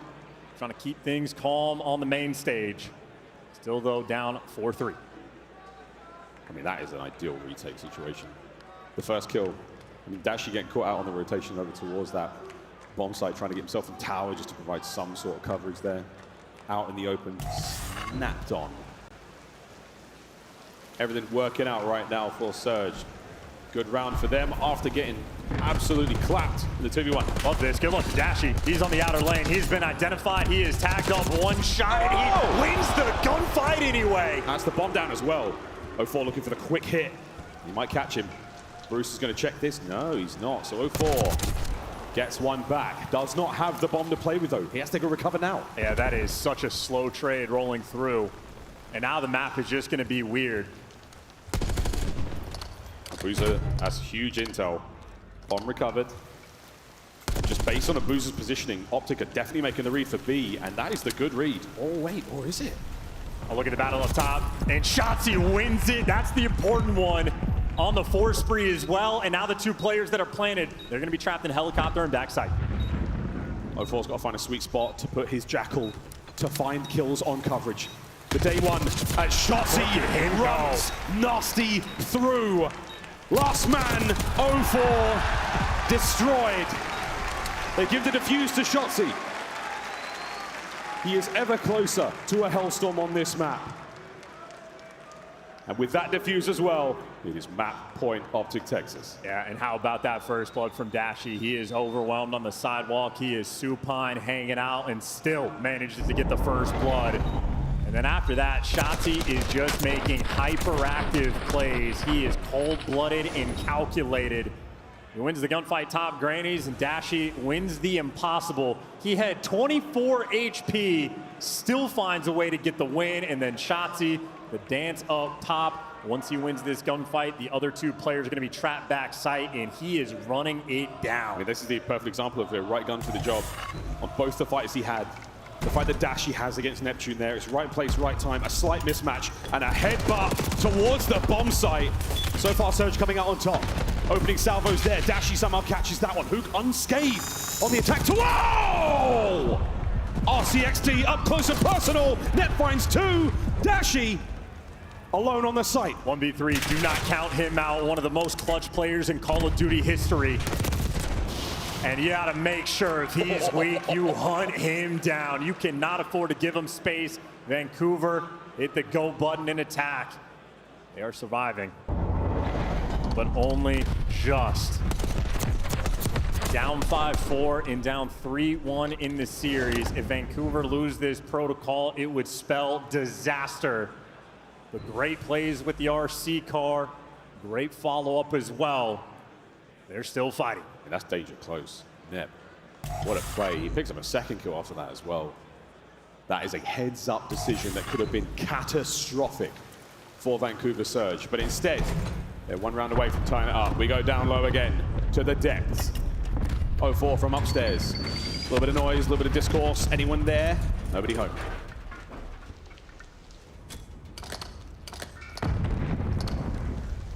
The jostle now for first blood. Typically happens a lot faster in a run than this. Perfect stun. 0-4's position exposed. He's tagged up into danger. Enough space to get the bomb plant now. Hey, at least you get the trade on shot. See, that trap was set, but now we got a 3 versus 3. Again, the retakes of Optic being tested. When they try to go through big door, they got shut down. They try to go for the pinch, they get shut down again. Here we go. Hook, he is being held back. Dashi trying to provide support as well from the outside, but Surge giving him very little to work with. There we go, all down to Bruce, and it absolutely stinks of a round 11. Here in map 5. This round will be the most important moment of this series thus far. If Vancouver execute on this comeback, signs of life in this series, Optic in this moment can dagger them. Last play call, last chance. We test the resolve as we go into this round 11. We could look back at this as the pivotal turning point in the championship. And Dashi's got the AR in hand, so no aggression down low, at least not yet. Optic, the only team with trophy systems to play with here. They have 2 to work with. Abuza shows face. Yeah, eyes on Abuza. They have intel on 1. That stun does meet its connect. We slow things right down again. No one's giving anything away. Shotzi with the bomb, exchanges hands as they make their way down low. Taking their time. 35 seconds off the game clock. Getting the intel with the RC car. Well, somebody's down low. Uh-oh. Ooh, that might have hurt a little bit more, but it's all the full damage you'll deal with now. Hook staying in the play. Shoulders with a Neptune at range. It's a show of face. With enough damage, 0-4 might send it. Here he comes. First blood. Trades, 3v3. And look at Mercules, here's the pinch. He's looking to go down low. It's going to be the A-side execution, and they've at least made their way to the site. Surge are nowhere to be seen. The bomb plant now going down. Retake is on. Trophies in place. Here we go. Neptune. Loses it. Trades. And away we go. Abusa sneaks through the front door, and now Mercules. The map. Oh! It was on his shoulders! And our players are celebrating the bomb we can confirm is being defused. Vancouver Surge secure the round 11. 6-5 when you needed it the most. He's busy now, guys, but you never know. Abuza right now having a generational S&D performance. He went deathless in the 6-0 victory they had on Dealership in a massive 2-piece he was able to collect there in that final round. These are the moments you live for. These are the moments where your heart jumps out of your chest. But in spite of Shotzi's 11-8, in spite of Optic building up that lead, it is Vancouver Surge that win it in the end. The First Blood's masterful there from 0-4, was able to give you 4 of them. But Abuza closing that door and buying them a lifeline out in this series. And he's been Mr. Clutch. He's been an unbelievable asset in Search and Destroy, winning that final gunfight. Not forcing a 1v1, not leaving anything to chance, nothing to fake, taking it by the horns. Whew, what a map, folks. Well, a 10-minute long critical Search and Destroy that we will be talking about for a minute. Here are the highlights. Some unbelievable plays. Shotsy takeovers. Nearly get himself a hellstorm as well. Just wonderful work from both teams. Yeah, and even moments for Abuza making up for this loss, right? It has been the year of the jinx. And when Shotsy certainly let him know after a play like that, Abuza got his get back in the round 11. And that is where things taste sweeter. But yeah, the 5-3 lead that Optic end up losing. What a game Vancouver just played. Unreal. Well, we play our final game of Control in a moment, but as far as that Search and Destroy goes, it's a test of the result. It's the mental game now that we are really worrying about. Vancouver Surge came into this grand finals not having a single map to their name when the stakes are this high. And now with the stakes higher than ever, they clutch up a moment like that. I'm no longer worried about their resolve. Their mental acuity in these moments, not a problem. Now, what an awkward gunfight as well that Shotsy comes out on top of, but you get the trades. Here's Abuza, the perfect positioning. Waits for a second, and yeah, the instincts just kick in. I don't know if that's him or a comm from his teammate, but either way, the team gets the victory. Nice little roar, and they got the belief. And that moment is a very important one. A very, very important one indeed. There was 25 seconds left of the game clock when the boys stood up. It was not over yet, folks. Hassienda Control coming up. Yeah, and SND wins championships, and right now that's where Vancouver have the edge. That being said, Optic are still perfect in respawn in this tournament, and they have looked dominant. And the advantage that they get in the pick and bans, well, they're the only team that gets to veto a control. So that means Optic know that they wanted Hacienda in, and their Hacienda Control is absolutely a lead. And on the flip side for Vancouver Surge, winless on the year. This map we're getting ready to go into is the biggest advantage Optic might have in the entire series, looking to capitalize in emphatic fashion. Well, another story though for Surge. This has been a weekend of firsts for them. I would imagine it's the first time that most of them have been to Ontario, the first time that they beat the LA Thieves, and who knows, their first win on Hacienda Control. Now fist bumps are done. Get that blood pressure down and we get the heart rate just a little bit more manageable. And again, we are looking at legacies here, folks. Shotsy, 2 rings. This will be second for Hook and for Dashi, and a first for everyone else in the lobby. The bottom side of that board, the first time they have been in a Champs Grand Final as well. The pressure could not be higher. Yeah, and impressive for Vancouver Surge. Again, a couple sophomores on this team, not even a ton of time being spent in the league. Here they are up against the green wall. A ferocious one at that. And they're trying to take him the distance. You win this series, you can buy that very Lambo. Maybe. It's an NFT, right? I'm sure it is. Here we go. Another game of Control, the last one here at Champs. Vancouver will start off on defense, and we will see again which side of the coin this Control falls on. Here we go. And we already know from Optic, the moment Shotsy or Hook gets behind enemy lines into office, it will be spawn kills central. Look at that defensive setup, double laying down, and it gets broken down. The SMG duo setting pace. That's a weird one, but it works out in a big, big way. 2 players left on spawn. Neptune fighting his way out of the B zone. Done. Hook's going to be there for the slow capture. Shotsy's inside your spawn. Did you get the second man? Wait a minute. He does not. B still being captured. Yeah, that's going to be that first tick of progress through. You're not worried about the spawn kills. Abuza waits for his teammates. Now they're going to be going for the B break. They love their suppression from Boom, trying to keep these boys away from the contest. Just before they manage to get the second segment, that is a big save, and that is all dead. Now you can fly forward. Hit the go button. Number 8's going to be picking up Rock. He's got Dashi to meet him, and Dashi had the timing go his way. The opening lane from Optic. Plenty of time to work with. 04 had the cuts. 04 gets traded out. Dashi looking for the spawners. We are falling into the water. But with his head on a swivel, secure over by A, but overwhelmed. Optic yet to sort of figure this one out, but back to the standard. Shotsy on B. Yeah, he's on B for a second. Sees the barrel of 04, a freebie. Quick nade out. Second segment secured. He's looking to get the capture as well. These nades are going to just push him around. It's not going to get him off time yet. Mercury said help out. Oh, they contest the right moment.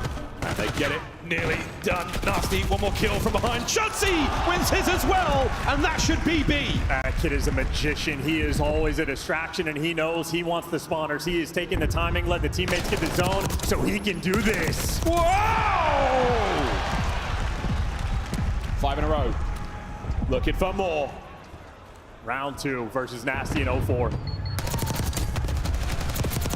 Flawless victory. 7 in a row. Round 3 versus Nasty in 04. I mean, that's good enough, right? Well, B-Zone's gone. The rest of the team are on A. This round is going to be a thing of the past in a moment, folks. Second segment. Surge are going to get one good dive at this. Here we go, boys. Over the top, right in a hook. The trades are there, but wait, who's going to win the gunfights? Optic.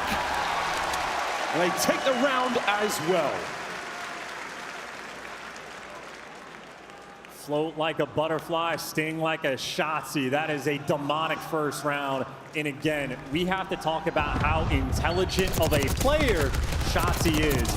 He leaves the B zone to set up this very play. He doesn't want to secure it. He knows he has to take the timings, and he turns it to 4 kills in a row. I'll make it 5 is 0-4.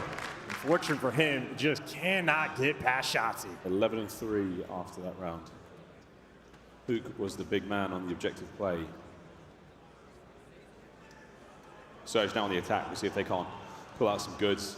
Again, the story of Protocol was very much defensive heavy. Hassienda might be a totally different story. 2-2 split here for Surge.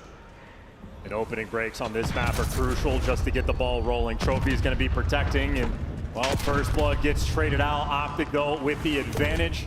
Abuza trying to cover over towards him, but he's getting pinched anyway. Shots it behind you. The cleanup kills, and now everyone from Vancouver spawning out. Yeah, great job there. Optic do a wonderful bit of work off the opening break. Don't concede any segments, barely concede any time. And Abuza. Whoa! Eagle World Starred. That's going on the hub. Shooting nukes. Abuza's feeling it right now. Still, though, you need pressure on the objectives. 0-4 identified. Corner not going to be good enough. He's got to run for the hills, right into the trap. Hook and Shotzi. The wrecking balls right now. Vancouver Surge. They can't get anything done. Aside from one little highlight. Nasty's desperately trying to bait Hook out there. Yeah, I can shoot you through the walls as well, mate. 0-4 with a bit of pressure. Not going to happen. On A. Are we able to finish this out? No, we're not. Mercules. Great damage from Nasty, and he's still trying to maintain office pressure. Well, that timing doesn't go his way. Now he's going to be chasing ghosts. I'm not sure if they actually confirmed the capture on A. There we go. Finally, Neptune. It took 3 attempts to get that pixel. Stunned up now, and not a lot of time left, and not a lot of space on the map to play with. 0-4, you have got to give us something great. Oh, no. That's not how it starts. It's not over yet. Oh, it's 2 in the feed. He's dancing. Great coverage from Abuza. This is perfect. Are they going to hard commit to this A site? It looks like they are. Yeah, 2 players coming in from connector. They're going to have to get this done. Yeah, perfect intel now. Passed over. Neptune gets the kill on a Shotzi, and the stack is there.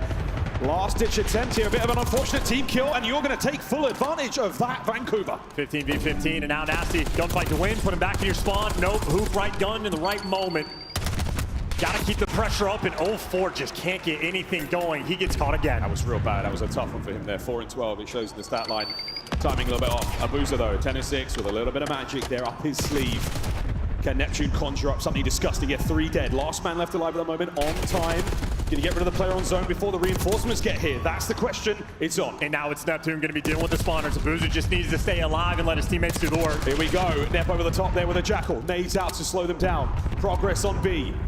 The counter-attack is looking good from Optic. Shotzi through the threshold. Catches out Abuza. Oh, and Neptune gets caught. Dashy makes the late read. Now 0-4 is going to feel overwhelmed. He's got Nasty for a little bit of support, but it's a square up for the final tick. They get the second segment in. The final tick. 9 lives either side, and 0-4 is going to retreat. Buy some space. Wait for the boys. You cannot do it alone. Optic. Oh, they start to give him a couple, and here we go. Neptune finds the second man. 1 on the flank, 1 on the plat. And they're taking their time. They're waiting for these players to show themselves, but now Optic, you're going to have to hit the gold button. You got to do it now. It's absolutely, oh my word, Nasty Much stuck him. Nades are good. Got it. That is that. Perfect positioning from Vancouver Surge. And 0-4's stat line may not be good, but that's that decision made to retreat wait for the squad was huge. It's the teamwork right now rolling through for Vancouver. They're just in succession, finding all the kills at the exact same time. To capture A, it was 3 different players winning their individual gunfights, set you up on the zone, and a similar thing happened over towards B. Whoa! We're doing backflips on it. He's breakdancing on him. That's a first. The Belgian breakdancer. Champs is lit. It's what we call them. Wow. Always have. That was insane. We thought Neptune was the master of the Omni movement. How about that? That was the one, man. The capoeira. Wild. Onto A. Hook into the kill feed. Neptune, an unbelievable amount of damage there through the wall. Nasty on the pickup. And we're out. Shotzzy heads up again, knowing to play his life, and he wants to help his teammates get out of the spawn rather than fight for the spawner. Shotzzy always an incredible decision maker, sometimes terrible throwing nades. That was a good. It looked a little weird. Yeah, no, it was a bit weird looking in Concast. I mean, he nailed that. He gets a segment, and we are watching a wonderful live here from Shotzzy. Perfect play here from Surge. They're going to surround him. They take the stairs, they take the flat, they know where he is. Neptune finds 2. Hook doing what he can here to fight forward, but Surge are managing this defense. And Mercules has to stay alive. He has to drag this pressure back and make sure 2 arrows on him, gets the first. I mean, this kid can shoot, make no mistake. At least you trade him out, but he bought the space, and now you got the pressure on the A zone. Shotzzy's gonna fall. Optic looking for the trades. Dashy. Lying in wait, playing it patient. The supine superstar finds himself another. 44 paused on A. Slow capture. B's getting the love as well there from Shotzzy, doing it alone. Vancouver Surge. Oh, Vancouver Surge. They're so aware. Everywhere you look, there's a member in white, and they are slaying so far. Yeah, and Nasty set up for the spawn kills. He's going to be in lobby, and yeah, that kill feed starting to look destructive. Hook there for the trades, but now it's number 8, next man in line. He is on a 4 spree doing this. And he's been in every single corner inside a lobby. Finally, they root him out. Finally, the B zone's open, but 25 seconds left on the clock. This is a difficult one for Optic to pull together. It's open, but it's only because Mercury snuck in and he's squeezing his way through a lot of trouble right now. Reinforcements from Shotzzy. And now Surge can play this as slow as they want. They're trying to get the damage done. They contest. They do not concede the second segment. And they save the zone again. I feel like Nasty's been a legend right now on the defensive end. Him and Neptune taking turns doing it, and there's Neptune's swing. 22 kills he has, outpacing Shotzzy for the moment. 16v9. Optic right now, you're trying to squeeze water out of a rock. See how many of these ticks you can get. 7.7 will be lucky for Optic right now to get B. Second segment, that helps. Shots is going to get tagged up again. Hook there for the trade. Keeps the capture going. Oh, but there it is. Neptune's 5th in a row. Is it enough to save it? Mercules can dive on time. Wait a minute. Oh, and chooses wrong. Chooses the wrong zone to dive onto. Sadly, Surge members all over A. No opportunity for the contest. It is 2-1. That point, Vancouver. Yeah, a hopeless moment towards the end. Here's a look at Neptune's best play. And I don't know which one you pick, because he was making plays all over this round. Even off spawn, running through rock, cutting through P2 by Lambo, and setting up for the spawn kills. You trust your teammates to deliver when you're making plays like that, and Neptune and Nasty absolutely did. Neptune has 15 on the defensive end. Abuza and Nasty, 10 apiece. Swapping sides once more. Optic on defense now. These boys have been here before. Mercules, a first time here in a Champs Grand Final for the young rookie. And an outstanding season he has had, where the pressure in this moment is a little different. Big damage. Whoa! Whoa! That's 3. Last man up. On flat, and Neptune 8 in a row. It's the Neptune show. He's about to get this Hellstorm too. Yeah, he's going to get the capture. The segments here are going to help push that score up a little bit. Any kills, any damage, any assists he gets from here certainly help as well. That is huge. Halfway through B. Oh, spree gone. Hellstorm, no. Yeah, I mean, 04, yeah, 04 is struggling. You lose the gunfights up top, and you don't feel comfortable on the B site. A very big missed opportunity for Vancouver Surge. Nasty goes around the world. Takes care of Mercules, no problem. Keeping the pressure up on the B side of the map. There's no spawners coming to him just yet. The battle's on the front side of the map.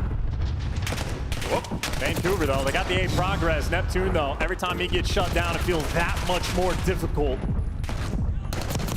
And 0-4 just can't get anything going. Still fighting, still working for it. Nasty now with a sub in his hands. Watching out for the players coming from spawn. 45 seconds to go here in our round.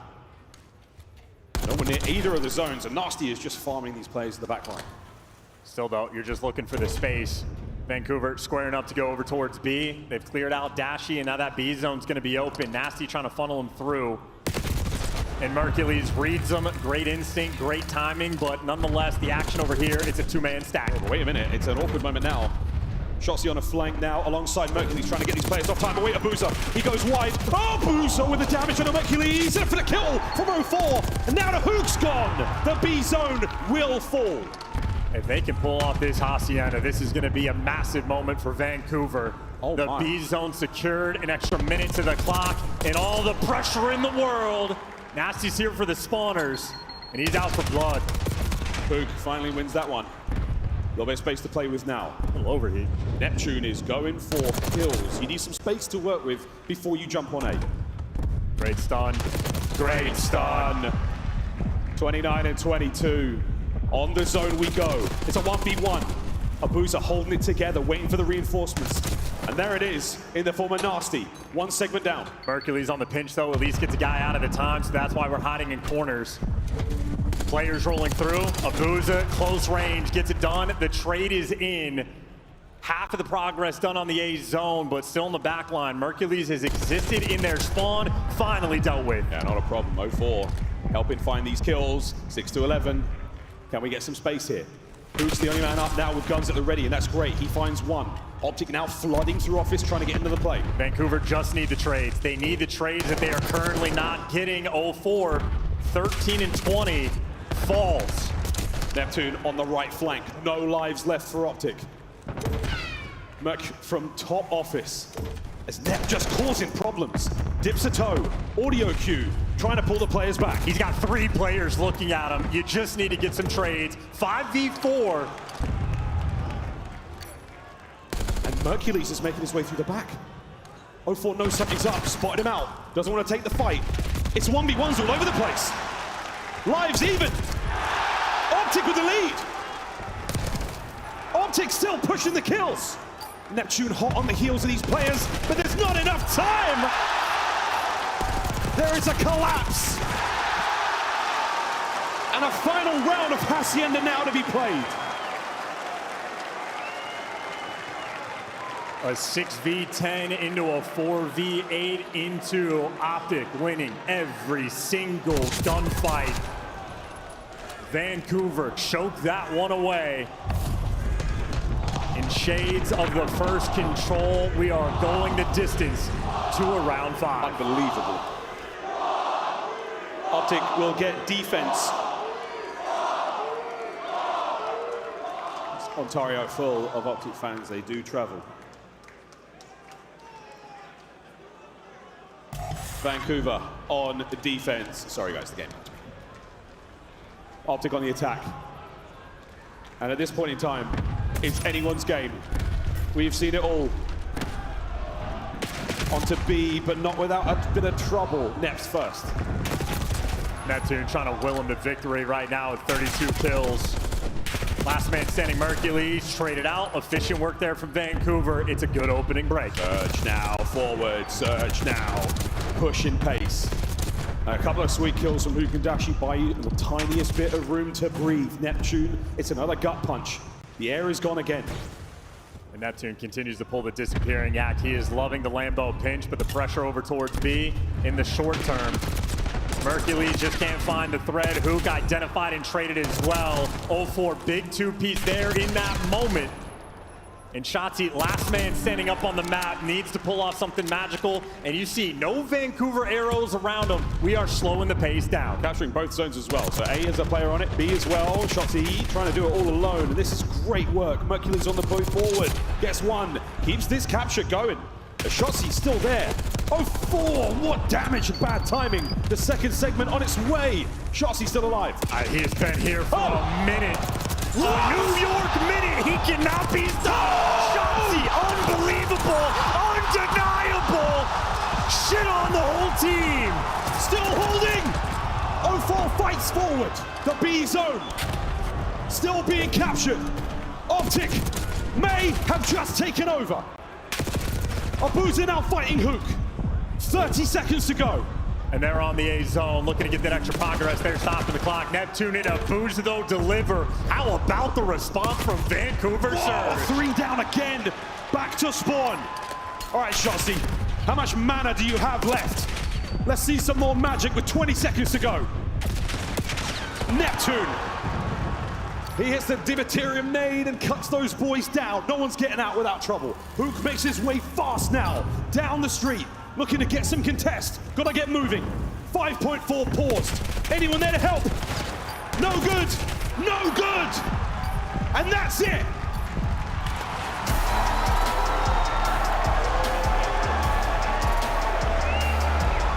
Vancouver Surge equalize in the grand final.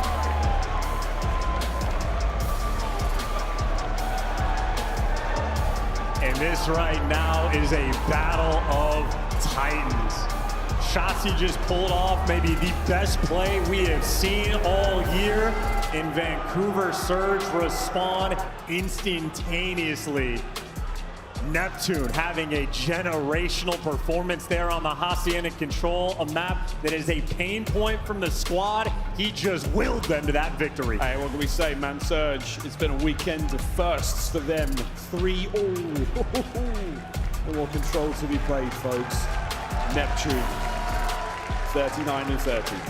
Shotzi's 32 and 27, incredibly impressive as well. Alongside that highlight play, that's going in the top 10. Word to Puckett. What a finals we've got. We're only going to go deeper now. Oh, man. We'll get a replay of that, I'm sure, but wow, what a play. What a contest.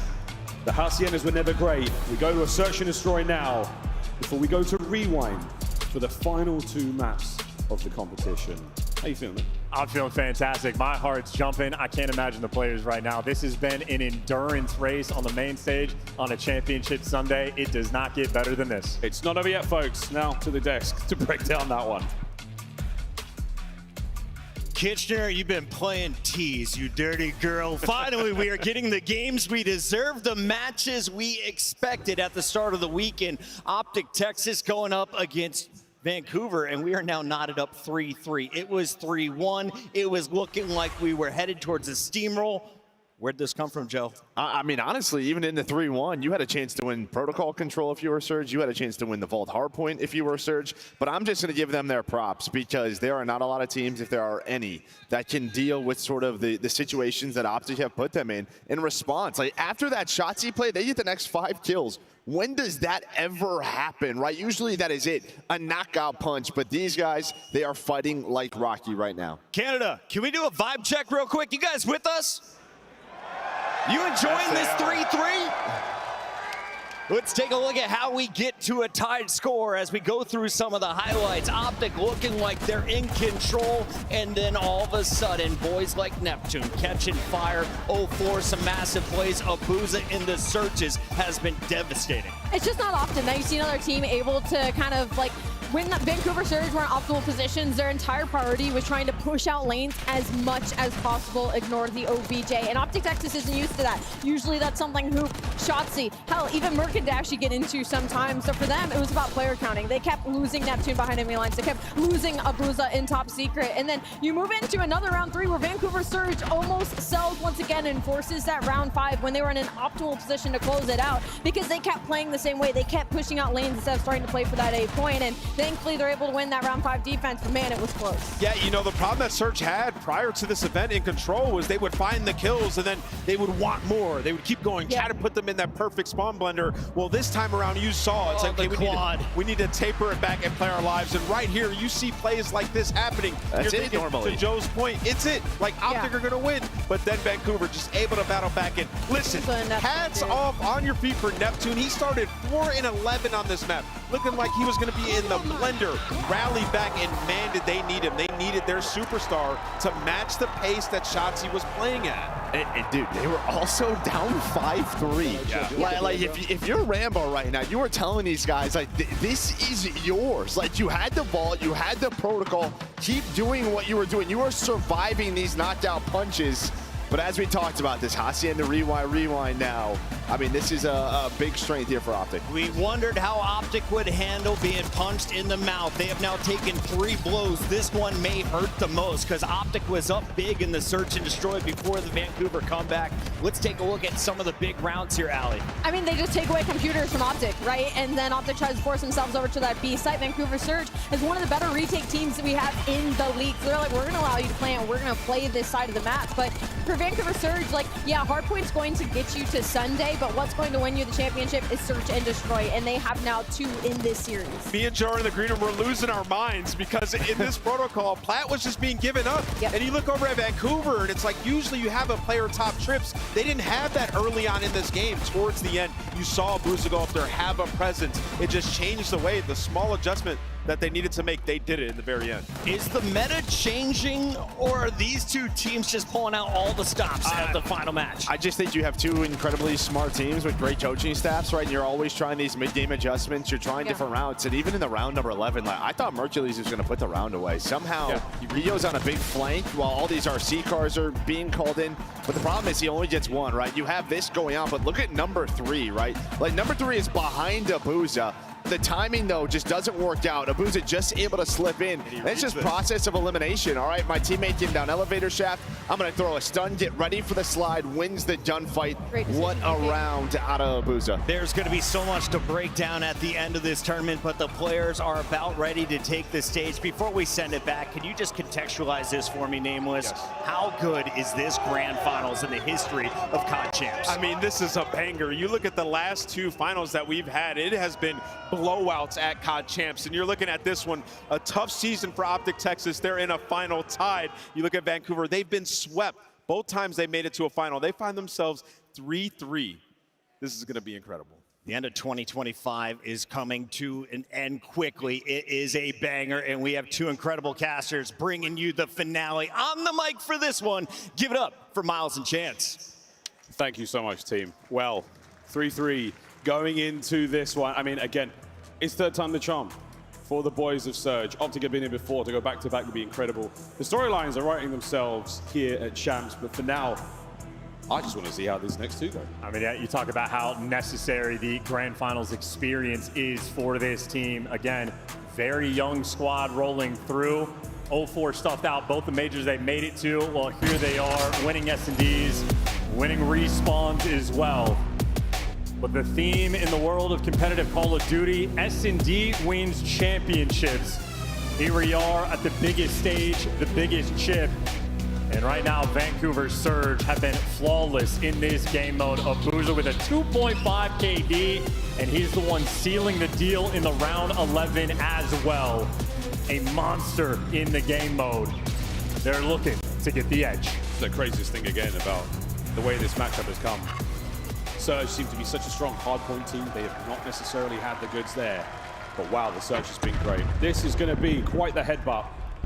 The stuns and nades will tell a different story. That's a +3 on that one alone. This just stopped them in their tracks. Wow, the utility perfect right there from Optic. And now that initial plan from Vancouver, they're going to have to readjust. And they're playing so quietly. Oh yeah, you saw 1, 2. Hello, that's a problem.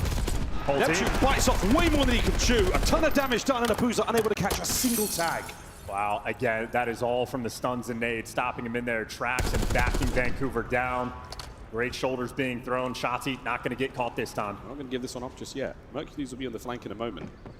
You're not going to win these trades. You're just not. Optic, strike first. Solid as a rock. Flawless. It was Shotzi and Hook throwing the stuns, throwing the nades, landing them on checkers, absolutely dialed in. They get those, and you're just setting up Big Bruce for the final few kills. 3-0 start.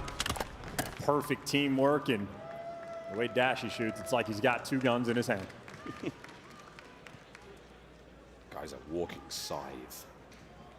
That's a throwback, even though he was a Tempest player. First round done. Dashy spree looking pretty good. Hook's going to take the bomb his own way. The rest of the squad going to fight for that top hallway control. Classic looks, but wonderful team shot, and Abuza has to stay down. Yeah, that was a bold square. Neptune is isolated on the site. But he is challenged. Him in 04, there you go. The coverage from the top rope, and Dashy is on a 4 spree. And that's going to fall short. Vancouver Surge, perfect round on defense, trading back and forth. Efficient work. They are squaring in the windows. Nasty Nabuza playing with 0 fear. You see this final kill. Dashy just goes a little wide. Any closer there to those barrels, and he may have been able to take that 1v1 without any other interruptions, but 1-1 here on Hassienda. In Vancouver, now that they have trophies to work with, maybe the B-Strat can still be effective. Maybe they want to make the adjustments. We know Vancouver, a team guaranteed to have a strong game plan rolling in. Neptune taking the bomb over towards Zay. His 3 teammates be challenged mid. We're challenging the windows again. Nabuza lives for it, loves it. Fried. Mercules and Dashy come out on top. You might not be playing with fear. Now Neptune shook in a 1v4. He's still got a bomb. And he's got space to play with. So at this point in time, Optic is going to be set up, find a corner, cover as much of the map as possible. You have an overwhelming advantage right now. Do you have the good luck on your side?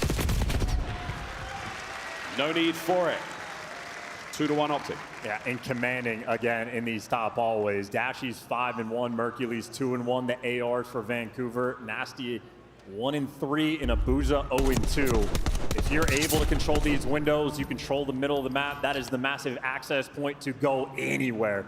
Through the dark hall, through connector, through open hall over towards rock, or through the middle of the map for a pinch. You win those initial gunfights, the rounds become so easy. The Chows right now, Optic happy for them with the 2-1 lead. 3-1 split here from Vancouver defensively. A lot of love towards the A-bomb site, but no one's home. It's all going down at B. A single solitary stun, and now a swimming shot to get yourself over there. 04's got a lot of work to do. Oh, Dashy might have a pick as well if number 7 overcommits. There's a lot of action happening. Dashy's going to back down in the perfect time. Bomb planted for free, and they have no idea Shotzi's behind you. Splish splash!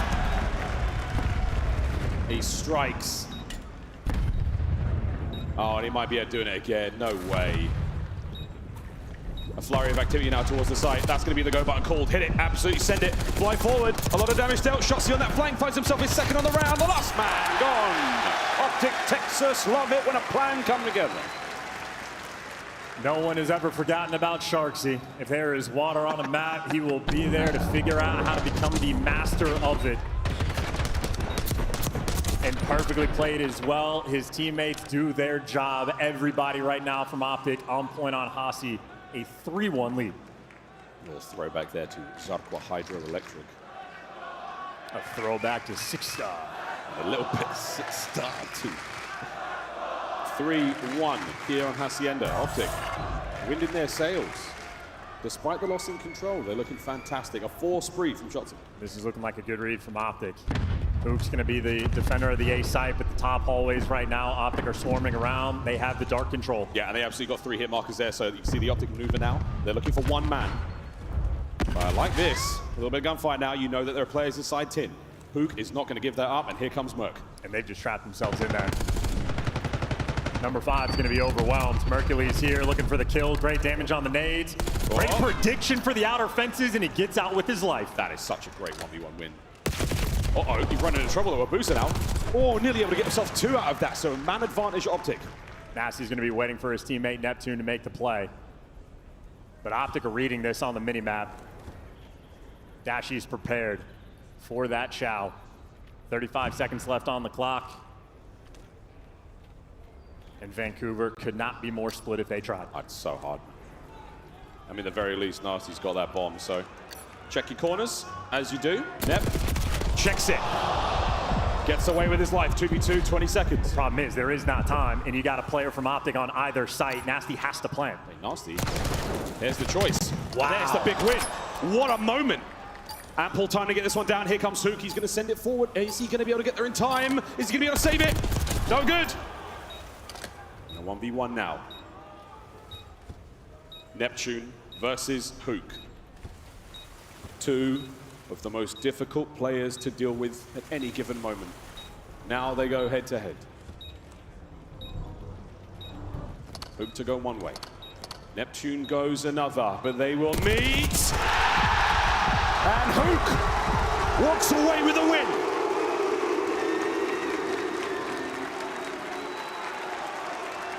That dark corridor, man. That dark corridor is something else. 4-1. We talked about on the main stage that the heart's got to be thumping. Hook might just be built different. That man is ice cold. No reaction, and he just bailed his team out. That would have been a 2v3 clutch from Vancouver. Hook ripping their heart away. 2 more rounds for Optic is all we need. And they are on attack now. Kyler Garland. Cut from a different cloth. What a complete player he has become. He has evolved this year. Hook is in his final form. Again, the stuns are going to be landing over by Rock, but not a lot of intel. Vancouver Surge are going to have to do this with their eyes and their weapons. Exchange of gunfire is going to force a move, and it's not going to allow the bomb to plant just yet. Flank is open. Shotzi's got well control, but the Lambo pinch is open. The hallways right now, Vancouver are dominating. This is a very uncomfortable spot for Optic to be in. Depending on how the timing goes. And they're backing down because Shotzi's cleared the space. Mercules also finds the pick. That's huge. And look at the timing. Shotzi's cleared out the entire map except for Bo, and wow, if he kept going, he would have fallen. They've got no idea. He's absolutely going to get another hit. 4v2. Neptune swimming. Neptune, again, what an uncomfortable round. Able to maybe get something here. You're never going to guess this. Poles apart. As Nep gets involved from the depths. Eyes are on it as Abuza makes his way forward now as well. Will he be able to time this hit correctly? I mean, King of the Sea is swimming, but it's just such a long route. You are running out of time. Eyes on Shotzi upstairs. Towards the bomb site. Gets one. Waiting for the trade. It's not going to be there. The pistol was at the ready, but it's not enough. Optic, Texas, map point. And I don't know how Mercules managed to find that first blood. Optic are trying to evacuate a bad situation, and somehow on the retreat, he finds the pick. Shotzi cleared all the space in the world. And again, his instincts on point. If he continues the push over towards the site, he gets dropped, he stops himself, goes back towards the office, and finds the extra kill. Ridiculous heads-up gameplay. And SND wins championships right now, and Optic trying to make amends for the first 2 they fell. A massive 5-1 lead. This is great. Perfect time to remember how brilliant you are at the mode, fellas. Abuza up top, under a hail of gunfight. The trade's complete, and 04 gets to the party. Better late than never. 2v2 though. You lost space on the other side. Oh, that's huge from Neptune. A 2v1 situation right now for Shotzi. He's been here before. The stun does not connect, but I do believe they saw him. He's just trying to play the mind games. He's showing him nothing. No contact at all. Doing it with a Jackal. He's moving fast. Aims in the back pocket certainly helps his case. Oh, they know now. Oh, they know now. There it is. Neptune. What a fantastic round he had. That's one of the most difficult gunfights in the game. Neptune on that rock. Never going to lose that one. Even with the Jackal at range and a great bounce back round. Again, we talked about that battle in the top hallways, the open access it is going to give you. You thought with the first blood that it was going to be an issue, but as soon as Mercules gets traded, 04 capitalizes straight through the middle of the map. An aggressive play call to make when you're down 5-1, but Vancouver bringing the fight. 5-2. Plenty of opportunities for comebacks we've seen so far at Champs, and not a lot of them actually gone to completion. Shotzi going down low this time. He might be hitting that ladder in the second after the opening salvo gunfire. That his teammates walk away with a win. Again, dude. That's massive. Merc has 5 first bloods, by the way. Shotzi's going to catch himself potentially another one here. Uh-oh, bangs the door. Nasty heard it. Yeah, he's been spotted. Bomb planet A, though. Not a whole lot of presence being shown there. 04 might be able to make something happen. Hello. In the back. 3v2. Luke down low. Dash on the outside fences. Surge do not have the numbers, and they are running out of time. It's the perfect setup for Optic. Flat side. You've seen Dashi in the hop. He's caught out 0-4. Has he seen the second man? He has. He has indeed. 1v2. No time. No time whatsoever. Hook can dance his way into the next map. Rip 0-4, a new one. Optic take the lead. Tournament point going into rewind. One map away to be back-to-back world champions. Shotzi and Dashi so close, and Hook and Merc now to join them. The advantage, they got their get back on the S&D in dominant fashion as well. Shotzi, double-digit game he was just able to throw up, and Mercules, the young man on the squad, 5 first bloods, squaring up round after round in those top hallways. He was destructive. And this on paper coming into this matchup was something that many pundits were talking about. The AR dominance that Optic Texas should have. That was a perfect example of what it looks like when both their mains are working together.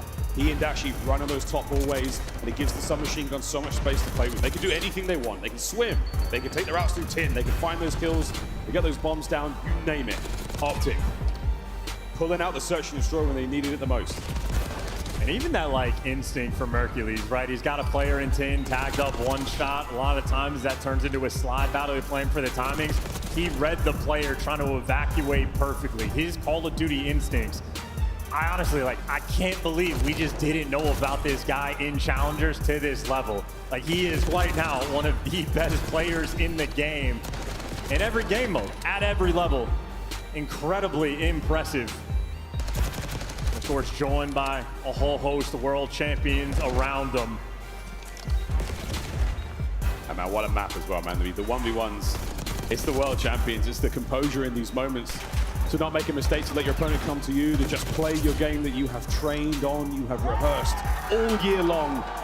Bring out the very best in yourself here at Champs. Nep's gonna kick himself for that 1v1. Right gun for the job, right position. That hurt bad. But again, Hook, no reactions. Yeah, ice cold.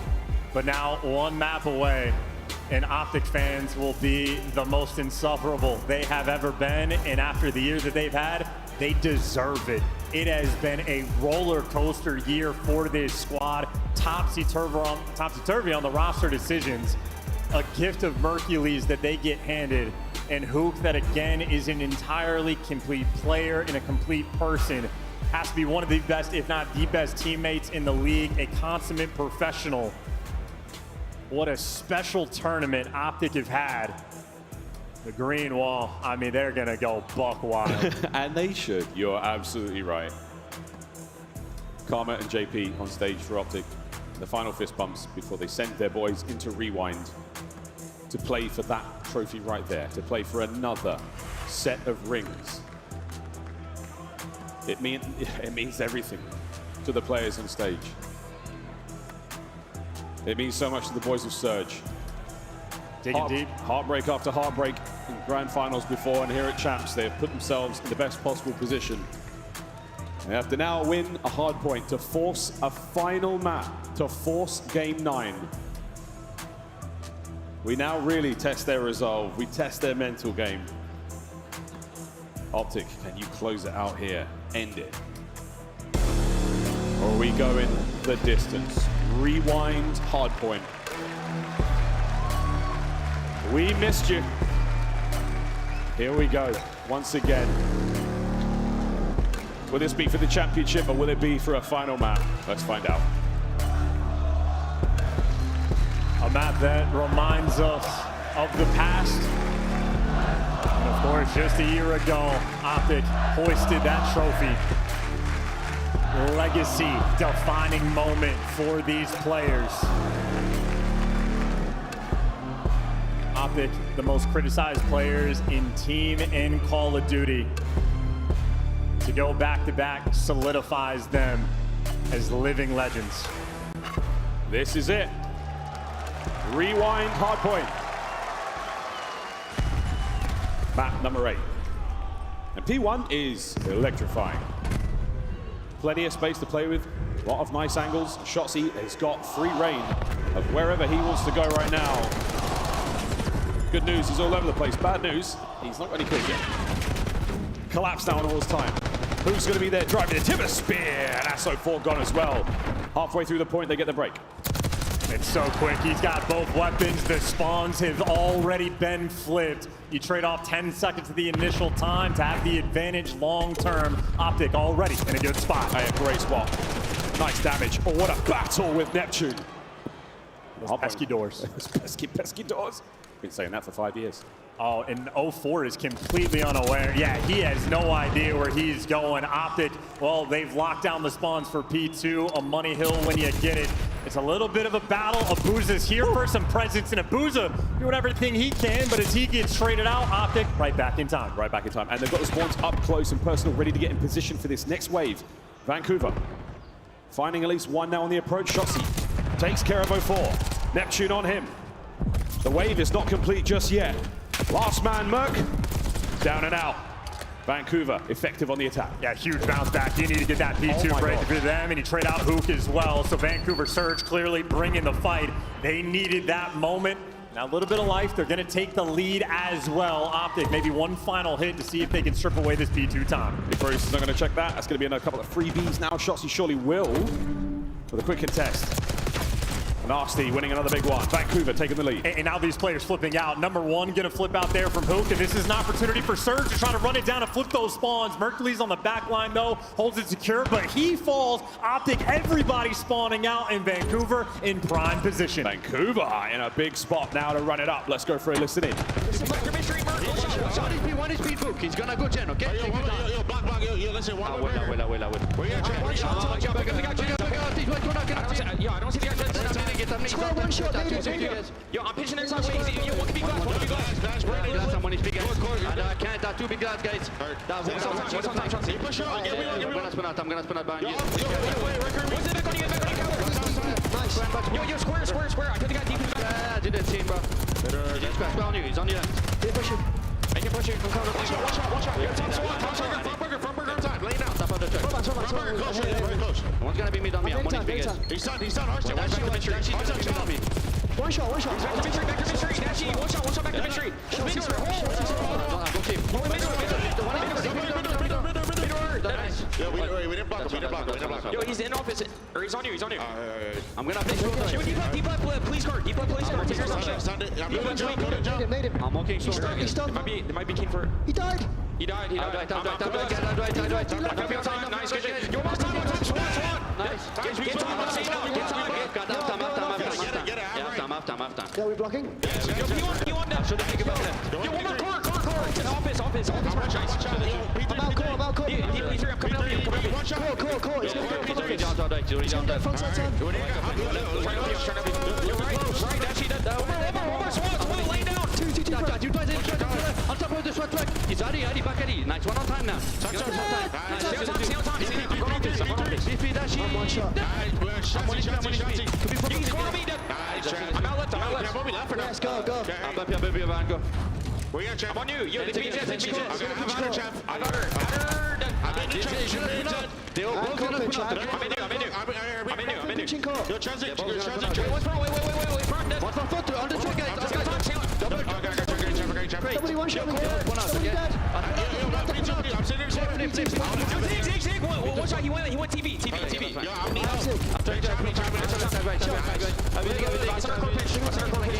I'm not saying I need you. Zig. I need your Zig. One is before Dashi. Nice. One more. One of them is pitching you. That's one fucking fault. That's one lead to the 18. I'm waiting for you. Yo, core pitch. Nice. Let's get some P2.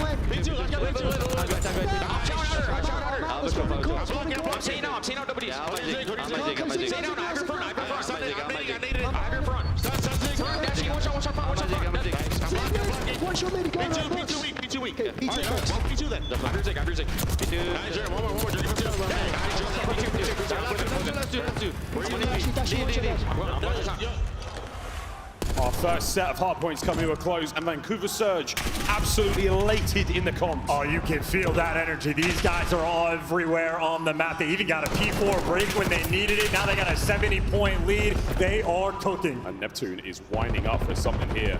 He has got undetected.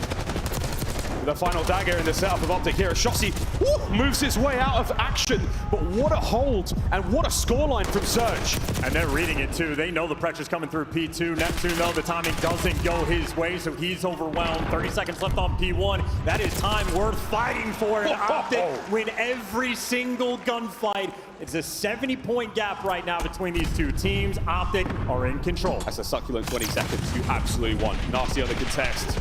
Best you can hope for here.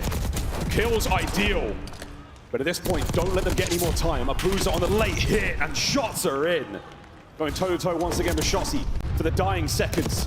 And the rotation is on, and it is going to be Dashi in position first. And the breaks for Vancouver have set them apart, and wow, they just get the spawn. Optic, no one's in the back. H just going to be there. And I think Dashi reads it, but maybe a little bit too late. Maybe not. Big Bruce drops him, but it's not enough. It is still a square fight going through. You're trying to get the pressure if you're Abuza, but he just doesn't have the help. Abuza, he's run forward. He's found a couple of kills. Traded out for the man by back dumpsters. And out of net.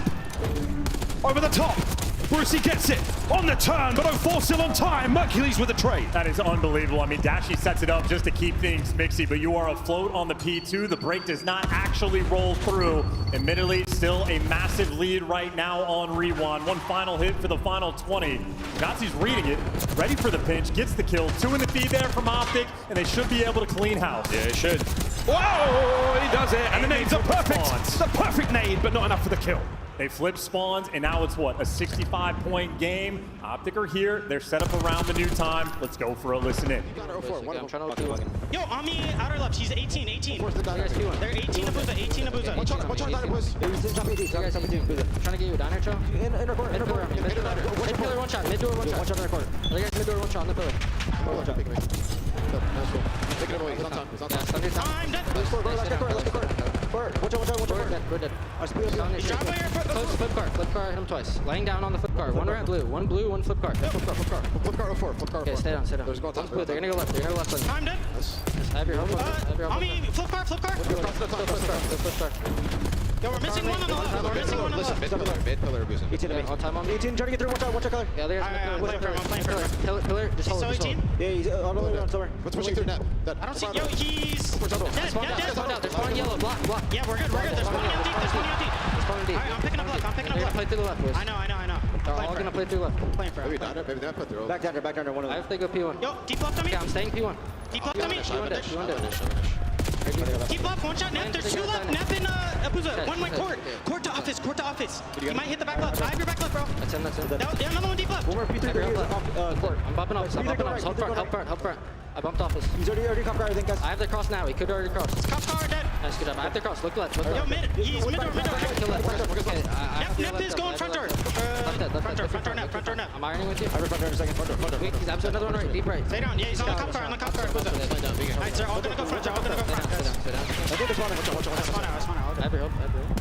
Nasty dead. One more on time. There's 2 on time. 2 on time. Other guys. Pressure that. Okay, I'm Shot one. Child front. He's front. Nasty deep. Child dead. Other guys deep in front. On close back door me. Back door. He's still back. He child you. Child the back door. I know. Short. 2 on 0. 1 his close court. Court and 2 on. Yo, 2 front of me. Alright, 2 court. Set up new. They're gonna ape time. Yeah, 2 court. Have your help. You need to go mid door. Yo, I'm gonna spawn P2. Never mind, we're good. Okay, he's absolute court. Soak that shit. He went towards front. I'm getting a trophy on you. What's your side? Watch out. I have a safe mid. 2 their side. 3 their side. They're all their side. Challenge. I naded them their side. Naded their side. They're both weak. Other guys weak. 2 on time. On time. Wait. Take our time. We got splits. Wait, what's the court? Maybe with you. Help me. He's in between. In between one shot. There are 2. Other guys one shot. In between. Nasty. Nice. One more. Stay alive.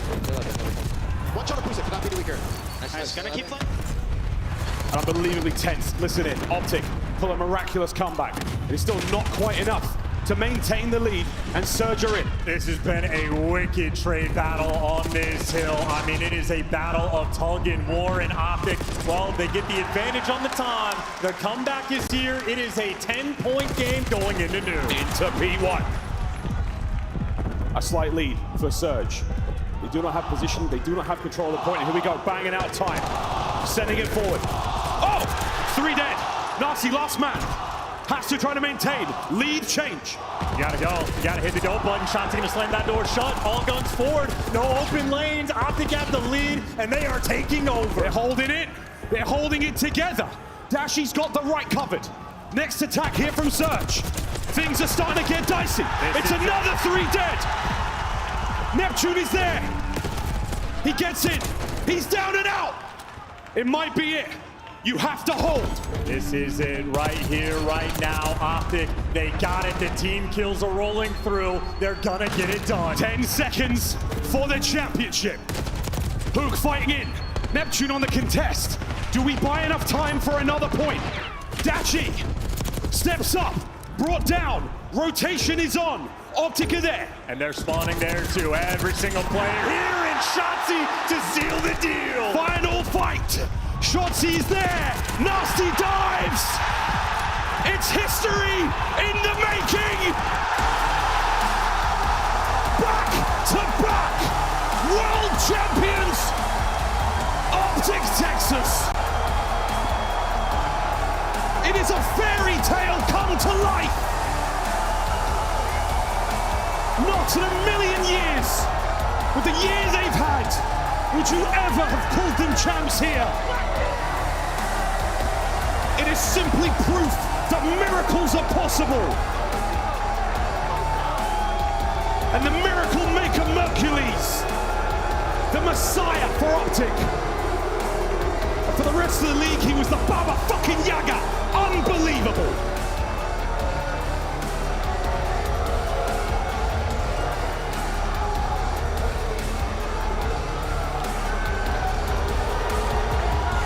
Cannot believe my eyes.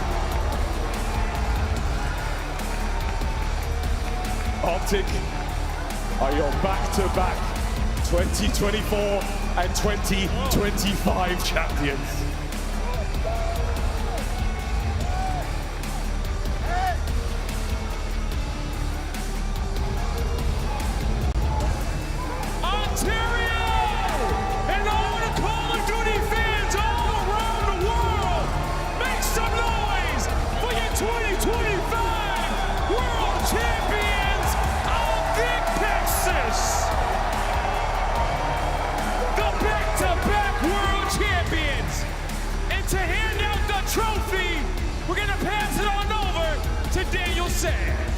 Thank you, Blaze.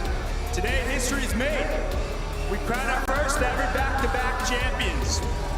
I want to congratulate the entire Optic organization, from Hector to Coach Karma, to Coach JP, and most of all, I want to congratulate these special players. Hoop, Mercules, Shotzi, Dashy. The resilience you've shown throughout this winding season is nothing short of inspirational. And so I'm proud to announce that our 2025 Call of Duty League champions are Optic Texas. Yeah! It's all yours.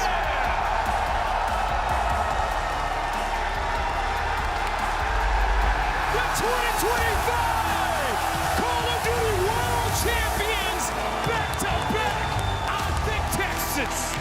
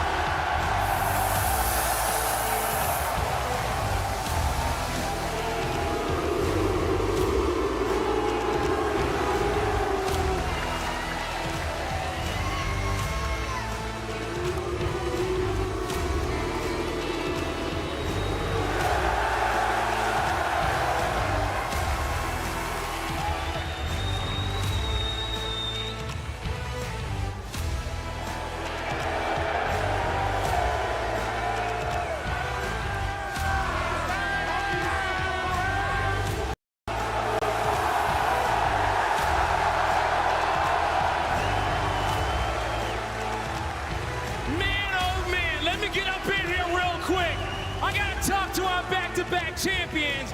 And why I got Coach JP here. JP, you have seen this roster go through some of the toughest times, some of the best times, and now go back to back as world champions. Talk to me about what y'all been through and what does this win mean for the Optic crew? It means everything. You know, they always say it's always darkness before dawn, bro. We had a lot of dark times, a lot of valleys. I'm just so thankful for everyone supporting us throughout all of that. You know who the real fans are right there, bro. So thank you guys for all for the support. Thank you guys all to the back, all the staff you guys don't see at Optic. They're always supporting us, even through the downs, the lows. We come back rising. We got prepared for this. Lunch back to back. They won back to back. They sure did right there, okay? Now, I want to move on over here to Hook, okay? Make some noise for Hook, everybody. Hook, this is your second Call of Duty World Championship, and you did this one on land, baby. How does it feel to win in front of this crowd? I am truly speechless. I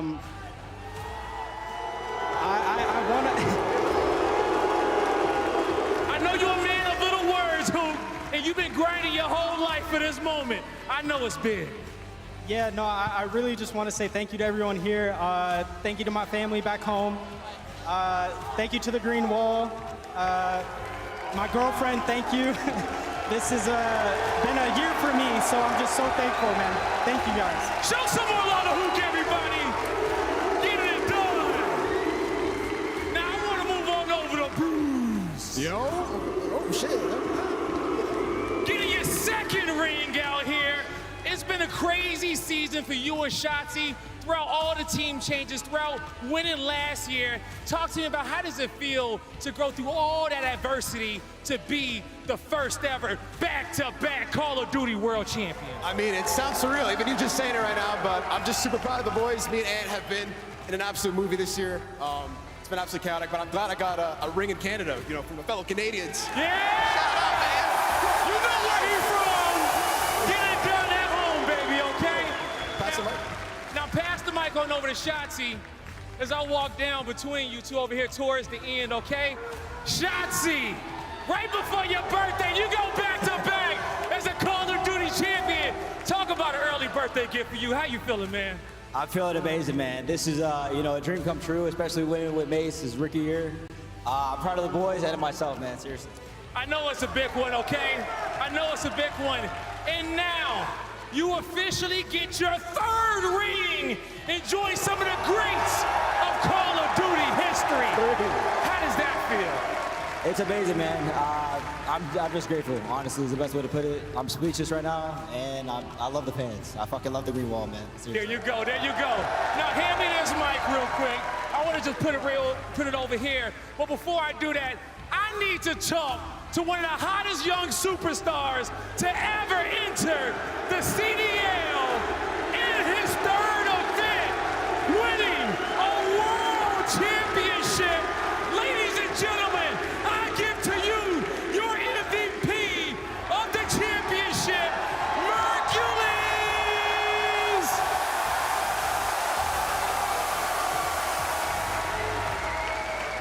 Man, oh man. Merc. Now, you've been a man of few words with me as well throughout some of these interviews, but you have worked so hard to get to this moment. You have achieved the dream that so many Call of Duty players want to achieve in the time in which you have.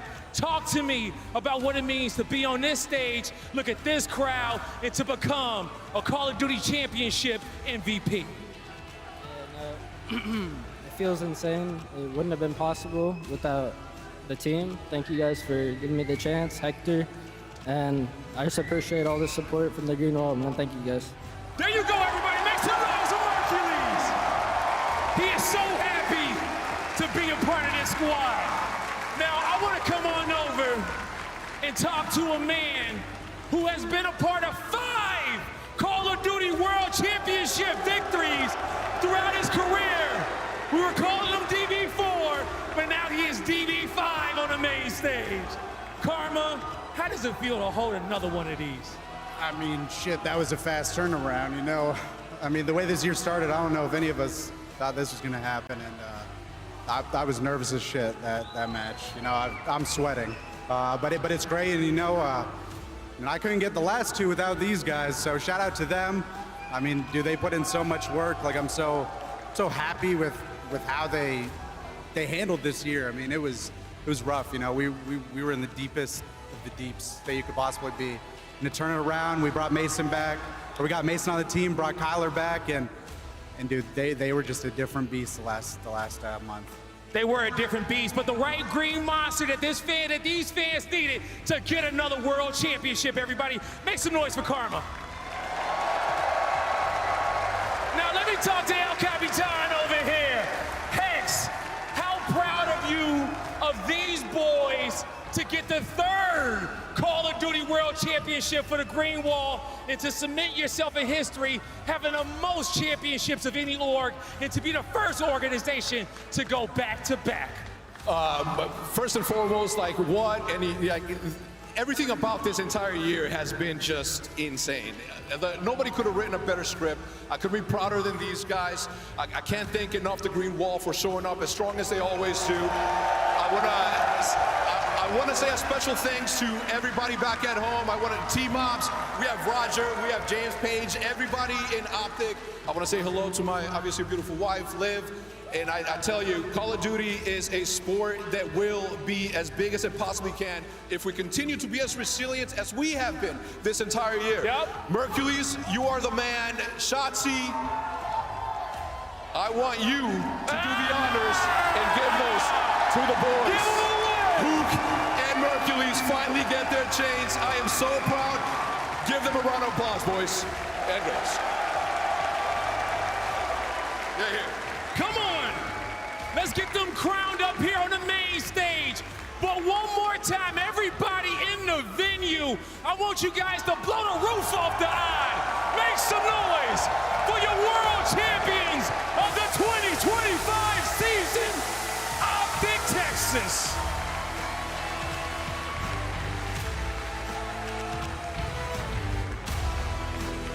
Mike off with Pikes.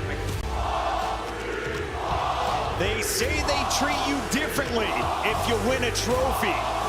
3 events in, Mercules lifting the trophy, earning MVP honors at the biggest event of the year as Optic goes back-to-back.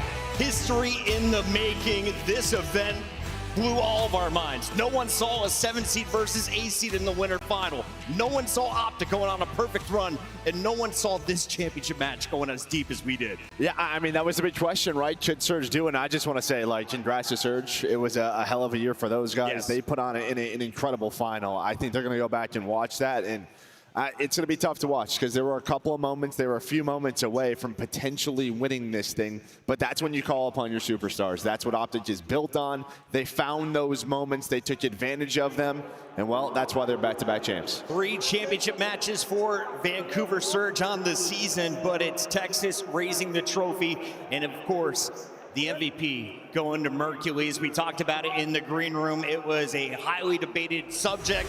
But Mercules since day one has been that guy, and it's more than just the numbers. The comms have changed the game for Optic.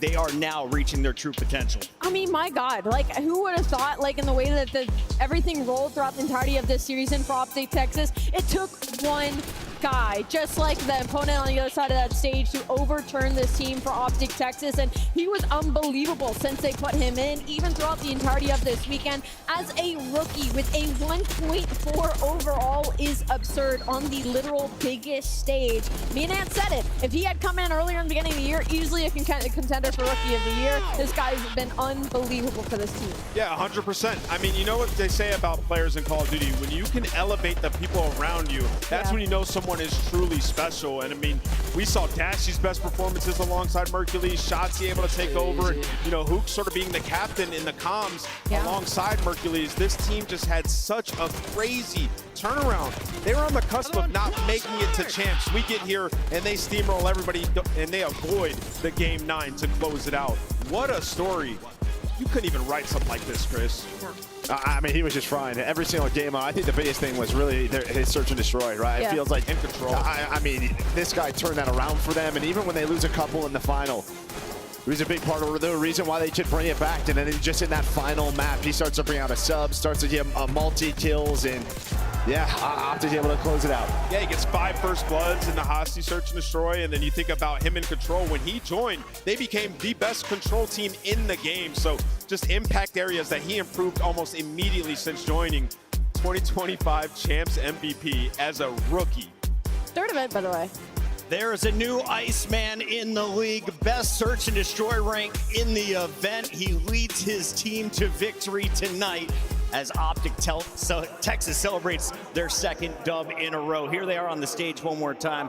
Merc, you have watched these guys in a while. Just how strong was their performance tonight? I mean, unbelievable. Like they were battle tested. They had to step up in big moments. Surge, they would not go down, right? Like they had these knockout punches from Shotzi, incredible plays, and Surge kept fighting. But I think, listen, it was what, tied up 3-3. They had to win. You know, that search and destroy, and that put them in the driver's seat. Absolutely. And I mean, you think about like everything they've gone through throughout the entirety of this season. This is an Optic Texas team that is used to the crowd being behind them, is used to finding a lot of success, and they were in the trenches this season. The tenacity it takes for them to turn around that main stage when they finally pulled some blood, unbelievable. It was impossible to choose just one play. So your Scuff play of the tournament. It's the winning moment. Optic Texas locking it in. Nameless, walk me through the final kills here in Hardpoint. Yeah, I mean, this was beautiful. On back-to-back rotations, they just secured P1, right? You force them to spawn out glass, you're finding all the kills, and you just know where they're going to be. You've seen Shotzi earlier on rotation to this hill. He ended up finding a couple huge kills on the street, which allowed them to flip. And now you get over towards P2, where it's Shotzi once again closing the game out with a massive 3-piece as Surge starts to funnel in. Shotzi throughout this series just had some crazy plays. He made a montage versus Surge. The fans travel well as the green wall celebrates behind their team. Dashy going back-to-back in his 8th and 9th championship appearances. What a ridiculous story it has been for this team all year. Dude, they literally averaged like top 6 this year. I know. I mean, they were the 7th seed, almost 8th seed, almost. We were talking about them potentially not qualifying at champs. And Joe, they enter some conversations now. You're talking about Shotzi, 3 world championships Hall of in Famer. 6 years, an AR player in Dashy, one of the best of all time, 2 world championships. They're going to enter some awesome conversations. Surefire Hall of Fame. You take a look at Optic's road. It went through phase. Our number 2 seed, a hot, shocking 3-0. 3-0 over Ultra, our number 3 seed. It kept rolling against Boston Breach. And here in the grand final, truly tested against Vancouver Surge, a team that has been to 2 grand finals this season. Optic says no. A 5-3 shuts the door as they take home $800,000 in our first place prize. I mean, we said it, you get to double your cash here in this moment, and not that those boys needed it, but they solidify $800,000. But still, there was a lot of shocks in that stage as well. And as we go back to main, I mean, you can just see smiles across the board for Optic Texas, an unbelievable run. This event is done, but Call of Duty Black Ops 6 is not done quite yet. We are headed to Riyadh for EWC. The Esports World Cup action kicks off July 24th through the 27th with $1.8 million on the line. It'll feature 12 CDL teams and 4 Challenger squads who qualified this weekend. On behalf of everyone behind the scenes, it has been an incredible season. 2025 is in the books. Hop on Twitter if you have any photos from the weekend. Tag us all. Thank you for being a part of one of the greatest esports in history. My babies. Come on!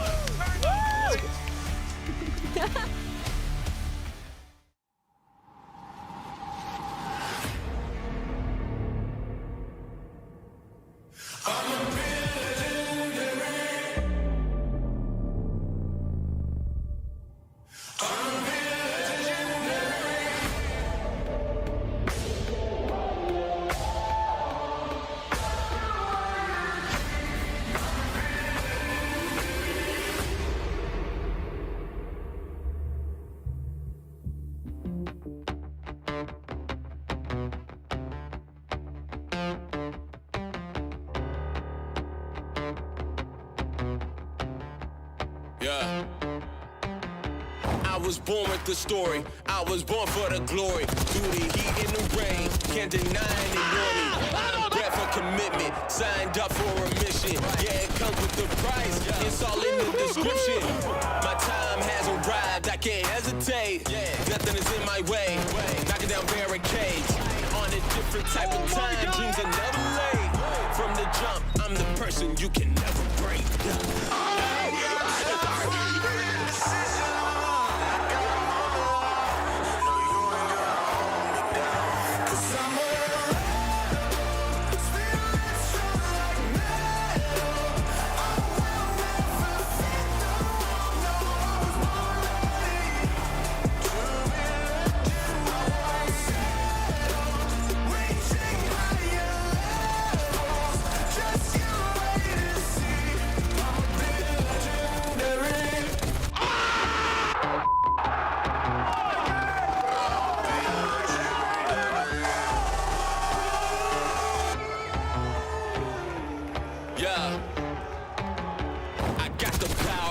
Working after hours. Seize the moment, I can't back up, call a coward. Student of the game, like a ball at Howard. You can't cut me down, I can't be devoured. Caught on 10, covered on 10, all I think is win. I can't watch it in 2020 through the lens. When I fell off, I always had to try again. Got the code that connected like I'm signing in. Ain't got time for indecision. I got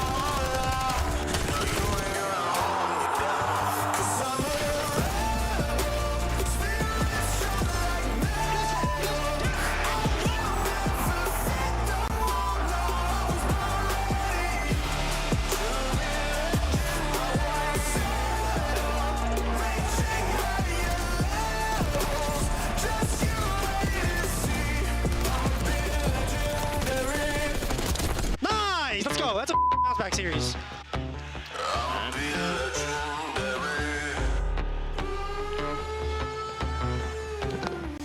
Yeah. I got the power, I've been working after hours. Seize the moment, I can't back up, call a coward. Student of the game, like a ball at Howard. You can't cut me down, I can't be devoured. Caught on 10, covered on 10, and all I think is win. I can't watch it in 2020 through the lens. When I fell off, I always had to try again.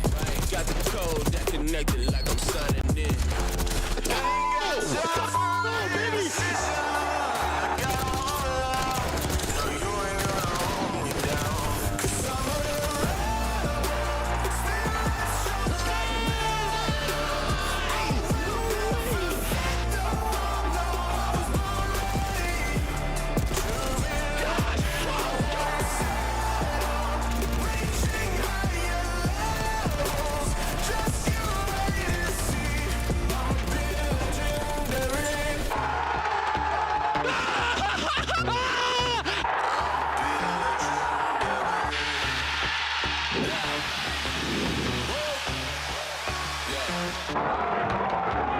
I'ma say it loud and proud, I feel like I'm the GOAT. Put some numbers on the board when I didn't have hope.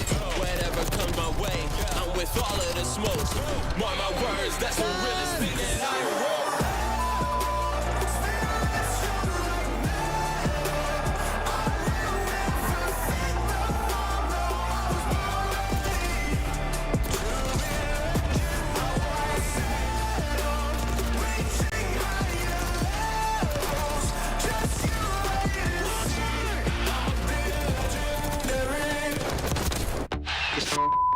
Baby, we're gonna final big goal!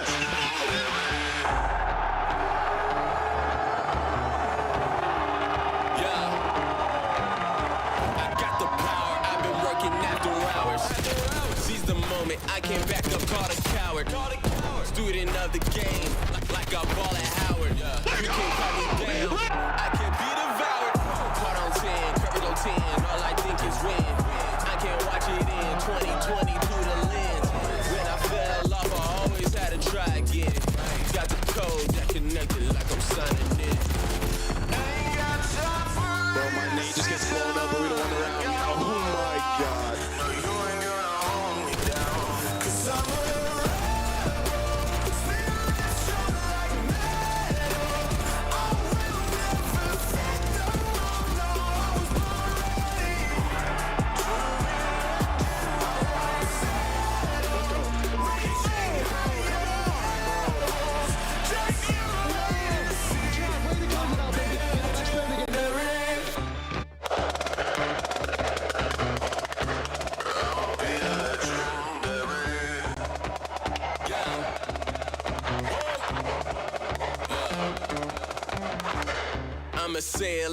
crowd, I feel like I'm the GOAT. Put some numbers on the board when I didn't have hope. Whatever comes my way, I'm with all of the smoke. Mark my words, that's the realest thing that I wrote.